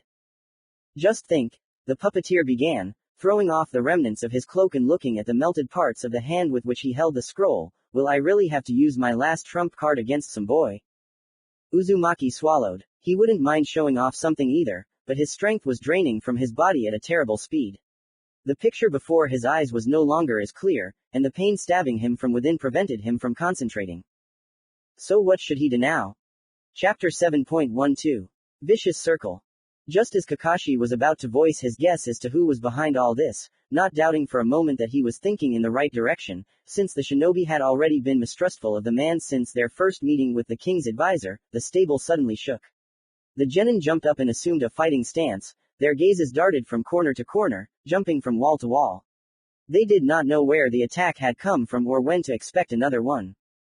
Zabuza reached for his sword and moved towards the exit, but the building shook again, and outside, just beyond the gate, something massive hit the ground, as if it were a warning to the swordsman of the mist himself.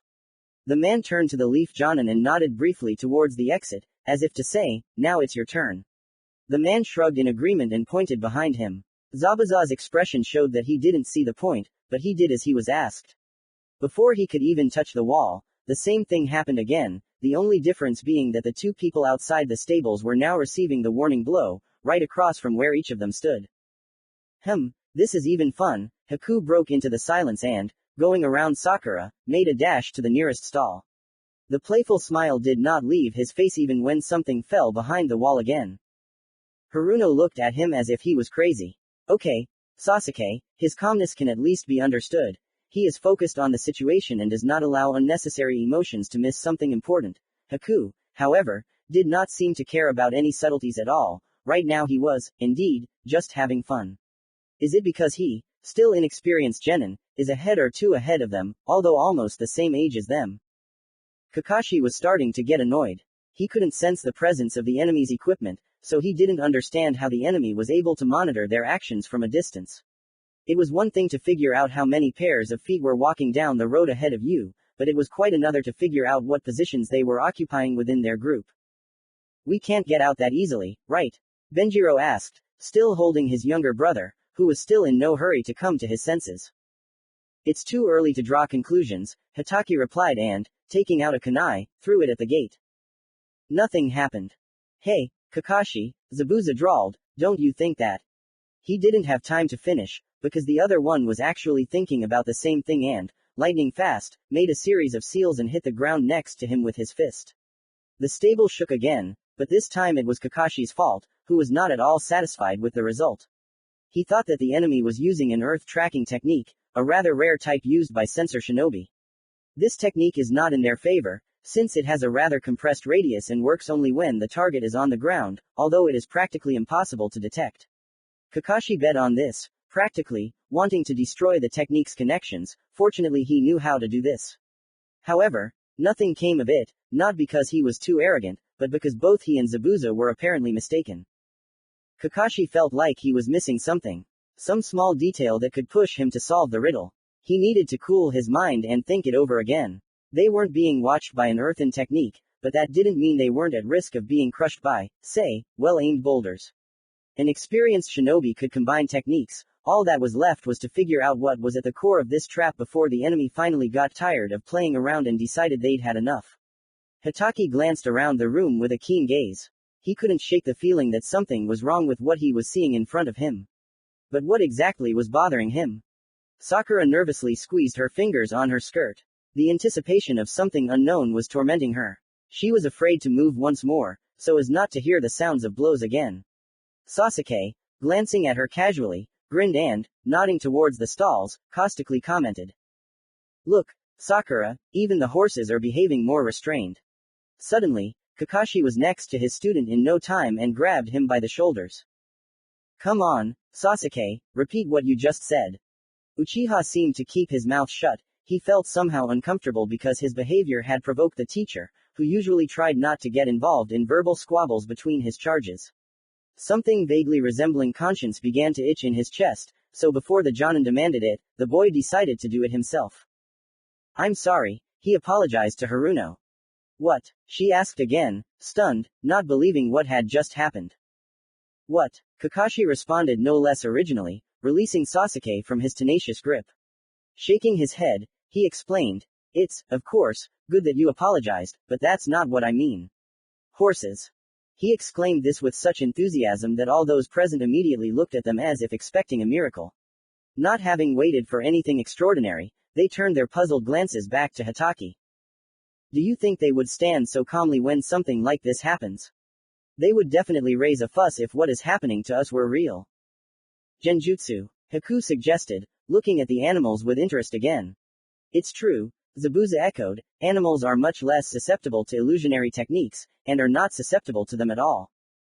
Kakashi nodded and made a seal to dispel the illusion, and then he reached the gate unhindered, without the accompaniment of boulders falling to the ground. Zabuza ran up to him, and together they swung the massive doors open, already mentally preparing for the enemy to jump out at them, realizing that his technique had been bypassed after all. But beyond the gates they found not the royal court, as it should have been, but another stable, and, judging by what they saw in it, the same one they had just left. They themselves were standing with their backs to them. Their copies turned to the noise and let out surprised exclamations, as if they were the real ones and were now in shock from what they saw. At first, no one did anything, and then the shinobi copies rushed at their originals with the clear intention of showing who was boss. Since they did not use techniques, and were many times weaker, it was not difficult to knock them out. Kakashi and Zabuza dealt with all the attackers themselves, and the Benjiro copy did nothing at all, although the real Utani stood behind the shinobi, holding his younger brother by the legs so that he would not fall off his back. I believe we've fallen into a multi-layered illusion technique. Kakashi frowned as he said this. He then turned to the swordsman of the mist. Do you know of any of the advisors hired rabble who could do something like that? Zabuza shook his head. After all, he and Haku had only recently joined the ranks of this very rabble and therefore had not had the honor of getting to know everyone. With a bad feeling, the group opened the gates again, to return to where they came from, just like last time. Only the situation had become somewhat worse. Is it okay that we have 2 sets of spears now? Sasuke asked, giving the other 2 of himself a wary look. Everything repeated itself again, and then several more times. When they were greeted by 4 clones of each of them, the Jonin of the Leaf and the missing Nin of the Mist felt a significant difference. The copies became several times stronger, learned the techniques that the originals used on them, and now they had to fight much more carefully, since Kakashi almost slapped the real Sakura a couple of times and did not stick a kunai into the real Sasuke. This time, they had to sweat a lot to cope with the opponents. The test of wear and tear showed its pitfalls. When they opened the gates, their clones were found behind them, of which there was 1 more for each of them, and each time they progressed, it became noticeably more difficult to fight the opponents, gaining strength, in the rapidly narrowing space. If this continues, Zabuza exhaled, they will simply overwhelm us with numbers, or we will kill our own, mistaking them for clones. This problem definitely needed to be solved somehow. But how, if they still couldn't dispel the alien technique? Even the Sharingan didn't help to cope with it, which made it even more depressing. If you stay where you are, nothing will come of it, but if you go further, the result is obvious. Kakashi looked around the room and counted how many there were now and how many there would be in the future. 31. The man suddenly twitched and frantically counted again. No, he was not mistaken. Instead of the required 35, there were 31. And indeed, 4 clones were missing, which should have belonged to IG. He was the only one of them who had not acquired a single copy. Since he was unconscious, no one paid attention to the lack of any action from his copies. An idea came to mind that needed to be tested. Benjiro-san, Hatake addressed him, when passing through the gate, close your eyes and do not open them until I tell you to. After waiting for an uncertain nod, the Jonin instructed Sakura to lead the prince by the hand, and asked the others not to use techniques so that the clones would not adopt them. Kakashi, you understand that the further you go, the worse it gets? Zabuza asked just in case. Instead of answering, he opened the gate. As expected, they were met by a whole crowd of unfriendly people. Sasuke fought off the attacks, not allowing them to reach Sakura and the princes. Haku was backing him up. A little further away, two whirlwinds wedged themselves into the thick of the clones, mercilessly dealing with the fakes. Who knows how many more rounds they will last? When it was all over, Kakashi confidently walked towards the gate. Zabuza just rolled his eyes, not arguing. Before another wave of blows hit them, the son of the White Fang counted the copies of Benjiro. There was one less than the others. So that's it. After they had finished with that portion, Kakashi allowed Benjiro to finally open his eyes and said thoughtfully. This technique throws us as many clones as we saw last time. It feeds on our memories, that's why IG-san, who is unconscious, is the only one left. That's why Benjiro-san, who doesn't have the ability to see, didn't acquire another clone. Very well, Zabuza interjected sarcastically, but how will this help us? Kakashi scratched the back of his head, and then turned to the missing nin with an unusual request, can you make it look like I'm dead? The genins immediately became alarmed and were about to stand in front of their teacher, blocking him from attempts on his life, but they were stopped by him. Physical intervention will only help outside of technology, but inside you will only get hurt. Zabuza's argument was valid, but it didn't really get through to Kakashi. If you do as I ask, all my clones that have already been created will disappear, since my consciousness will cease to function. In the meantime, give me a minute to waste my chakra. Of course, it didn't last a minute. Kakashi repeatedly released lightning chakra from his palm and hit the wall with the resulting deafening energy, which, however, had no idea that after that it would have to break. Sasuke watched his teacher, fascinated, and a thirst awoke in his chest. He was not at all averse to learning how to do the same. When the chakra reserves finally ran out, the man stood in front of Zabuza and nodded for him to begin. Zabuza sighed heavily and, praying that his move would not actually kill Hatake, which would severely damage his relationship with Naruto, made hand seals. The next moment, Kakashi was trapped in a water trap. The available water supplies were only enough to trap his head. The Jonin held out for long enough, but then the lack of oxygen took its toll. Kakashi clutched his throat, the last little bubbles escaping from his mouth. With his other hand, he groped blindly in front of him, as if trying to free himself from the bonds. Sakura turned away, not wanting to watch. It seemed outrageous to her the lengths they had to go to. And could such a dangerous criminal really be trusted? Zabuza knew how much they were risking. There was no guarantee that if they did this, everything would work out. Kakashi could die before he could break free of the technique's influence, and the comforting phrase, as if I died, was said exclusively for the Konoha children. But then Kakashi's clones began to disappear one by one, and then the original himself did not fail to follow suit. Zabuza cancelled the water prison and prepared himself for an exhausting wait. Kakashi coughed and sucked in a breath. Of course, there was no water in his lungs, but his mind obligingly threw in the memories of his body, which is why it took him a long time to finally come to his senses. Lying on the floor of the stable, he noticed several other motionless bodies. The closest to him was Benjiro, whose dark, hazy eyes stared at him unseeingly from under glasses that had slipped slightly off his nose. Judging by their position, they had fallen into the trap immediately after Kakashi cut the chakra threads entangling IG. The enemy himself must have been nearby, and who knows when he would show up here, sensing that one of his victims had escaped. With an effort, Kakashi managed to stand up. Now it was necessary to free the others. But before he could bend over the eldest prince, he was distracted by the already boring sound of the opening gates, which could do with oiling. A tall, massive figure stood in the doorway. Well, hello, Sharingan Kakashi, the stranger chuckled. Usually my opponents don't even know who sent them to the next world. That's why I told this old man Yami that even though I'm unknown, I'm as strong as you. You hit the jackpot. You saw my face before I died, and I'll even tell you my name. Odo Futokugi. Not good, thought the Jonin. How could he fight in a weakened state after the enemy's illusion and without chakra, and in a place where there were so many defenseless targets who weren't going to run away? He could summon the dogs, but he didn't feel like he had enough chakra for that, and that would at least buy him some time to recover.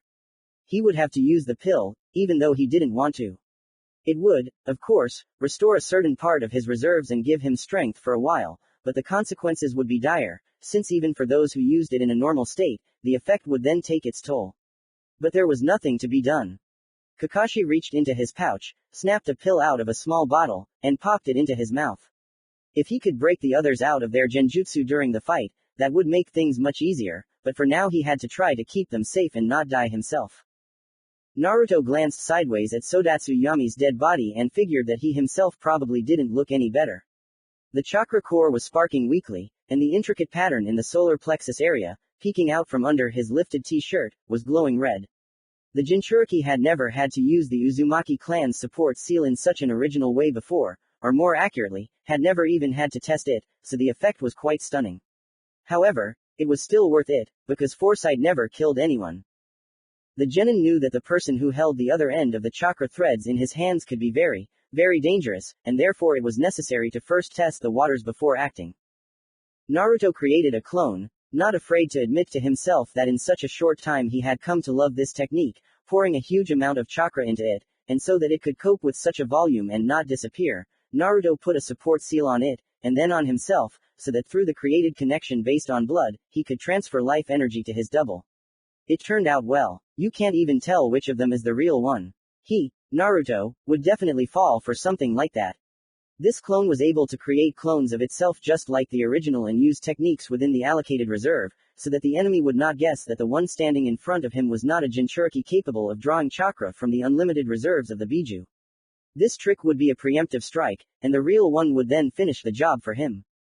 The seal began to pulse with increasing intensity, and Naruto knew it was time. As he reached the palace, the pattern heated to its limit, causing the Uzumaki to convulse, and then disappeared. Naruto straightened up, feeling his former strength, and hurried to the battlefield, analyzing the information he received from the clone as he went. Indeed, a convenient technique.